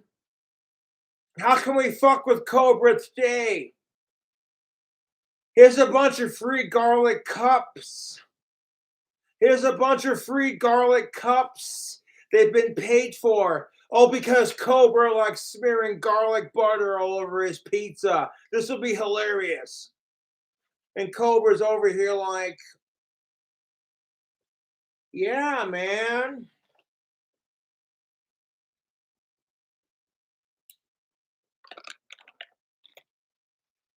Like, oh my god. If we send Cobra, it's like my trolls are trying so hard to get me kicked out of my apartment. And when it doesn't work, they're just so fucking mad. They're like, I hate Cobra so fucking much. So what's their solution? You know, one second. You know, it'd be really funny because, oh, look at that. See that? See that? Now I'm not even getting mad because this is fucking hilarious. This is fucking hilarious. I love garlic butter from Domino's. So, like, I'll just save this for my future food hacks. How is this fucking trolling when it's like, I hate Cobra so much, I'm going to send him free garlic butter. I'm not even going to bother making a pizza because they'll just fucking food hack that and own my stupid troll ass. Oh, jeez. The only thing sadder than this box of pizza is my fucking trolls' lives. I swear to you right now.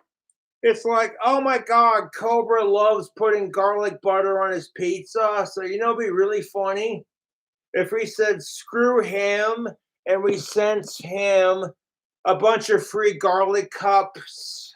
That'll show Cobra. And if it showed up on camera, oh my god, that'll show that Boglum piece of shit how worthless he is. I'm like, thanks, guys. I love garlic butter, especially from my favorite pizza restaurants. So even if I don't have pizza to put it on, I can save the garlic butter cups for like food hacks and shit. You know, maybe I get my account out of the negative and I get some groceries to make bacon cheeseburgers.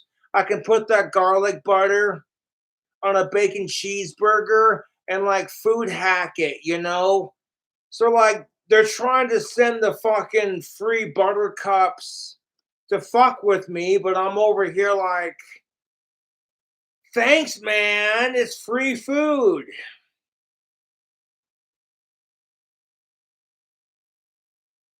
I'm so fucking jealous that Cobra gets free alcohol from his fans to do some crazy bullshit challenge. Like, oh, hey, Cobra. Jake says if you drink this entire bottle of alcohol on camera, we'll give you $100.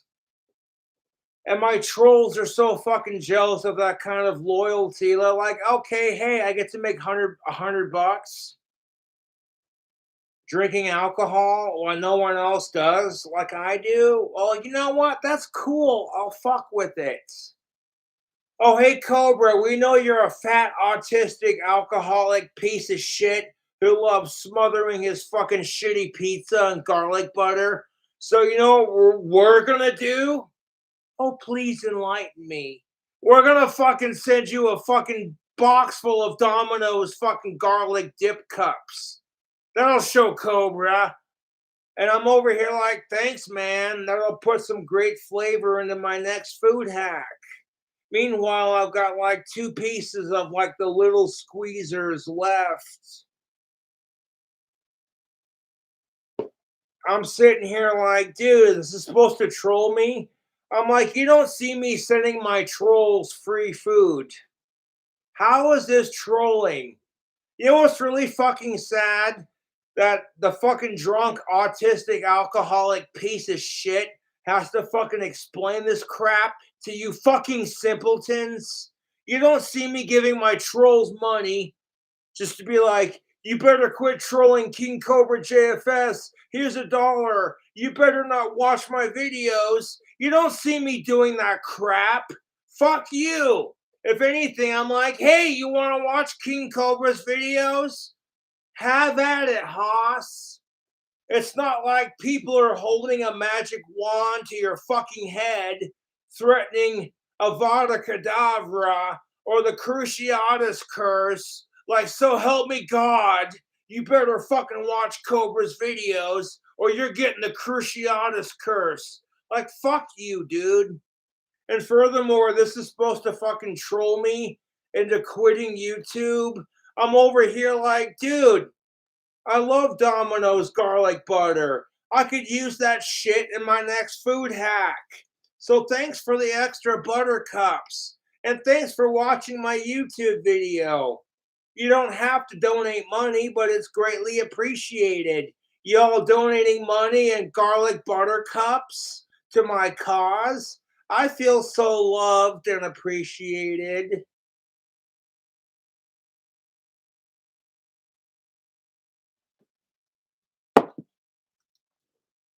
Like, oh, one of Cobra's legit fans sent him free alcohol to do a fucking challenge stream with.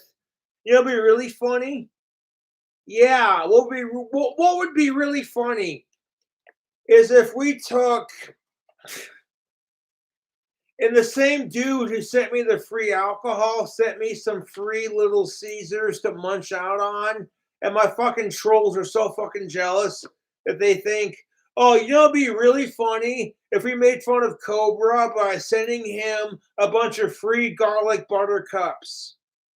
And then when Cobra gets it, I'm like, shit, something to dip my last 2 pieces in. Fucking A. Thank you, trolls. Thank you, YouTube trolls. I got some garlic butter to dip my last 2 pieces of Little Caesars in. Hold up.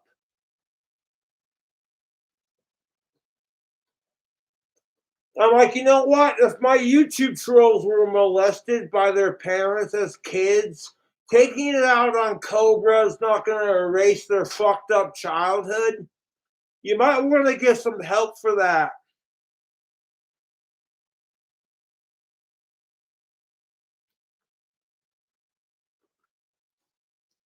You want to fucking sit there and obsess over calling Cobra a sicko when Cobra fucking hates sickos more than he loves Ozzy Osbourne and Cobras?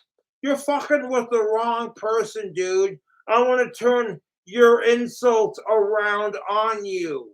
Once again, I want to say to my YouTube trolls, thank you for sucking me and Ozzy Osbourne's dick and giving me some free butter for my pizza.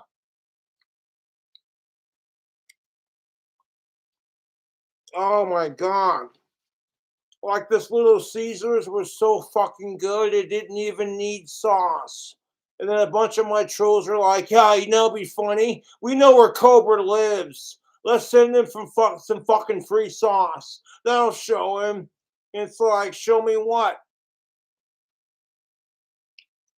Show me what?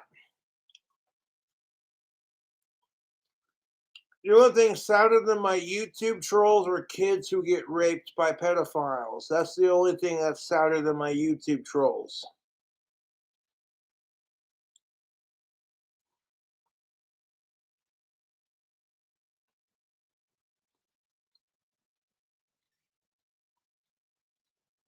How is that trolling? If I hate Justin Bieber, why the fuck would I send him free food? That's what I don't understand. Like if Justin Bieber had a craving for garlic butter on pizza, how the fuck is this trolling? Honestly, I want to say thank you because that's a nice touch to the last two Little Caesars cheese sticks.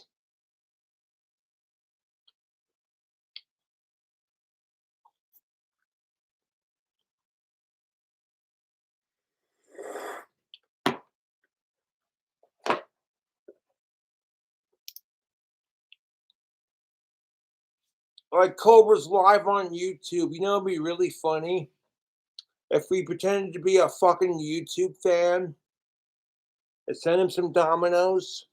And then when he opens it up, it's nothing but a bunch of garlic butter cups because Cobra loves putting garlic butter on his pizza. Oh my God, that'll show him. And I'm over here like, thanks, man. I don't got to order garlic butter next time I order pizza. So I appreciate that.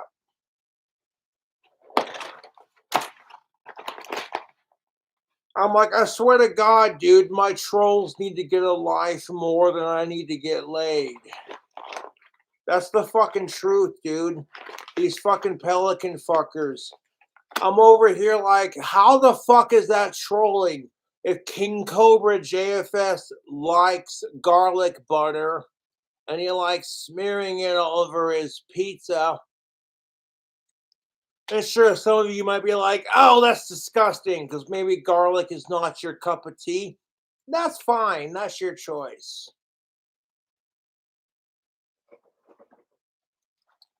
I'm like, how the fuck is this trolling YouTube? Like, is this supposed to make fun of King Cobra because I like putting garlic butter on my pizza? Hold up.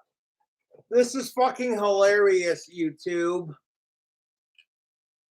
How many pizzas can I make with this garlic butter? 1, 2, 3, 4, 5, 6. If I put 2 cups of garlic butter on each pizza, that's enough garlic butter for 6 different pizzas.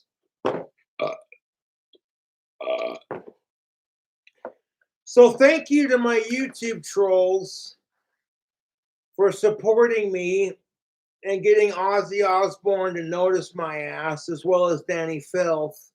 And thank you for sending me all this free, delicious garlic butter, because let me tell you, I love my garlic butter despite being a vampire. Okay, the whole vampires hate garlic, that's a fucking stereotype. Go fuck yourself. Thank you for sending me free garlic butter. I appreciate it. I'm gonna use that for my cooking and for my next pizza order.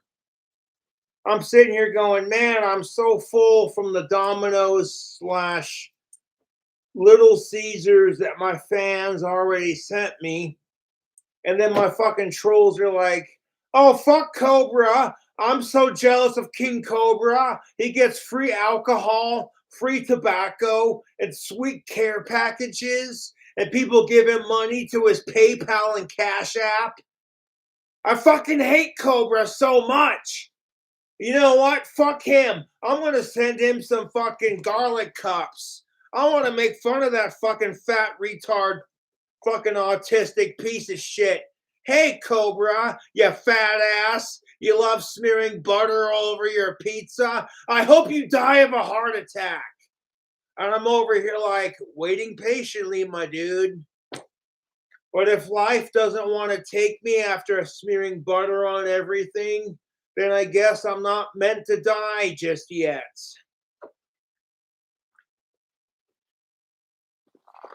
I'm not going to commit suicide by blowing my brains out with my shotgun or jumping off of Big Ben, the clock tower. So I'm like, you know what? I got the next best thing. Let's eat like shit, fucking drink and smoke cigarettes. Yeah! Because living is just a slow way to commit suicide. Go fuck yourselves.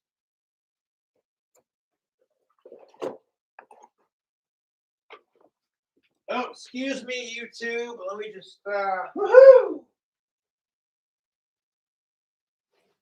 I'm sorry, but YouTube, this fucking Domino's box of fucking garlic butter makes me laugh my fucking ass off because I'm sitting here like, dude, I love Domino's garlic butter and garlic butter from all my favorite pizza chains.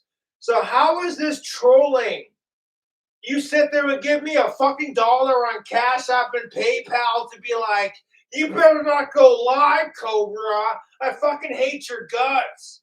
And I'm over here like, I'm going to go live regardless if you like it or not. Oh, hey, thanks for your dollar, prick.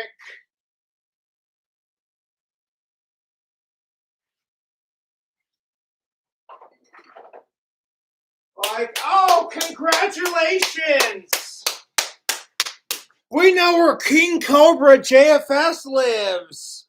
We're such obsessive stalker losers that we're going to accuse Cobra of stalking Ellen, even though he doesn't stalk her, while we stalk her and stalk him at the same time. Fucking massive, miserable, fucking hypocrites, dude. It's the fucking truth. My trolls can't handle the fact that I'm friends with Ellen's parents and it has nothing to do with her.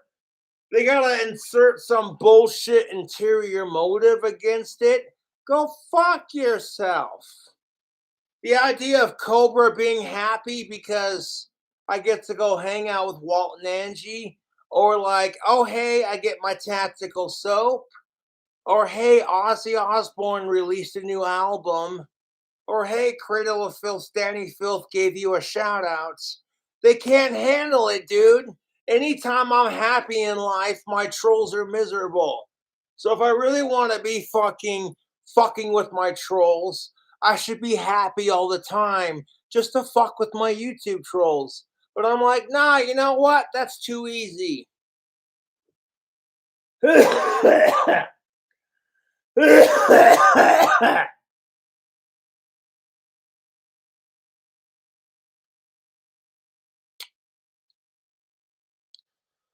I am going to keep this video on private until it's fully uploaded, and then once it's fully uploaded, I will make it public.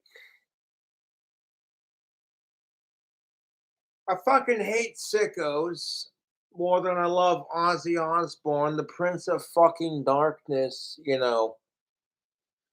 And what kills me about it is is my fucking YouTube trolls will spend all day, every day going, how the fuck can we call King Cobra? Oh, excuse me. How the ooh, man, I got the hiccups from the alcohol and the buttery goodness. Ooh. How the fuck can we call King Cobra a sicko even though it's so obvious Cobra hates sickos more than he loves cobras?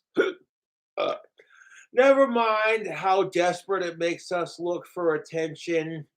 Never mind the fact how it makes my trolls look like sickos themselves and how they're projecting their insecurities onto Cobra. No, we hate Cobra, so therefore, and I'm like, you want to bully me for this shit? But I'm like, hey man, like I told my trolls, if you got molested as kids, taking it out on Cobra is not gonna fucking erase your fucked up childhood.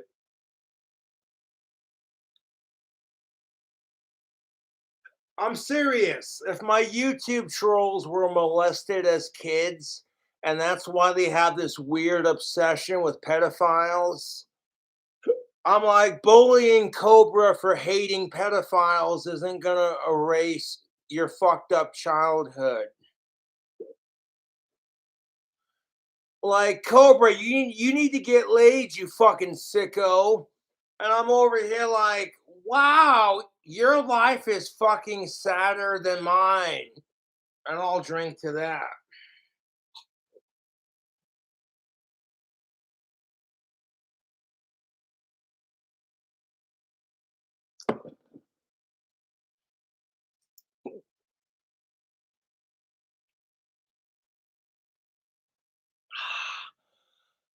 I want to thank the King Cobra JFS subreddit for personally sucking my dick and kissing my ass and making me internet famous. I appreciate it, you loser, cocksucking pedophile pieces of shit.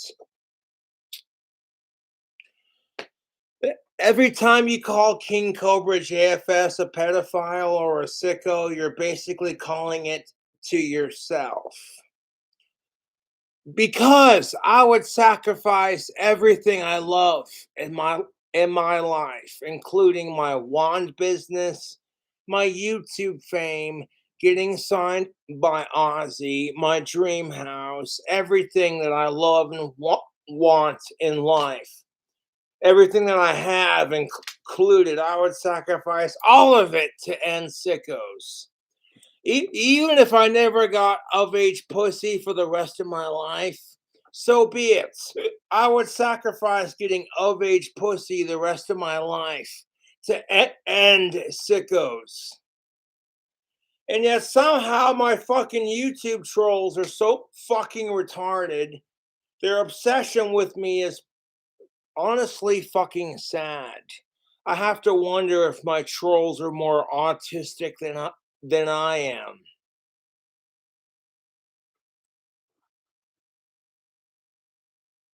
Whew!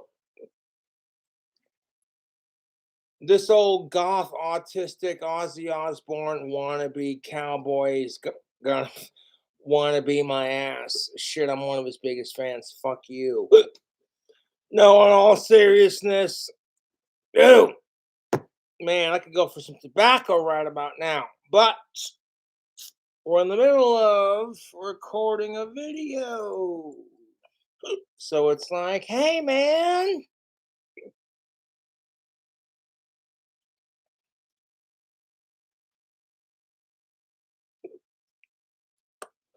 like Cobra, quit trying so hard to be the next Ozzy Osbourne. It's pathetic.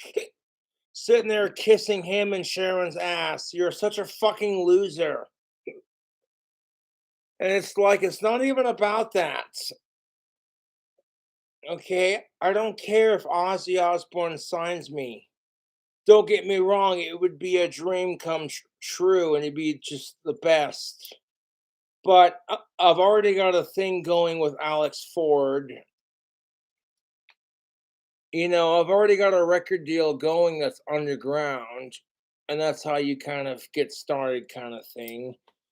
So even if he's just like, hey, you know what? I don't want to sign you because you drink too much and your trolls are assholes. I'm like, you know what? I respect that. And I'm not trying that hard. There's a lot of people who want to sign King Cobra JFS because when you make Reddit's top video page 2 times in a row, all of a sudden that subreddit that's dedicated to hating King Cobra and ruining his life, all it's doing is making me more famous.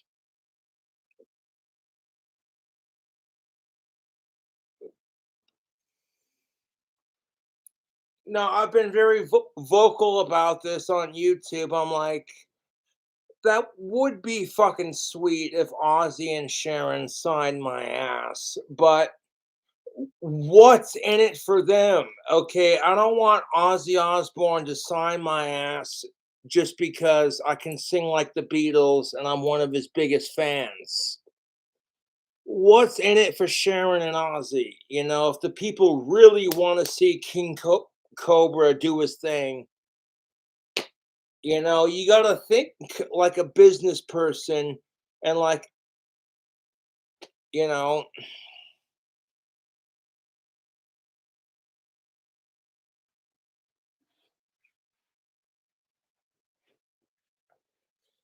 that's just it. If I had 1 million subscribers on YouTube to go with, hold up. Whew! I could feel like garlic butter clogging up my arteries, and I'm feeling just delicious about it.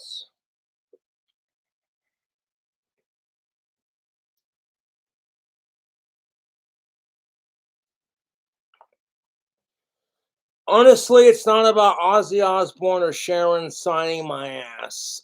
It's about making a difference in the world. It doesn't matter who you get signed by. If your music doesn't make a difference, then what are you doing it for? You're making the music because you like the way it sounds and you want to reach a specific audience.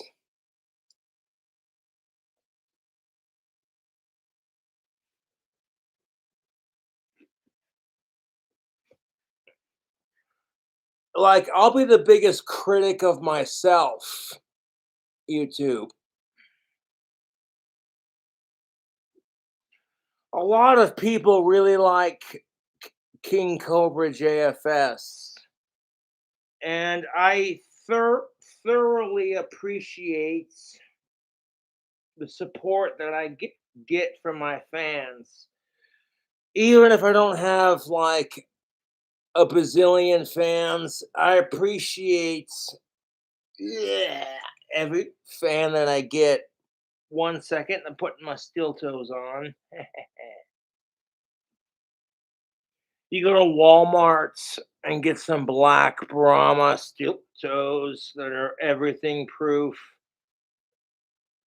That's what I do. Like, people are like, Cobra, what do you wear for boots or shoes? I love to go to Walmart and get these Brahmas. They're steel toed, they're everything proof, they're slick resistance, and they're great for traction support. And if you gotta kick somebody in the fucking face for running their smart mouth, you got a steel toe right here. You know what I'm saying? So yeah, I would highly recommend Brahma steel toes. Oh man.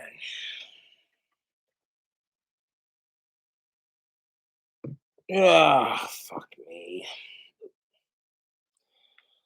I agreed to do this challenge. One of my fans, Jake, was just like, hey man, if you drink this entire bottle of vodka on YouTube, I'll give you $100. And I'm like, And okay, no challenge, no fucking being like, okay, I don't care how long it takes, do your thing kind of thing. I'm like, it sounds almost too good to be true, but then fucking Jake sent me some Little Caesars, which I downed.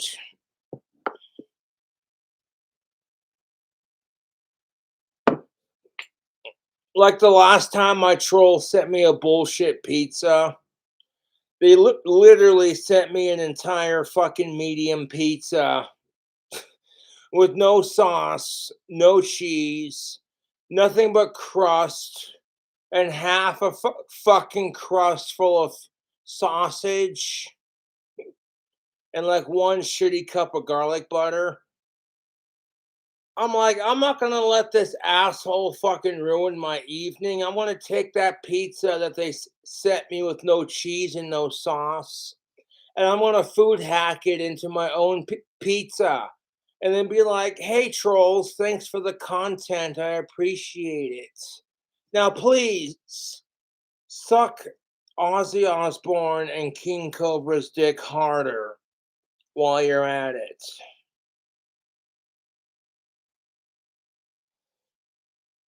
Like, oh my god, we're gonna send Cobra a fucking pack of Domino's box full of nothing but garlic butter, hoping he'll freak out on camera and have an autistic freak out.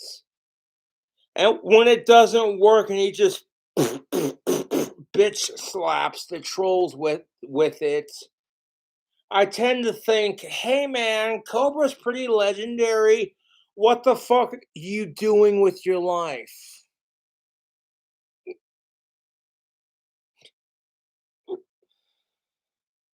I do plan on going out for a smoke here in a bit. I'll load up one of my tobacco pipes with some 4 Aces. This is pipe tobacco that's on a budget. You can roll it into cigarettes. It can also be pipe tobacco. It has, excuse me, the same consistency. I get it at my local smoke shops, like 4 Aces, regular. A bag this size will literally cost me $15 versus spending Wyoming prices for a carton of cigarettes. Like when you buy a bag of 4 Aces pipe tobacco, and it costs more money to buy a carton of cigarettes, and you're trying to make your money stretch, what do you think you're gonna do? You're gonna go to the Mills smoke shop and you're gonna pick up a bag of this. That's what I'm saying, dude. 100.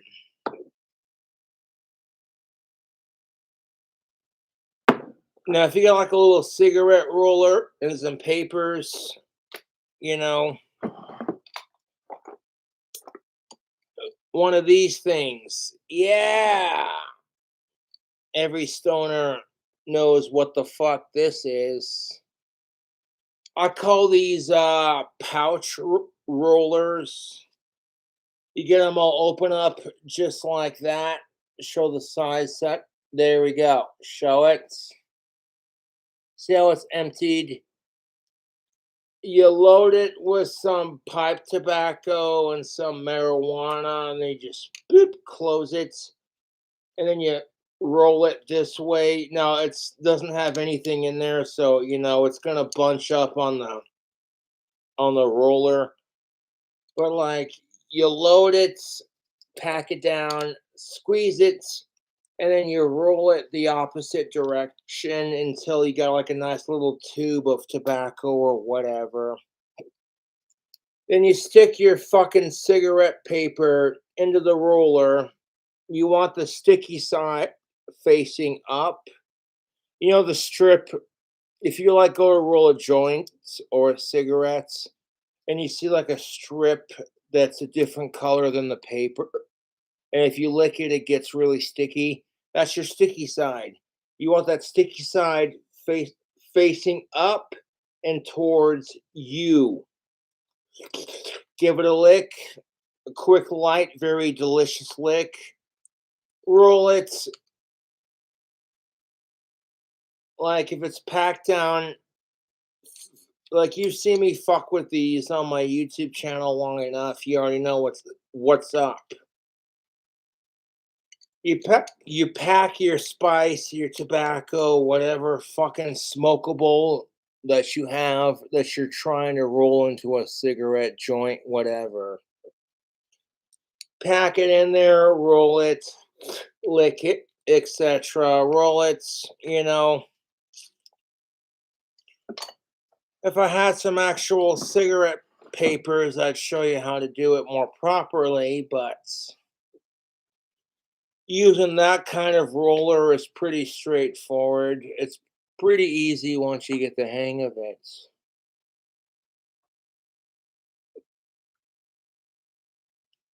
I used to fuck with Spice because Homeboy Scotty was on probation, and I felt like a dick for smoking marijuana in front of him, especially when he couldn't have it because he had regular drug tests, and he couldn't really drink alcohol either. So Homeboy Scotty ended up turning to synthetic weed because it got you there and it was out of your system relatively quickly. And honestly, that's complete bullshit. Like, I personally think every drug except heroin and crystal meth should be legal and that we should tax the fuck out of it. But that's just my opinion. And there were some days where even I'm like, they should just legalize all drugs and tax the fuck out of it. And offer people treatment for non-violent drug offenders. Y'all should be offered treatment instead of, oh, you're gonna go to jail because, yeah,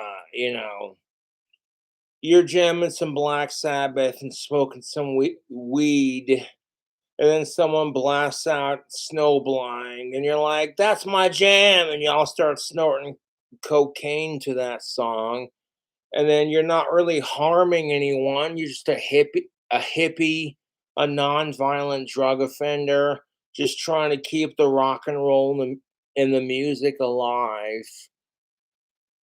And they're like, well, no, we don't tolerate that shit in our county, boy. And it's like, wow, okay, so the non-violent drug offenders in their fucking basements is more important to you than the assholes who are drinking and driving and causing a 10 car pileup because they're super drunk and they thought, oh, I could still do it. Yeah, if I had my own car, to be honest, and if I had a hot rod or a rat rod or some kind of cool customized, it doesn't matter if it's customized or not. If I go to a bar and I'm too drunk to drive, I want to put the keys in my pocket and then I'm going to crawl into the back seat of my car and take a nice little nap. That's the way to do it.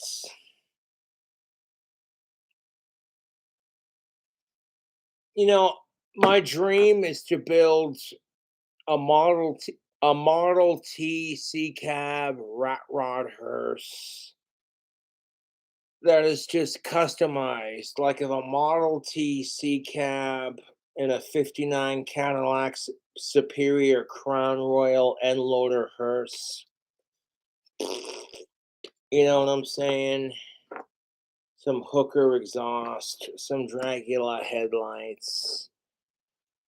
I got all kinds of crazy ideas for custom made vehicles, and that's just my inner greaser talking.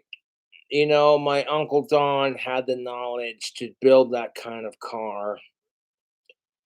And it's currently sitting in my Uncle Don's grave. If I had my Uncle Don's knowledge of cars, I wouldn't have to sell my wands or my music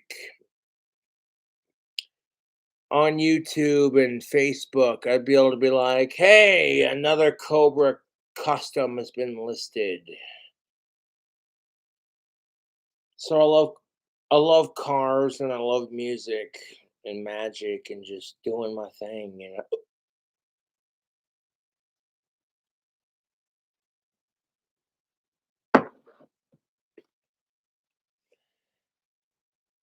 Honestly, I don't think Ozzy Osbourne's boring if he quit smoking tobacco and drinking alcohol and doing drugs. He's often said it, "I'm quite boring these days."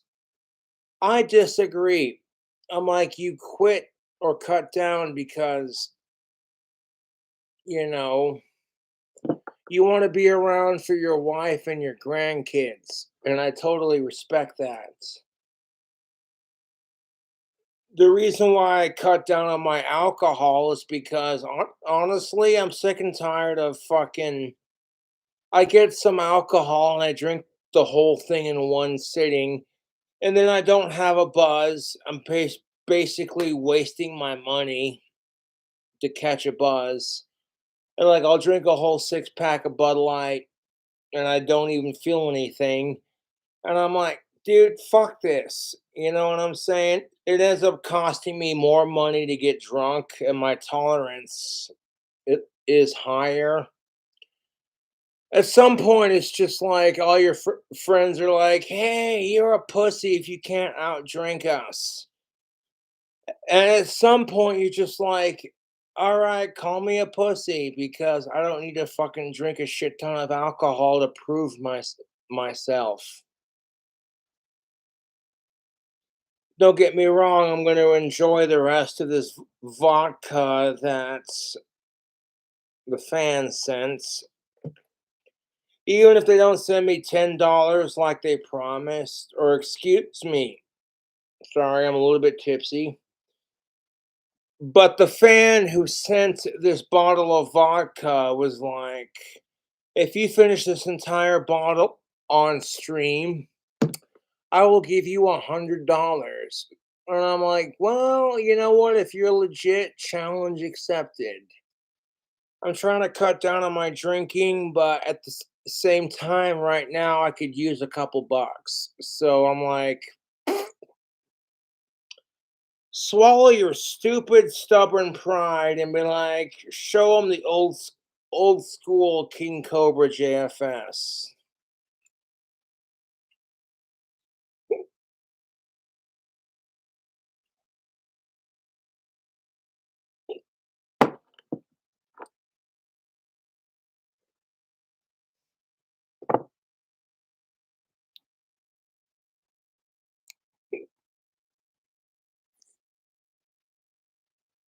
Mm.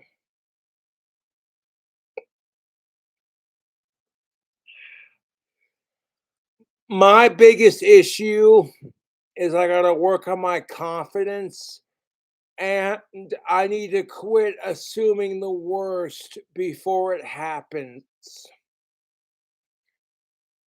That's a bigger issue than my drinking, to be honest.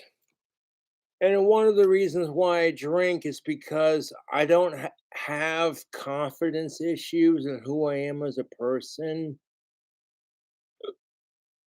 In that I assume the worst before it happens. And then once I get a little bit tipsy or schnockered, all that goes away. And me personally, I acknowledge that I shouldn't need alcohol or marijuana or any drug or alcohol to have confidence in myself to be like, it's okay to get stoned and drunk and fucking wasted, but doing it all the time, you know what I'm saying? It's just all about finding an inner balance between my inner Ozzy Osbourne and the responsible young adults.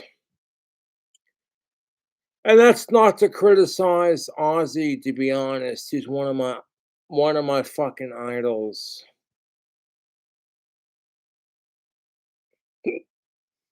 You know, a lot of people in the comments section are gonna laugh their asses off like, hey, Cobra, you're trying way too hard, man. I'm like, believe me, if I was trying too hard, you'd hear about it every video. But even I get to a point where it's like, dude, I love Ozzy Osbourne and the Prince of Darkness, and I think his wife Sharon's the queen and the goddess of rock and metal, and you don't want to fuck with her because she's the business. I kind of feel, even I feel like I'm trying too hard. Like, dude, it's okay to idolize Ozzy Osbourne, but calm the fuck down.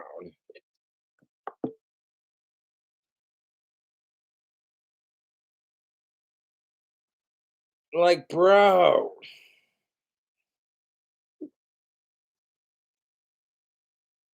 And then here's the internet going, why the fuck would you make bacon sushi nachos? Most people aren't a fan of sushi, so that kind of has the gross factor going for it. And that's why the internet loves me. It's not because I have some weird obsession with Ozzy that's perfectly healthy. There's a line I don't cross. I love Ozzy Osbourne and Danny Filth, no homo, but there's a line I don't cross with it because as a celebrity myself, I get it, you know? When people are trying to figure out where I live and showing up to my place unannounced, they don't even send me a fucking heads up text message like, hey Cobra, I'm a huge fan of your videos. I want to show up to your apartment next week and want to take you out for alcohol and fun. I'm like, well, I appreciate it, but like a little bit of heads up would be nice, you know? A little bit of warning, a little bit of, hey, this is gonna happen in a couple of weeks. And me getting arrested for being drunk in public and making an ass of myself and having it dropped because the cop that arrested me was just like, this guy's autistic. You know, I consider myself extremely lucky that I've only gotten a very mild taste of what it could have been. Although I will say this, having your dad pick you up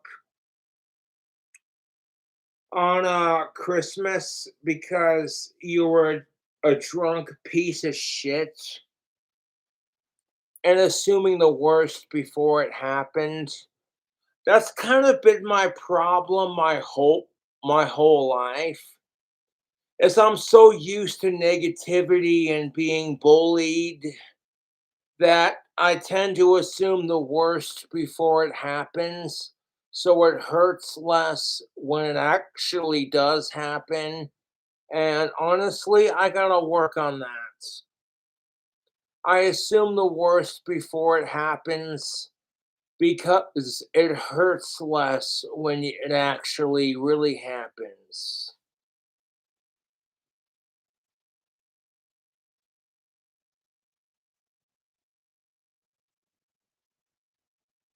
Fucking A.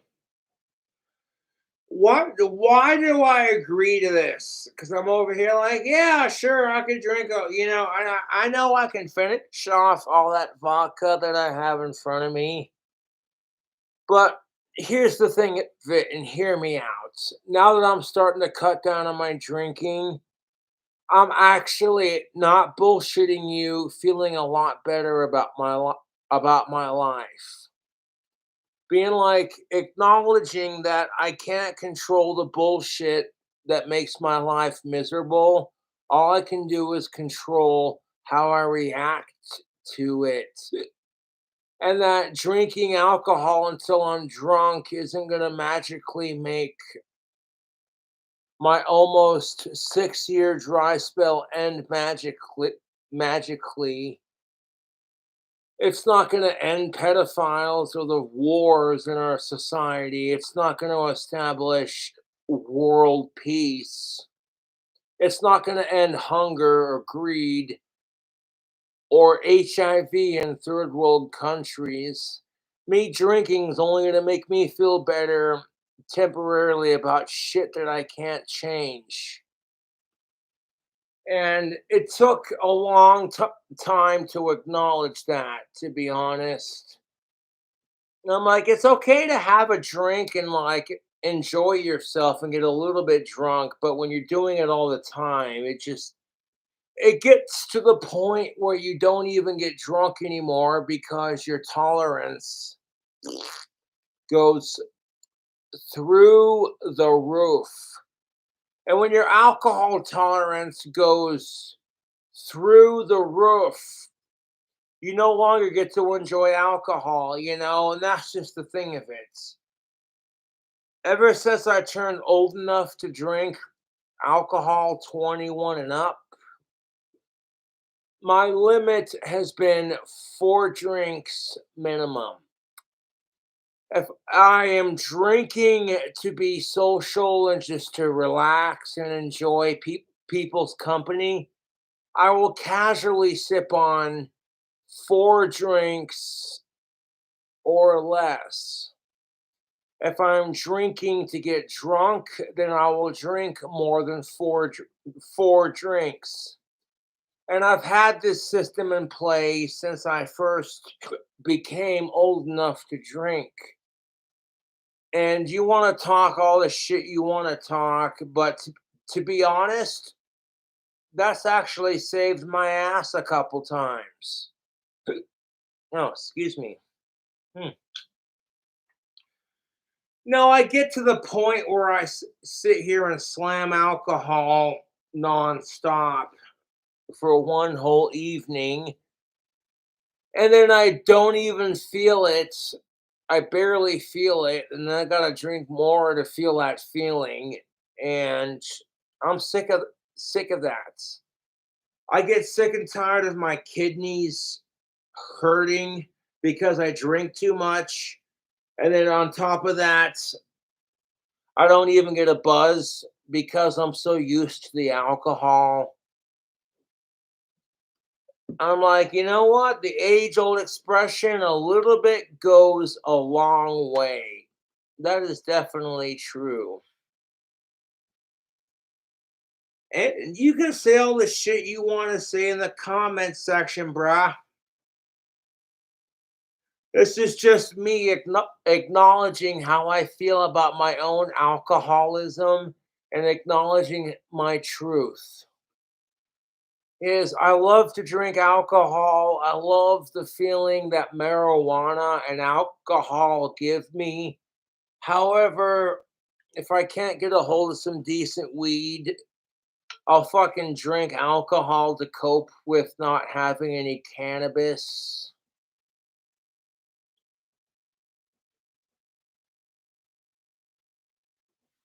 And it's just like, even then, when you smoke cannabis to escape your problems because you want to get high and relax, like, even then, you have to acknowledge that even though cannabis is a lot safer for you than all the hard drugs out there, or like alcohol or the prescription drugs that are being forced down your throat, you have to acknowledge that getting stoned or getting drunk doesn't fix your problems. Hey, don't get me wrong. It's fucking amazing when you get stoned and when you get drunk. You know, when you're stereotypically stoned, you and your friends are smoking marijuana, and then you get the giggles and the traditional effects of said drug, or in this case, plants. I'm telling you right now. Oh, I got the farts. Excuse me. Ugh. Woo!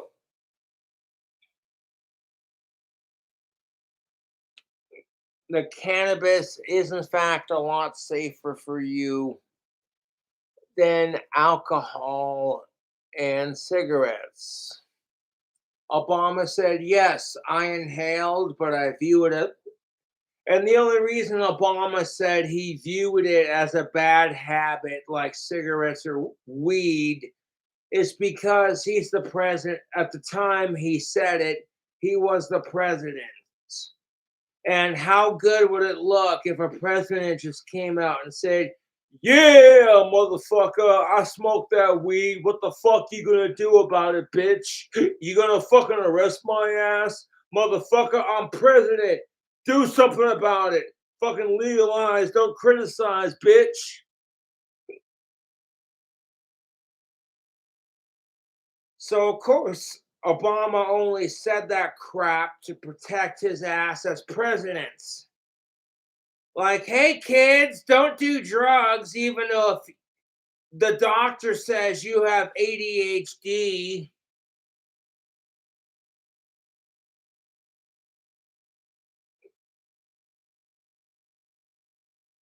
Like, oh my God, your kid just got self diagnosed with ADHD.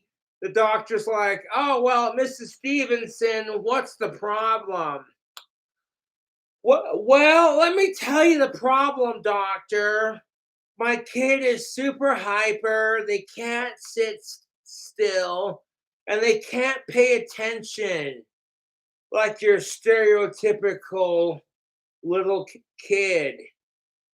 You know, they don't say that last part, but what does the doctor say? Well, Mrs. Stevenson, your little kid Jimmy might have ADHD, so we're gonna run some bogus tests, just so we can say, oh, hey, your kid is fucking retarded. If you want to fucking fix them for their ADHD, even though we're going to tell the kids in middle school, don't smoke pot because that's a gateway drug to harder drugs. But if the doctors say you have ADHD, you better fucking take these drugs. Otherwise, you're a piece of shit because you don't want to get better. I'm over here like our society is so fucking hypocritical and fake.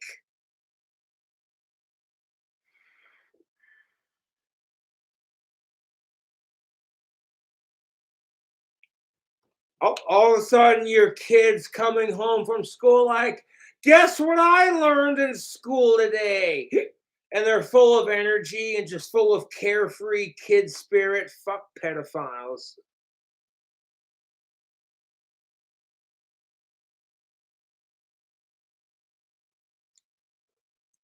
Even though you already know this knowledge in which they are trying to lay down, your kid is coming home like they've just learned the greatest secret on the planet.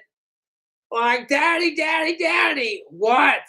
I found out how rainbows are made. It's not made by queers and fucking over pushing agenda. Oh, it's not? How are rainbows made, Junior? Tell me how they're made, champ. Rainbows are made when a rainstorm stops and all the water and the moisturizer in the air and the sunlight and that's science. And you over here like, God damn, my kid's pretty smart for their age. Don't even get me started on that. I'm totally in favor of supporting LGBTQ plus, but growing up when I was a kid, it wasn't forced down our goddamn throats. The teachers that we had as kids weren't like coming out as, oh my God, you know, the most you heard was they have a husband, they have a wife, and that's all you need to know. When I was a kid growing up, teachers were not required to share their sexuality and their dating advice and their dating life with kids, all in the name of being progressive. But now you got these fucking freak teachers who are like, okay, guys, so coming out as non binary trans. Oh, I can't feel my balls because apparently I don't have any. Coming out as non binary trans to my students, and I hope they accept my pronouns. I'm like, when I was a kid, nobody gave a shit about that. That you want to force kids to tolerate this loopy bullshit. They're going to grow up to become adults who hate it. You want to call me a bigot for saying what I'm going to say? Fuck you. Hear me out for a second. When I was a kid, the idea of drag for me personally was like watching Bugs Bunny fuck with Elmer Fudd the whole episode. It wasn't being forced down my throat. It was simply a cautionary suggestive, you know? But these days, everyone is so afraid of being politically incorrect and being politically offensive that nobody seems to see a problem with forcing LGBTQIAA plus down kids' throats. And it's just like when you're telling your kids, hey kids, don't smoke cigarettes. It's bad for you. What happens when they're teenagers? They rebel against that. Oh, fuck you, I'll show them. The same thing is gonna fucking happen when you force kids to fucking accept LGBTQIAA plus. They're gonna grow up being like, I was forced to accept this, and I'm not even okay with it because I identify as straight, white, cisgender. But now I'm being seen as the enemy for shit I have no control over. Oh.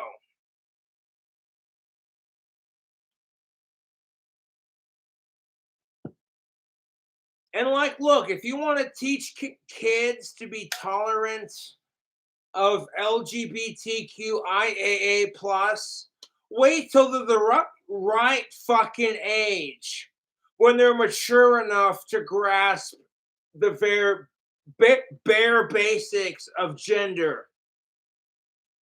You know what pisses me off about the trans community? Is how they're going to sit there and say gender does not exist. But so help me God, if you don't identify that stunning and brave individual by the gender they identify as, then you're a bigot. And I'm like, you can't have it both ways, dude. I get that gender is an abstract concept because here I am wearing my goth makeup. How many times have I been insulted for wearing nail polish and eyeliner? I've been called a tranny faggot because I rock my goth makeup and my nail polish. And then, despite being cisgendered and straight for of age women and heterosexual, I get so much crap from people. People calling me a sicko, people calling me a fucking tranny, people calling me a faggot. And I'm like, fuck all of you for labeling me, dude. I don't sit there and label you based off of the harassment you give me. You know how hard it is to be a straight cisgendered ally? when you get crap for being straight and cisgendered by the same fucking goddamn fucking society that says you better accept them for being a fucking tranny weirdo, otherwise you're intolerant. But they can sit there and call you a freak because you're cisgendered. I'm like, here's the thing of it: revenge hatred isn't going to make anything better. If transgendered people and women and blacks want equality, then it should not be okay for you to crap on me because I'm cisgendered, white, straight, and biologically male. If I'm not allowed to crap on you for your shit, and as long as you ain't a sicko, who gives a shit?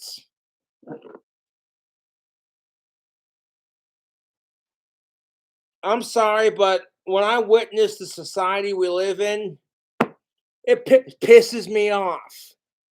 I'm over here like, yeah, you know what? That is kind of bullshit. How blacks get treated like crap because people hate blacks. And now it's kind of crap because people want to treat white people like shit because people hate white people now. And here's the thing of it: not all white people are the same, and the crap us white people who are straight and cisgendered, we're not going to experience the same trauma that everyone else has had to face. That's why it's called microaggression.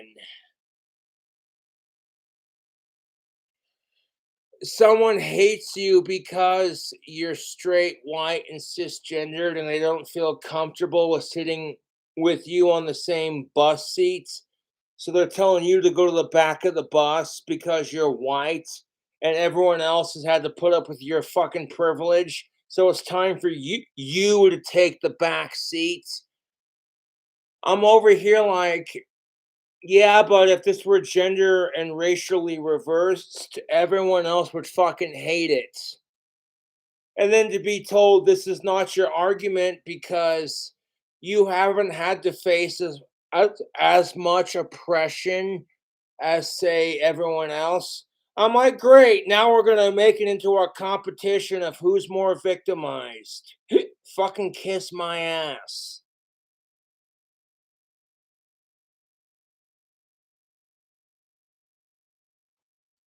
And I'm not trying to be a bigoted asshole about this. I'm just trying to make logical sense about this.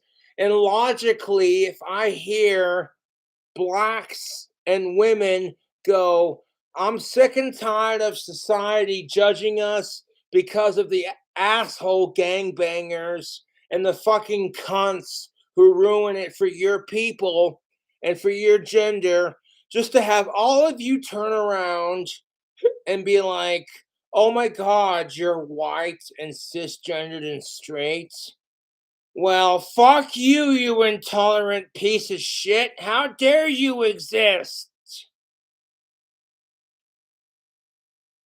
And a lot of people might get mad at me for saying that. Quite frankly, I don't give a shit. If it's all about equality, if it's truly all about equality, fuck sickos. As long as you ain't a sicko, who gives a shit? Anything outside of sicko, inhuman, racist, sexist, rapist, piece of shit, etc. Anything outside of those nasty things, outside of all of that, I don't see why we can't have equality as human beings. You want to judge somebody for being Mexican or being black or being trans? Who gives a shit? As long as you ain't a sicko, who gives a fuck?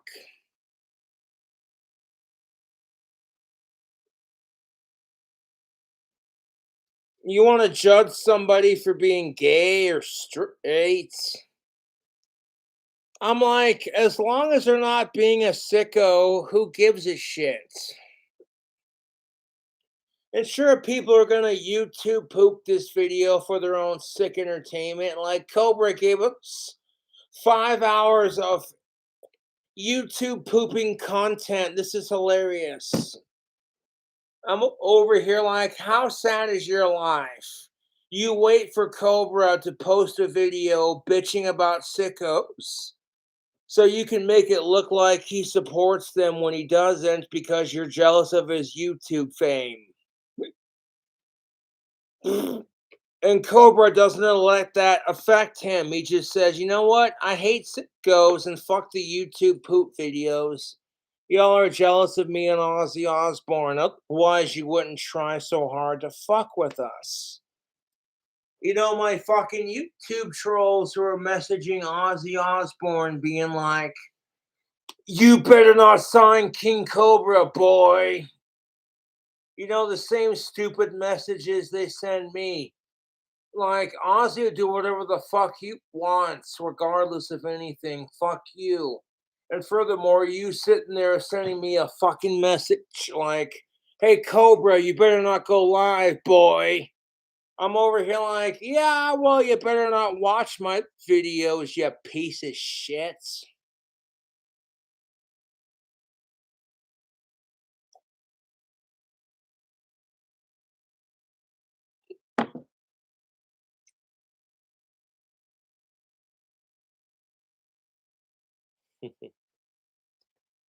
Hmm.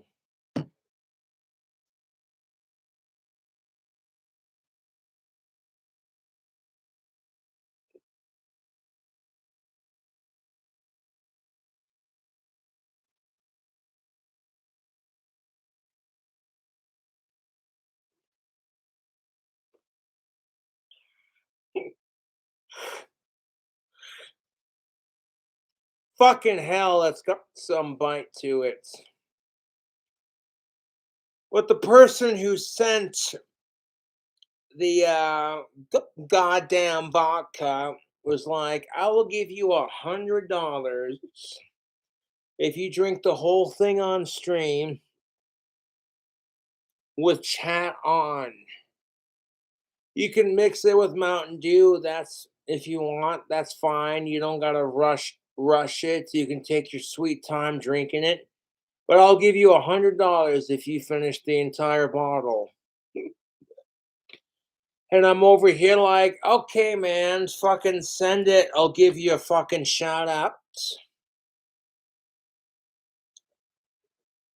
Yeah, my fans don't fuck around. If you're just tuning in, I opened this bottle at the beginning of the stream.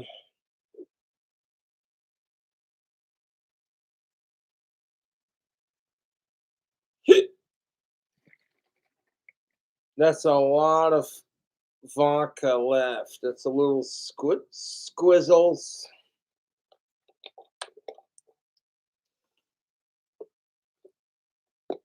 Oh, what kind of pussy shit is this? The fucking restrictor?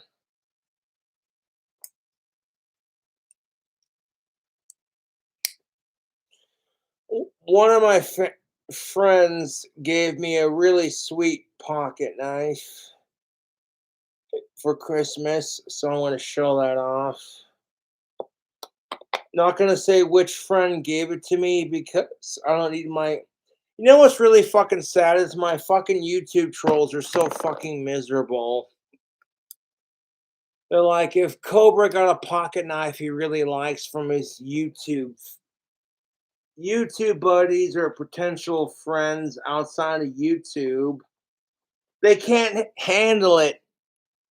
They're like, why does Cobra get to enjoy these things? Because that's who I am.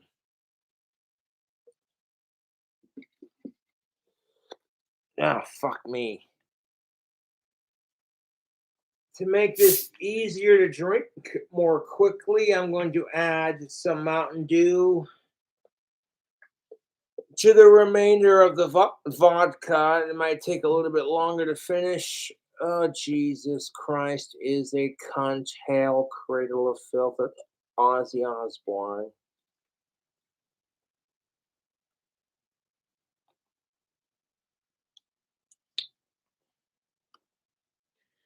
Sometimes I do this with my empty, close to empty bottles.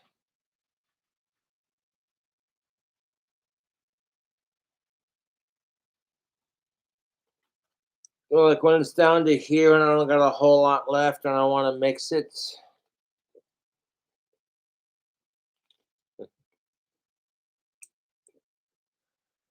This will just make the challenge extra challenging because now I had all this liquid. I got it down to here. And fucking, I topped it off with some of the Mountain Dew.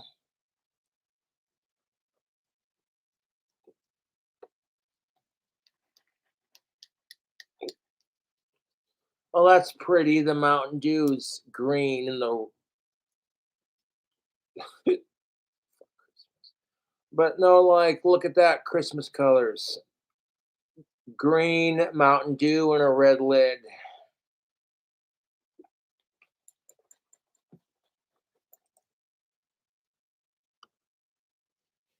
Even though Christmas is supposed to be a pagan holiday, the Christians have stolen it and made it their own. And I tolerate Christmas to a point. I'm just glad it's over right now. And I feel like an absolute ass for the way I acted during the holidays. Believe me, I am putting together a pretty sweet care package for certain people in my life. I'll just leave it at that because I don't need them getting harassed.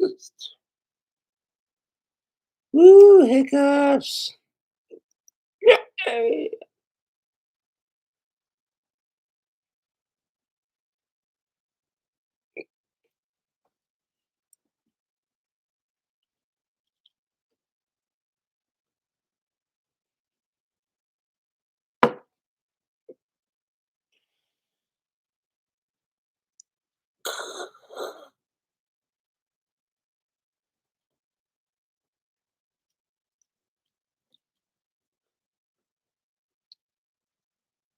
Fletchman's vodka mixed with Mountain Dew. It's cheap vodka and some fizzy water or soda pop.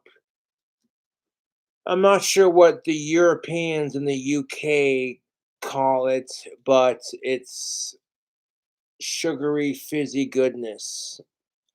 I do that know that like UK has like a sugar tax,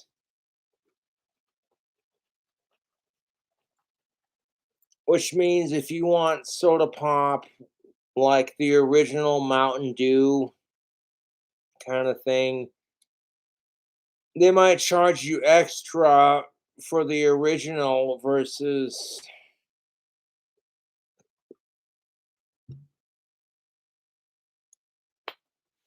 And I'm like, what kind of fucking bullshit is that? Okay, if you live in the UK and you've been to the States and you've tried fizzy water with the sugar and the caffeine, we'll just call it fizzy water because that's what it is.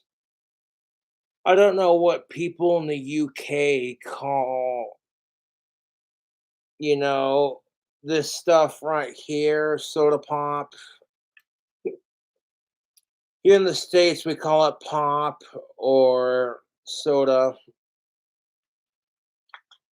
Not really much cultural difference because everyone, if as long as you're not diabetic, loves soda pop.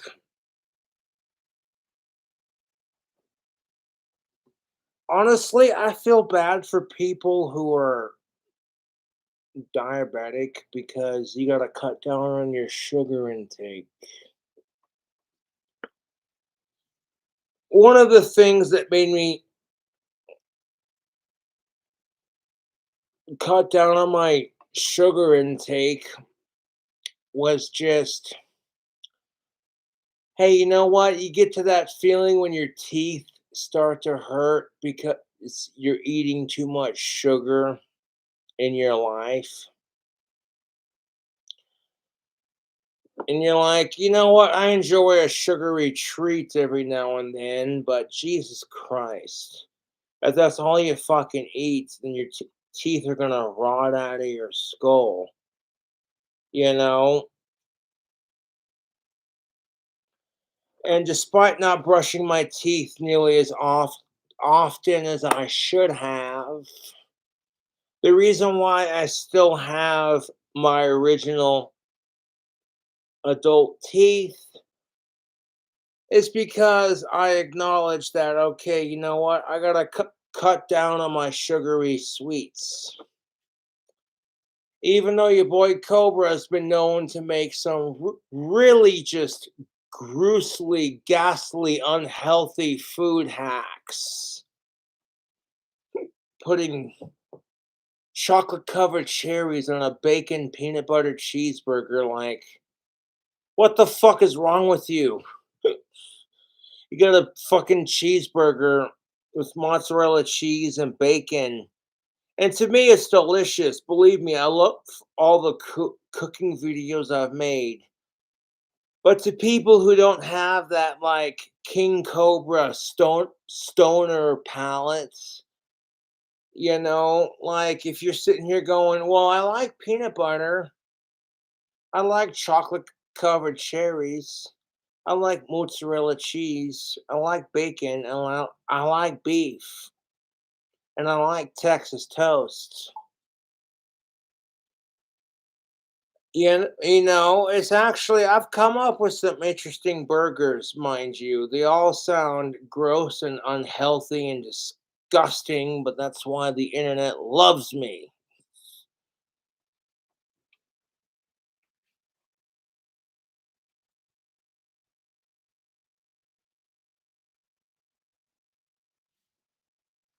You get some, like, Texas toast. Here in the States, we can get Texas toast in a loaf. If I go to Walmart, I can get a loaf of Texas toast, and that's what I use for the buns for my burgers. You want to toast your buns before you add everything else. If you follow King Cobra JFS and you follow my old school cooking videos, you already know what's up. You're like, okay, and here's the thing of it.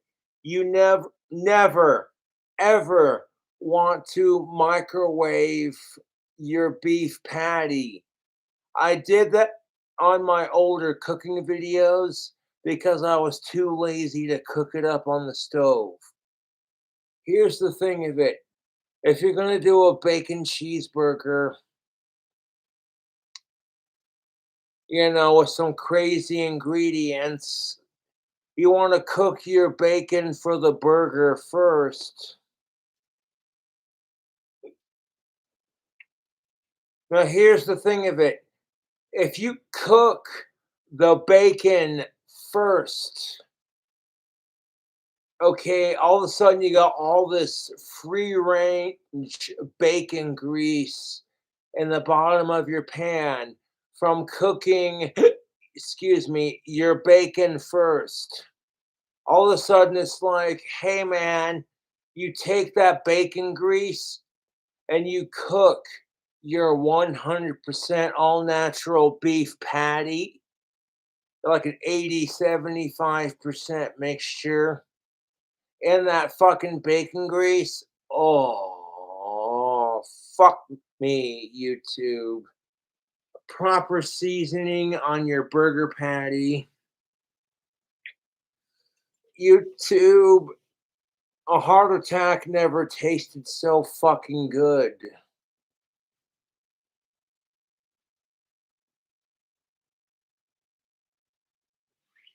It really doesn't have to be Texas toast to make a really good burger. But if you're making a proper patty melt, I prefer a sandwich bun that's nice and thick, so it doesn't fall apart when I toast it. Because by the time you get done cooking your bacon, and your beef, maybe some sauteed onions, maybe you grill the lettuce and the tomatoes and the pickles and all that grease. And then you get done grilling all of your veggies in that bacon grease. All of a sudden, you're like, hey, wait a minute, you forgot to do a bun for your sandwich. So you take your nice, delicious, thick sandwich bun and you toast it in the remaining grease you have left. And then your sandwich bun gets nice, crispy, and toasty. You don't gotta get fancy with the seasoning, like a little bit of salt, a little bit of pepper where it's needed. You know, all of a sudden you got this fucking bacon cheeseburger that's just like, you know what I'm saying? You do it just right. Fuck me, dude. People are gonna be coming back for more. It's all about like recycling your ingredients to a point. If you cook up a bunch of bacon for your bacon cheeseburgers, and you cook up a bunch of beef and that bacon grease, all of a sudden you got this plethora of beef and bacon grease. And you can use that grease from both your beef and your bacon to saute your onions and your vegetables, and expand that flavor. This is from my personal experience of cooking extra stonerific delicious. Because like 9 times out of 10, when you watch King Cobra JFS do a cooking video, you're gonna be like, was Cobra stoned off of marijuana when he came up with this recipe? And 9 times out of 10, yes, I was.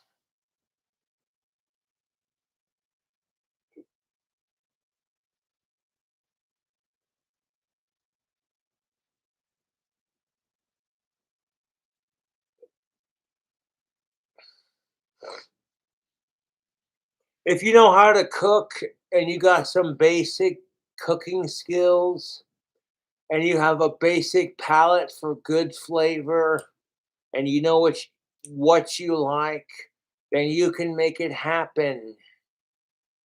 I'm telling you right now, if you cook up a bunch of bacon, as the Americans call it, a bunch of thick cut, doesn't have to be thick cuts, but you cook up a bunch of bacon, as the Americans call it, and then you bring your pan. Once the bacon's fully cooked and ready to place on top of your burger, you want to put it on a plate and bring that pan down to a simmer so all that bacon grease can cool off and congeal. So then when you go to cook up your burger patty with the seasonings, you got that bacon grease to add extra flavor to it, dude. Oh my fucking god. And then when you cook up your bacon and your burger beef patties, and you got all that grease in the pan. If you got too much grease, pour it into a cup to store for later for cooking. But save a little bit of that grease from the beef and the bacon, to toast your burger buns. Trust and believe, you don't even fucking know. This is cooking. A lot of the people are going to throw puke emojis in the chats, but oh, you don't even know. You think McDonald's is unhealthy? Invite King Cobra JFS to a barbecue with access to food and how to cook and everything, and watch what happens. And as soon as I said insert the puke emoji, my trolls predictively go, "Bleh." That just shows you my trolls are fucking miserable. My trolls live to fucking harass me. Yeah, you know what? I get off on your attention. Keep giving me puke emojis because you people are the biggest pukes on the planet. He said in between hiccups.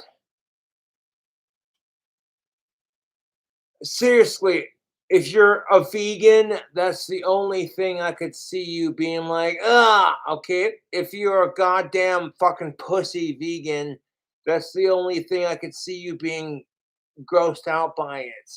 But if you're not a vegan, you're not a carnivore, you just enjoy good food, then I'm giving you the secret to making good food. I'm giving you the secrets to making a damn good burger. And like it all comes down to everything, the beef, the bun, the cheese you add to it. All right, you want your cheese to complement or your ingredients. So why a lot of people may like Crystal Roberts might get grossed out because I put mozzarella cheese on a bacon cheeseburger with peanut butter, grape jelly, and mayonnaise, and bacon, and banana slices, and I call it the Elvis Presley bacon cheeseburger. It's a twist on Elvis Presley's bacon banana sandwiches. You may think to yourself, oh my God, that sounds disgusting. Ugh. But in my personal experience, the mayonnaise complements, like it's an acquired taste. If you like mayonnaise, then you'll like the Elvis Presley burger that I've made in the past. And here's the thing of it, if all of you want to sit here and crap on me and chat about what a disgusting chef I am, all of you are fucking pussies. Let's see you come up with your own burger and then post it on YouTube for the entire internet to judge. You know? And that's what makes all these puke emojis laughable. You know what I'm saying? It's like all these fucking people are going, oh my God, Cobra, that sounds gross. I'll well give you credit. Some of my recipes that I make are not for the faint of heart. Some of the recipes and drink combos I make are for an acquired taste. And that's not necessarily a bad thing. It just means I keep things interesting. Everyone else is all over here on YouTube like, this is how you make an old fashioned. And Cobra's over here like, fuck that shit. This is how you make my drink combos. And I put my own original spin on it.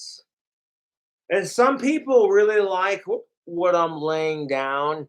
So honestly, I'm not gonna sit here and focus on all the pussies who are throwing puke emojis into the chat because Cobra mentioned it, so now we gotta do it to get a reaction. It's honestly at this point predictable.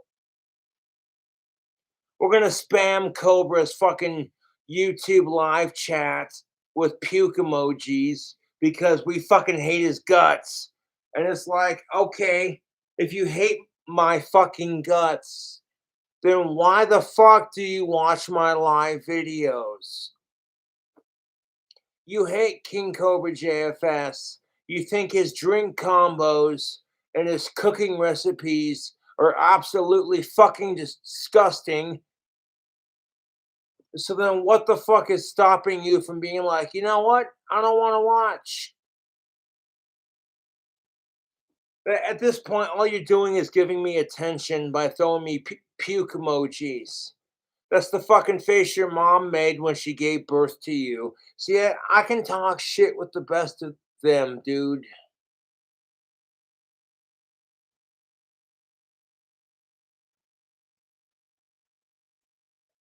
Mm.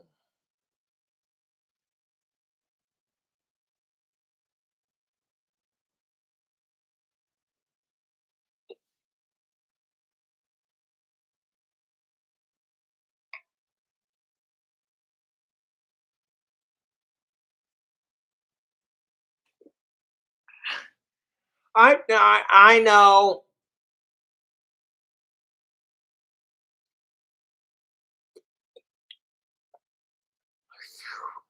I'm gonna send Cobra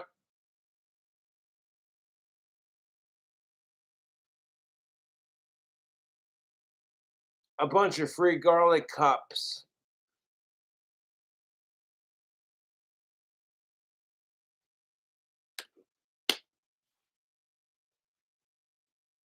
Because Cobra likes putting garlic butter on his pizza.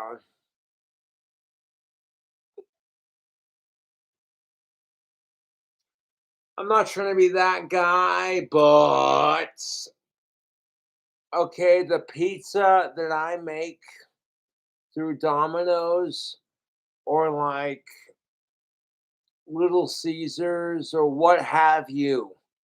Okay, all of you want to talk shit. If I don't do anything super crazy and weird, just your basic bacon pizza that I do, it would do Elvis Presley proud. Straight up. But like, you like onions, bacon, 4 different cheeses, and some goddamn garlic butter. Oh, dude, artery clogging, fucking delicious.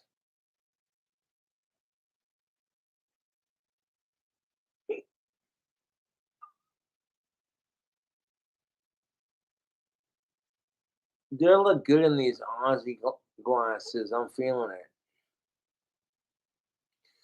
Too bad they're not prescription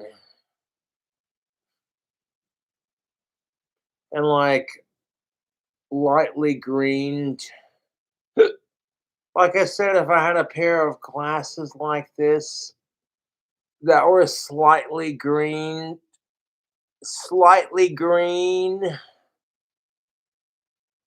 and then they had my prescription in it, and then they transition like dark green sunglasses status in the sunlight, I'd be on that shit like stank on rice.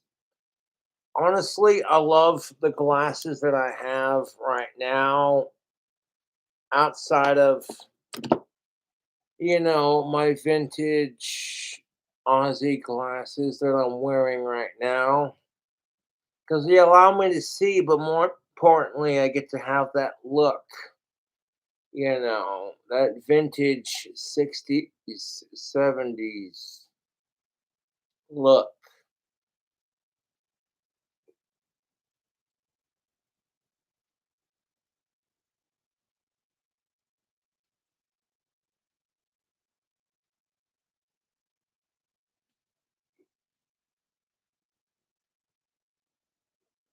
Now, the reason why I don't bully people for being trans is because the words,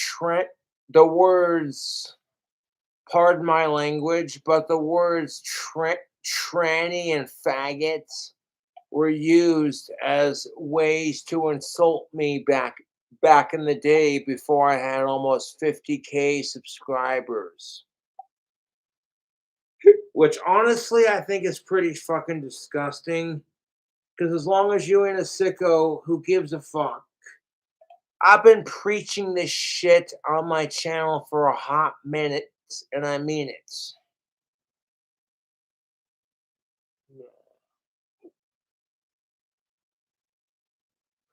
Oh, fuck me.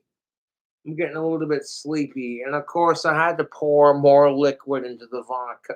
I couldn't just be like, oh, there's this much left. Fucking, just pour it into your cup and drink it. I do hope that, you know what? I gotta check my Cash App and PayPal because the person who sent the vodka was saying, "Hey, man, check your social media plugs." And then, like, I don't want to check that all the time because when I go live, it's about entertaining my fans. and gaining more fans. It's about people being like, man, Cobra's drink combos are seriously fucking insane. Let me put that hat away for a second. Good looking hat too. It's made from Australian leather. Leather. Show that logo. Wow.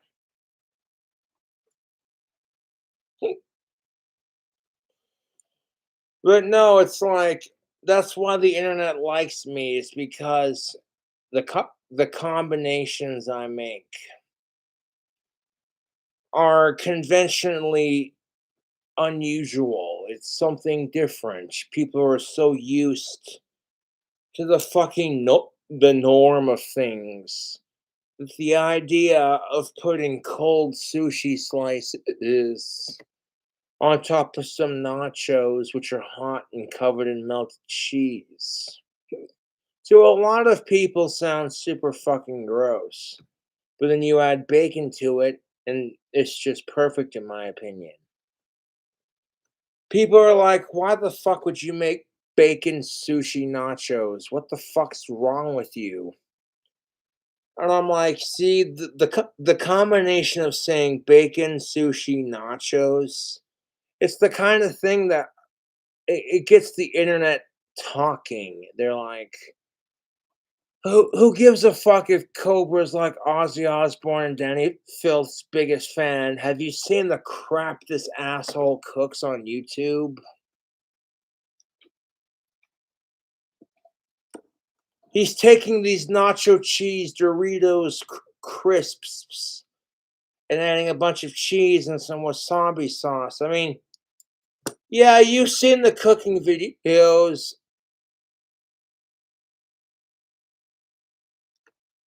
Ugh.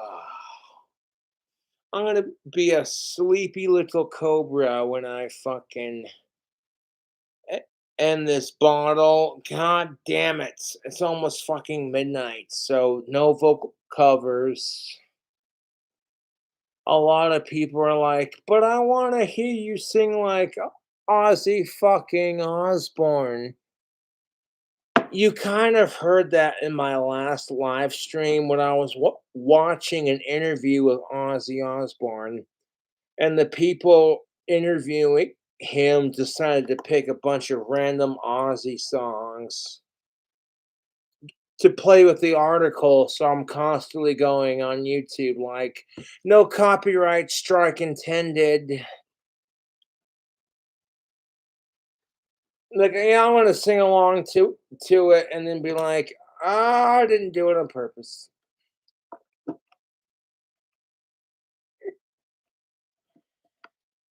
That's something that me and my dad can honestly bond over. Is my dad grew up listening to Ozzy Osbourne in the 80s and 90s, and his first and oldest child is one of Ozzy's biggest fans. So because of that, me and my dad can kind of bond over rock and roll, instead of being like, oh, hey, Cobra, you piece of shite. Your account's in the negative again. You need to get a job. Oh, you sound just like my trolls. What's next? You're going to tell me I need to get laid? Fuck you. No, I love my dad to pieces, but when he tells me I need to get a job, I'm over here like, well, that's easier said than done. To see if my fucking YouTube trolls could get a life. It doesn't matter where I get a job at. People find out they're going to be curious.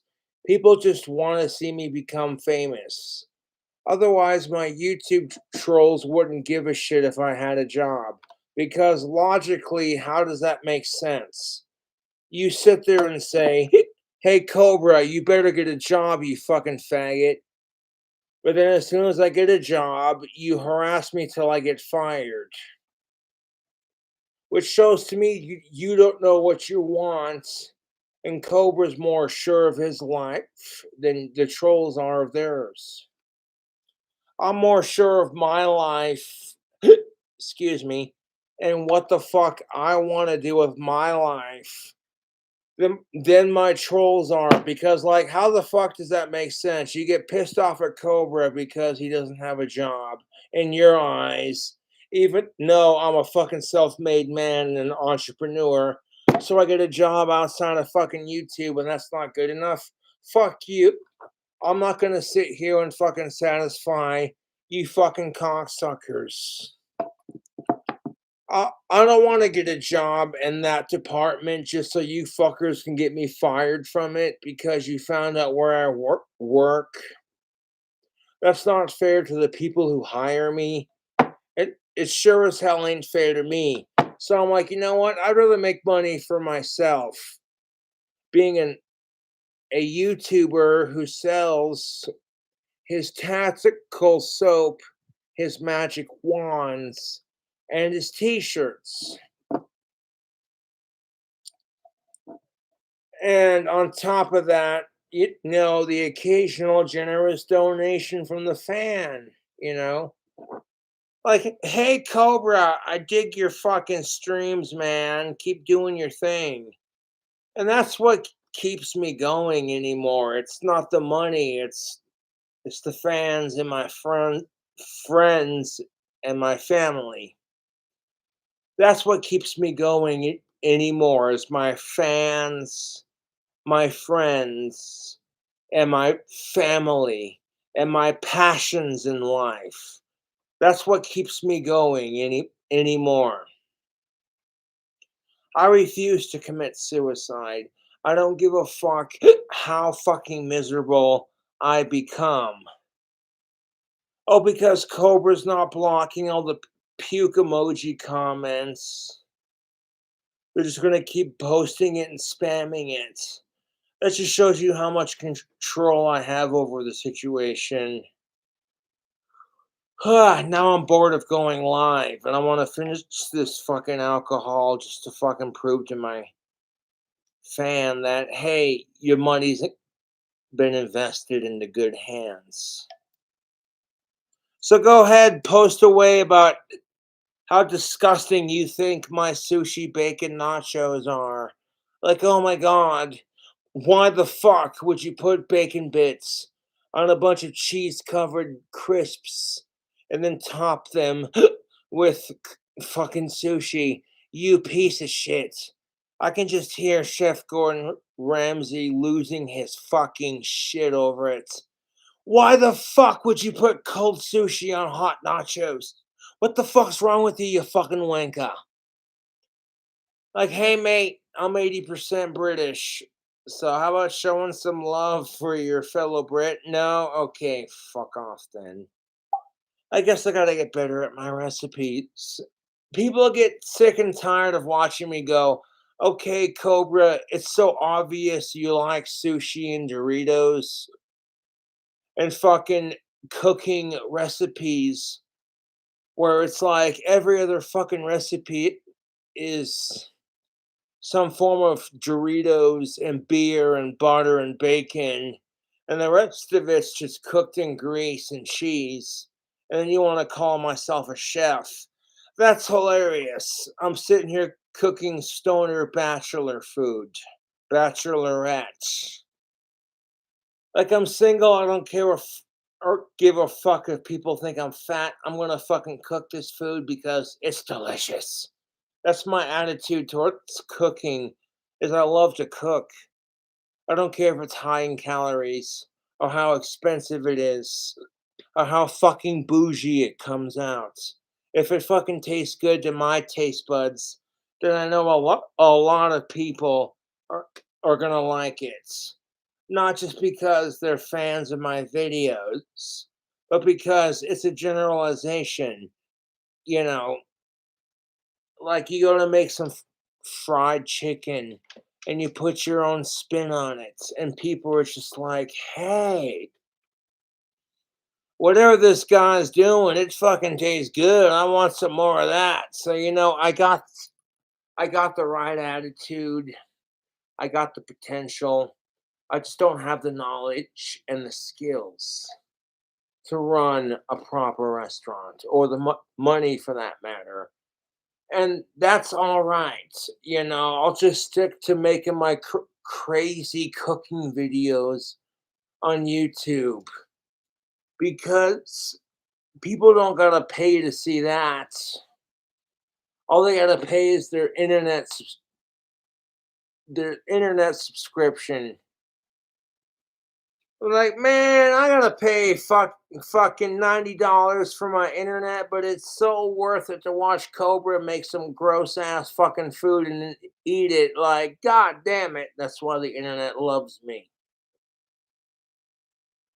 That's why the internet loves me, because it's like, Cobra doesn't give a fuck about getting laid or making the next 5-star meal. He's just doing his thing and being like, here's what I'm in the mood for. Here's the flavors I want to go for in my dish, in my food. And here's how I'm going to make it. And then I just throw it together in one of my crazy cooking videos. And people either go, you know what? I dig it. It's original. Or people go, oh my God.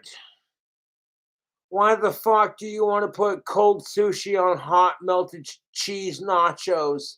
What the fuck is wrong with you, you piece of shit?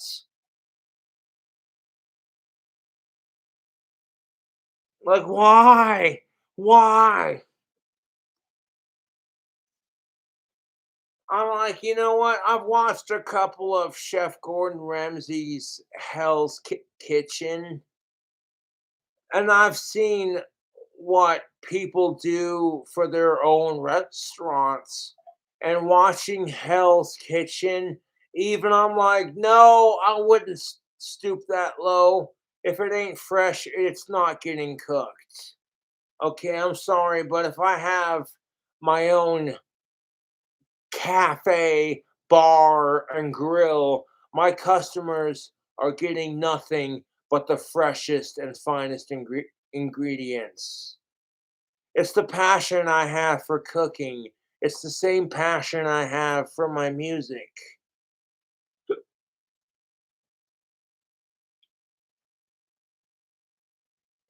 And sure, some people might be like, why the fuck would you put sushi on hot nachos?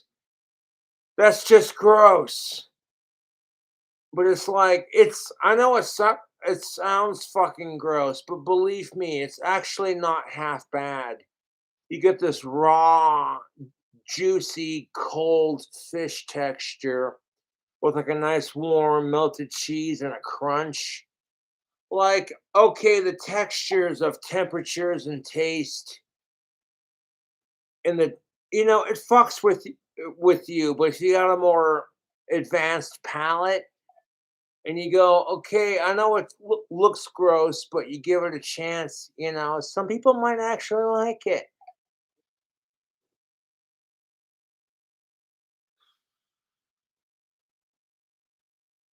Why the fuck did I agree to drink?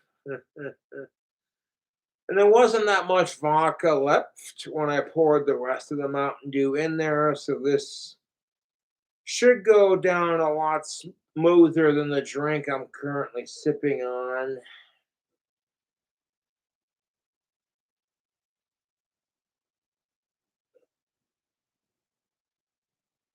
And people are like, hey, Cobra, focus on the money you've made doing live streams.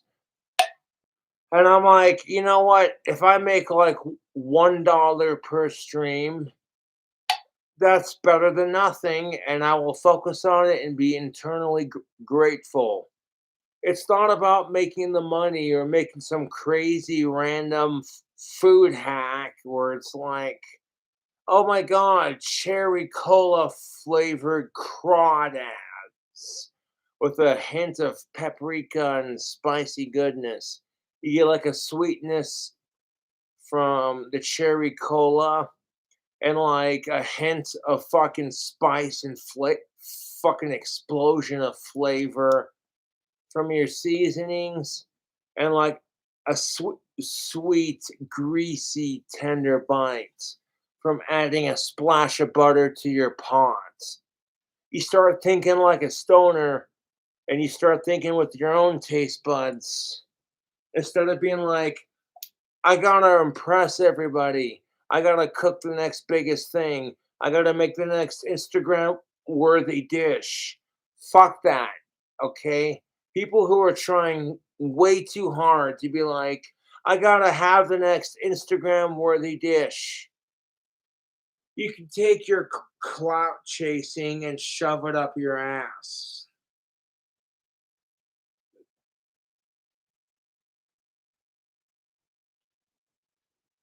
What people won't do for a little bit of clout. And speaking of somebody who's mildly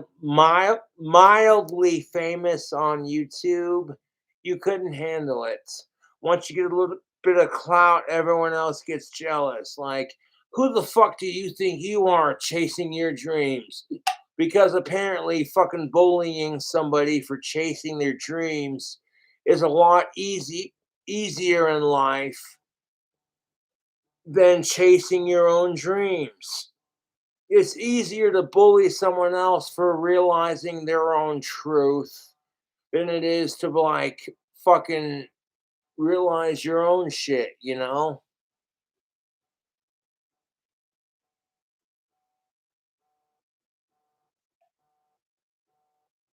Huh? Oh my fucking god. Why did I add? Because I thought, hey, it's a mixed drink. There's like that much left. It's not gonna bite pretty hard if I add that much Mountain Dew to it. If anything, it's gonna be like drinking a mild, you know, and I'm gonna get $100 for finishing it and doing it with with it. That was the agreement. The fan said if you drink the entire thing on camera, on live, and you leave the chat on, I will give you $100. And if it's just some asshole who says as soon as they see me drink it all and then they skip out on the payment, just so they can say, "What the fuck you complaining about? You got a bunch of free vodka." You know what? I want to say like, "Fuck you." I'm trying to cut down on my drinking, and you take advantage of me because I'm low on money and I like to drink. So you're like, there's several ways you can interpret this. But I'm trying to be positive about it and be like, hey, maybe it's a legit fan who likes watching me do drink combos and they just want to see me have a good night kind of thing. That's the problem with being me is I'm super aware of every possible scenario before it happens. Some of you might say that's called assuming the worst before it happens, but sometimes that's how you do it.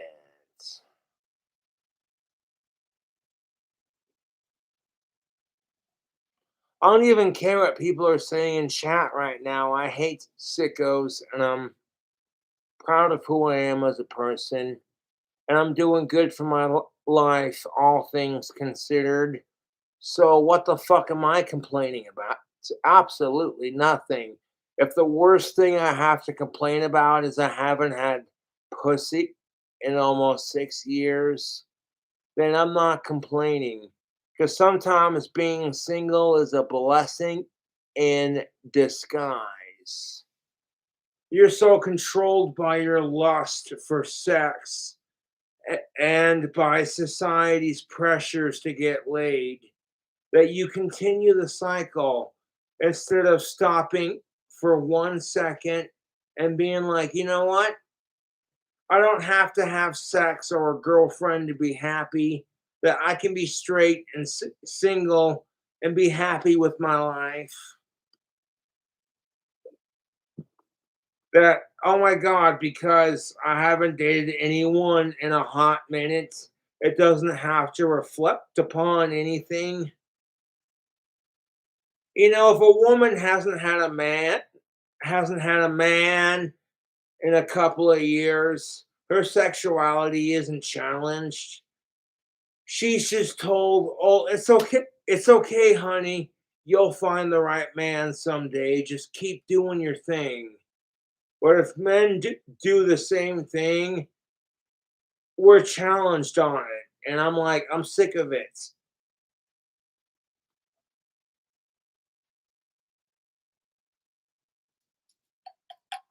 Like, oh, you can't handle a strong woman. Oh, your dick's too tiny. That's why. And why is that always the assumption? If like we find a chick and she's not our type and she can't handle being rejected. So the first thing she says is, the only reason you don't want to fuck me is because you got a tiny dick and you can't handle a strong woman. And I'm over here like, could you imagine if that was gender reversed?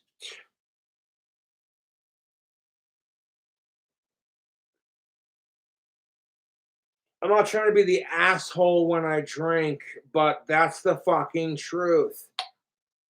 Like, the only reason you reject me as a woman is because you can't handle a strong man and your tits are too tiny for my taste, and because you're probably a fucking lesbian. You'd never hear the end of it. Women never would be like, how dare you? I'm like, what? It's okay when women do it, but when men do it, fuck you, right? No, fuck you. And this is what I do on YouTube. It hurts to examine this fucking truth. This doesn't stop me from wanting to pursue of-age women. It just makes me a little bit more cautious. You know, don't fall for the first fucking bitch who says, hey, you're cute. You look like you listen to Ozzy Osbourne. So do I.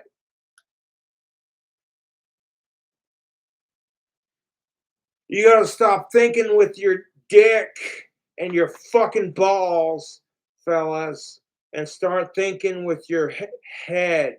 Start seeing with your eyes, listening with your ears, and thinking with your head on your shoulders. You have these three senses. So if you want to be an alpha male, stop thinking with your dick and balls and start thinking with your eyes, your ears, and your thoughts. And don't speak until you've had enough time to comprehend your emotions. Because nobody gives a shit if men have emotions. So that gives fellas the upper hand in that department. Nobody gives a shit if you have emotions. Therefore, nobody's expecting it. That gives you the upper hand to comprehend your emotions as a man and process them away from social media and a fucking sexist, hypocritical, asshole, two-faced society. And to be fair, women are told they can't have emotions either. That's what pisses me off about it. There's one thing that women and men both have in common.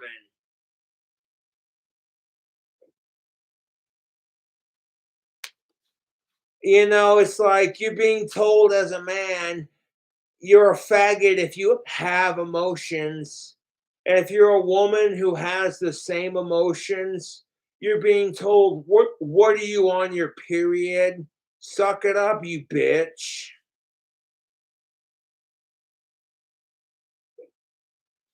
That, you know what? Hey, you know what? Humans are assholes. Humans are shallow, manipulative creatures of habits.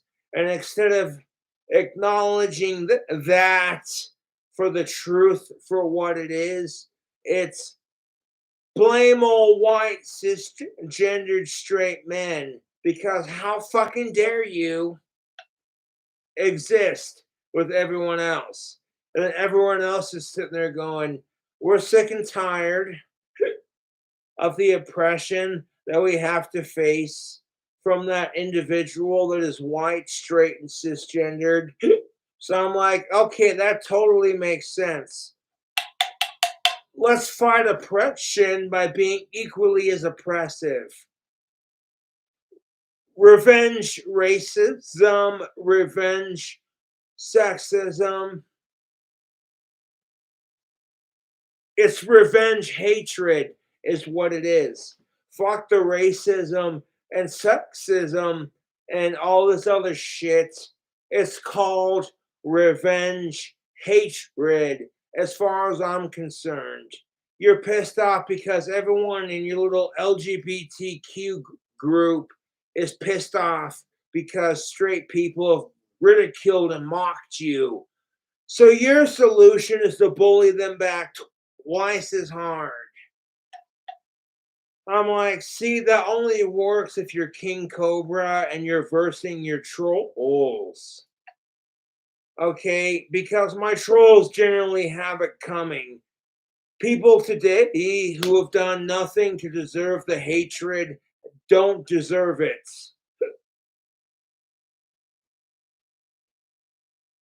Like, there's a big difference between you're a troll, you're going to make your life all about trolling somebody because, you know, I hate Cobra. He's a stupid autistic. He thinks he knows everything. This cocky heterosexual piece of cisgendered shit. Versus, okay, if you're trans or gay or someone else outside of white, cisgendered male, straight, we're expected to kiss your ass. Otherwise, we're a bigot and a racist or a sexist of some sorts. And I'm over here like, hey, man, I'm all for supporting gender and racial and sexual equality to a point. As long as you ain't a sicko, I don't give a shit. You know, you want to identify as a non binary palm tree, sparkly unicorn dragon, you have fun with that.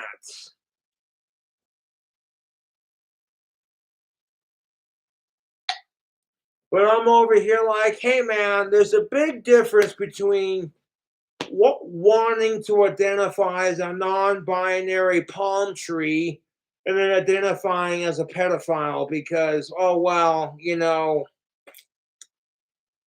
the fucking gay people are allowed to have something, so why can't the pedophiles? Because there's a big difference, you fucking bigoted piece of sicko shit.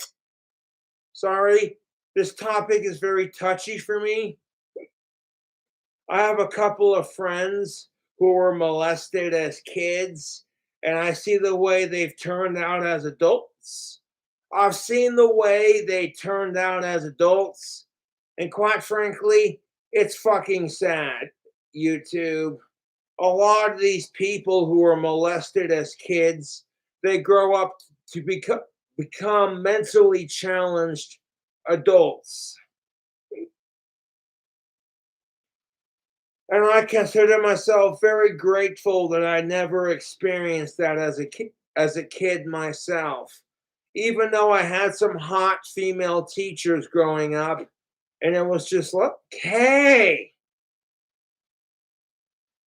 That's why no one says it's creepy when a female does it because of how fucking the society we live in. All men want is sex. All men are rapists and pigs and pieces of shit.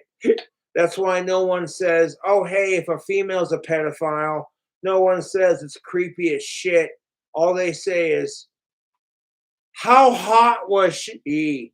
And damn, where were teachers like that when I was growing up? You want to talk about gender equality? Suck my dick. I'm like, if it's creepy as shit when a male teacher molests his female students, it should be equally as creepy when a female does it. I get so sick and tired of this double standard where it's just like, I know pedophiles are creepy, but how hot was she? And speaking as a man who went through puberty as a boy, I'm speaking my truth, dude. When you're so fucking horny, you make out with your Britney Spears poster, like, I wonder what boobies feel like. Oh, wait, I got to feel what boobies feel like when I was in junior high. And it was with a nice, lovely girl. It was totally consensual. We were both special needs. We were hanging out with a friend of mine. We were hanging out in the forest. It was a hot summer's afternoon before the school year. And all I did was ask literally the chick that I was talking with, hey, can you show me your boobs, please? And she lifted up her shirt, and it was just like, you never forget your first pair of boobs, dude. I gave him a fucking squeeze consensually, and I went in to kiss her, and she backed off a little bit, you know? So I'm like, okay, hold up. Let me reinvent this shit.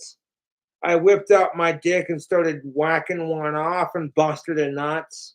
And she was into it too, dude. She was just like, hey, make that white stuff come out again.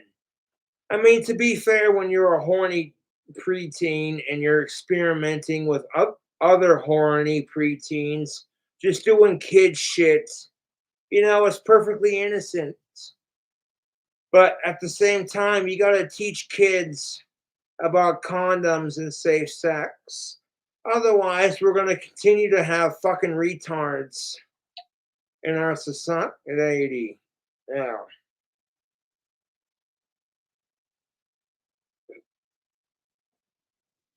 And I regret calling her retarded when I talked about it, but she was special needs. Then again, so am I. She wasn't so special needs though that she couldn't function, you know. She was special needs enough to where people noticed, but like she wasn't so retarded that she drooled on herself, you know. So like, hey, you take what you can get. You get rejected by every chick you've liked since the fourth fucking grade.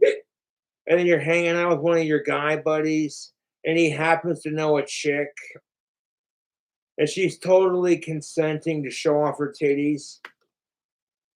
You never forget your first pair of boobs. That's just all innocent kid shit. You know what I'm saying? And that's perfectly innocent. As long as you're being smart about it, who cares? There's a big difference between kids doing shit with each other versus, okay, some creepy ass 40-year-old motherfucker. Did I say that out loud? I may have the hiccups from the vodka, but that's the fucking truth. There's a big difference between kids experimenting sexually with each other, and maybe the adults don't like it, but you're not going to stop them. You tell your kids not to smoke cigarettes, not to have sex, and not to smoke marijuana and all that stupid bullshit. Yep, see how far that gets you when your kid goes to a fucking party and they're peer pressured to try these things. That's why it's important to talk about safe sex and making the right decision instead of being outright afraid and disgusted and mortified, which we've all been there. Nobody wants to think about your kid sister doing the nasty. So you hope that your parents are progressive enough to be like, hey, you're hitting puberty, and guess what? You have hormones now. All of a sudden, girls go from being icky and having cooties to, hey, I want her to French kiss me and sit on my lap. It's a glorious time of life, YouTube.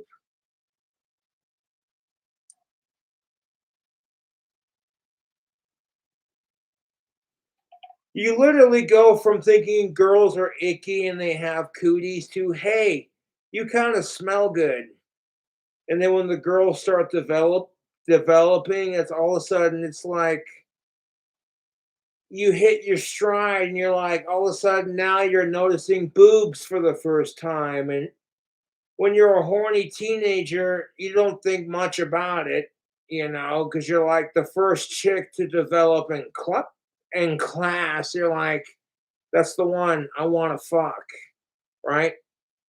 When it doesn't happen, you spend your teenage years being bummed out because you got rejected. But then when you grow up and mature a bit, all of a sudden it's like, God damn, I feel sorry for women like that.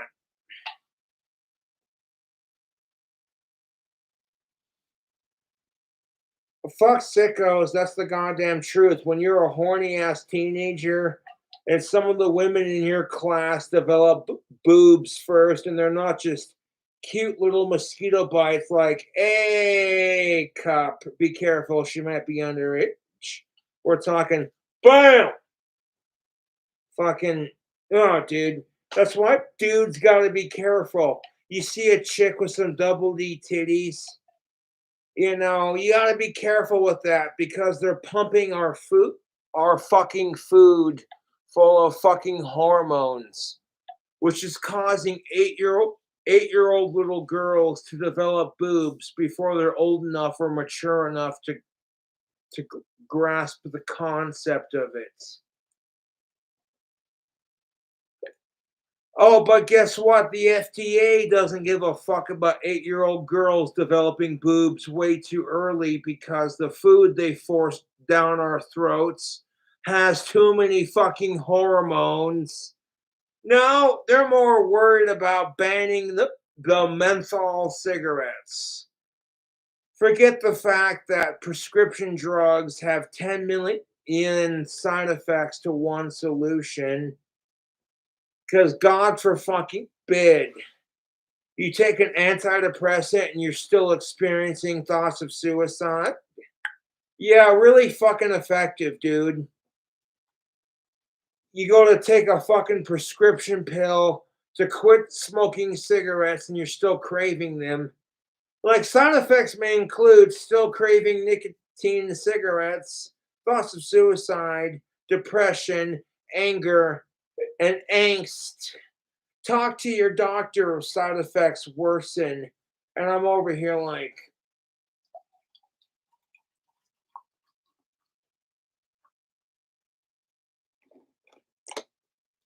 you want to come after the menthol smokers because, oh my God, you guys, menthol cigarettes are so bad for your lungs.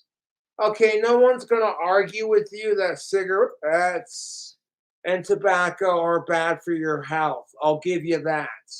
But how about you focus on educating the kids on saying no to cigarettes and vapes and saying no to sex and being abstinent until they're in college and they're 18 or older and it's consenting and you feel more mature, more confident with your body.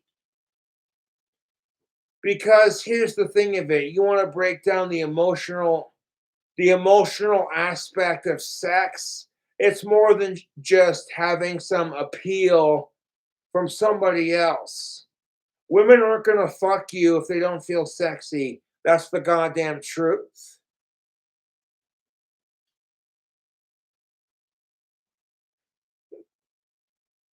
I fucking hate sickos, so don't get it twisted. This conversation I'm having on YouTube Live, people are going to be like, oh my God.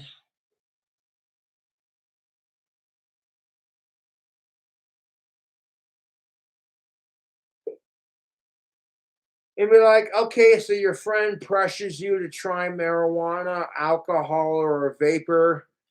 You're like, you know what? All of that sounds fun, but I want to wait till I'm in college before I experience that thing. Right now, I want to focus on my grades, making some friends, and just hanging out on the weekend and slamming a soda pop, and it's all good. That's more important than being like, okay, you want to make out and kiss and have sex because everyone else is doing it, and if you don't do it, you feel like a fucking loser. So of course you got to fit in with all your teenage buddies versus, hey, you know what? I'll do these things when I feel comfortable with my body and ready as a person. Believe me, I fucking hated it. All this pressure as a man, especially to get your first kiss and to get laid and to get all these chicks. And growing up in high school, I wasn't the most socially acceptable, but I've matured past that. And if I could redo it, trust and believe I would. But that's a lot of people, to be honest.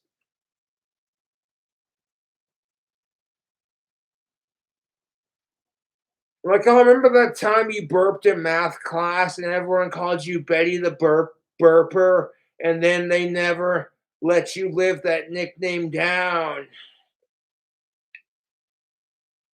Oh my God, you guys, Betty burped in math class. She totally belched in math class.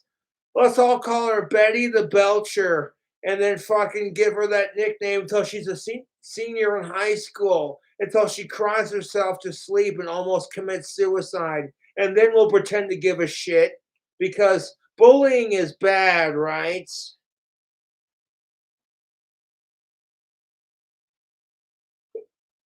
And that may be the goddamn ugly truth, but guess what? Social media makes it worse. And then you want to sit there and say it's not about labels, but at the same time, if you don't identify someone by their pronouns, you're a piece of shit. How does that work?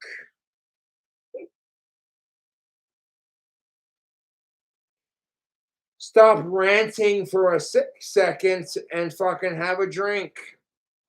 Excuse me 1 second.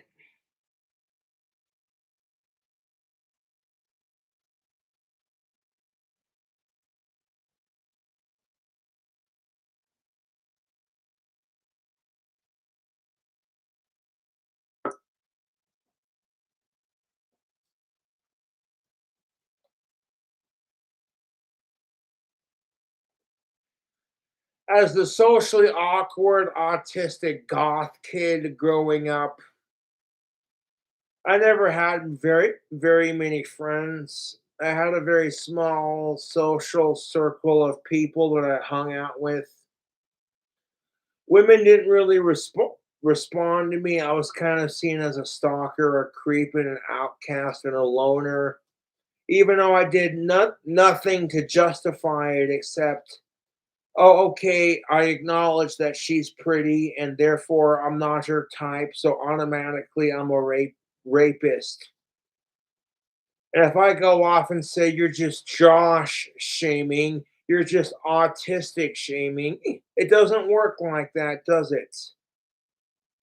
They're like, you just can't handle being told no as a creepy goth dude, so fucking suck it.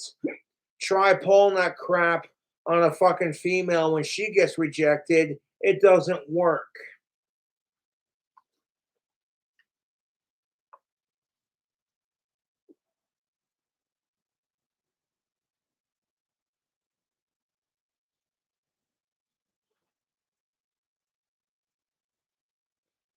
If you reject a chick because she's too fat and ugly and she comes off as creepy in your taste, you get told you can't handle a strong, independent woman and you're just a faggot for rejecting her.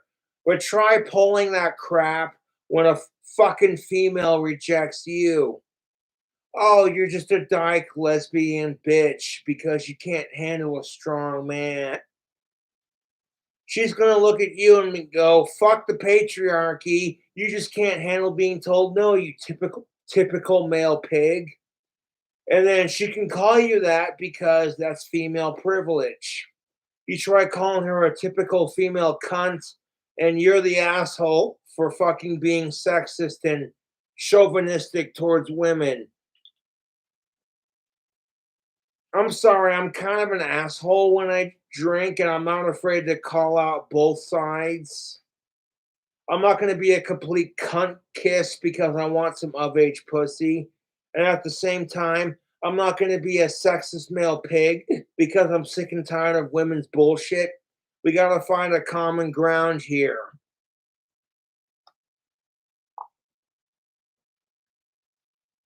Like, oh my God, 28's live. This ought to be fun. Yeah.